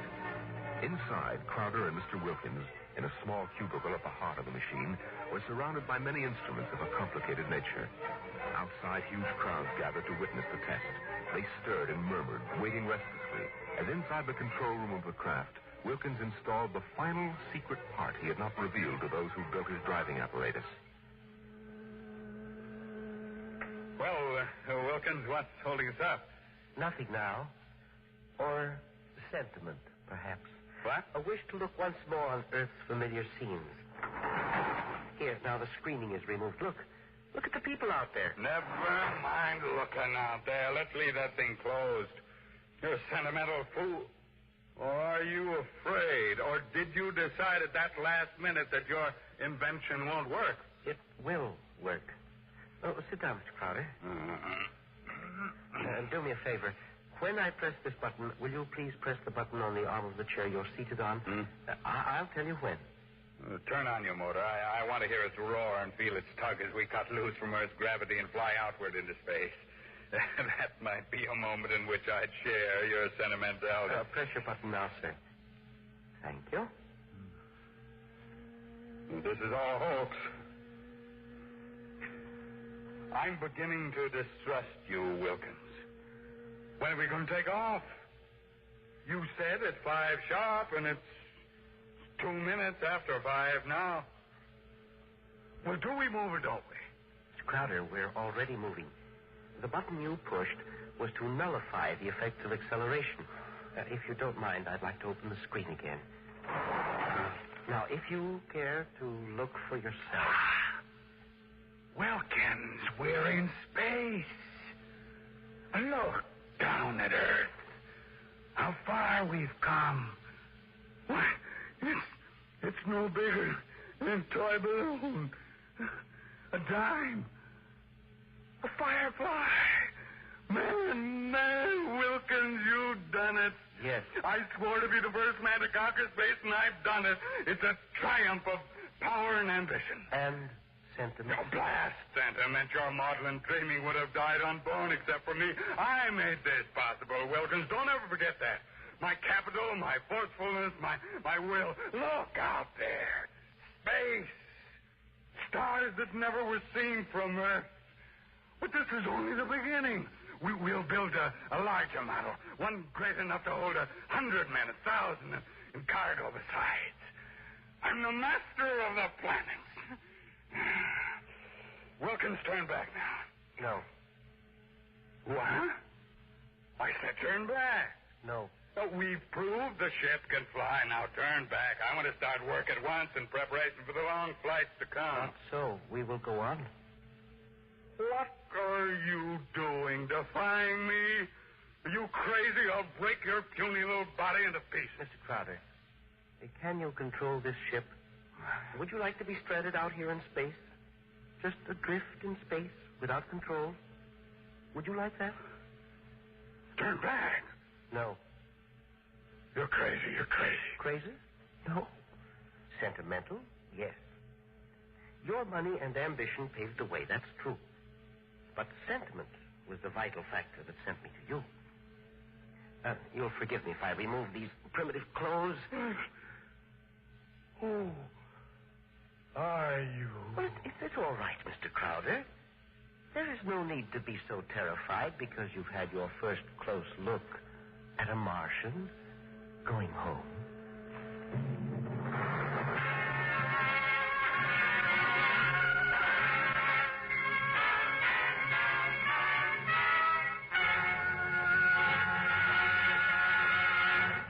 You've just heard another adventure into the unknown world of the future.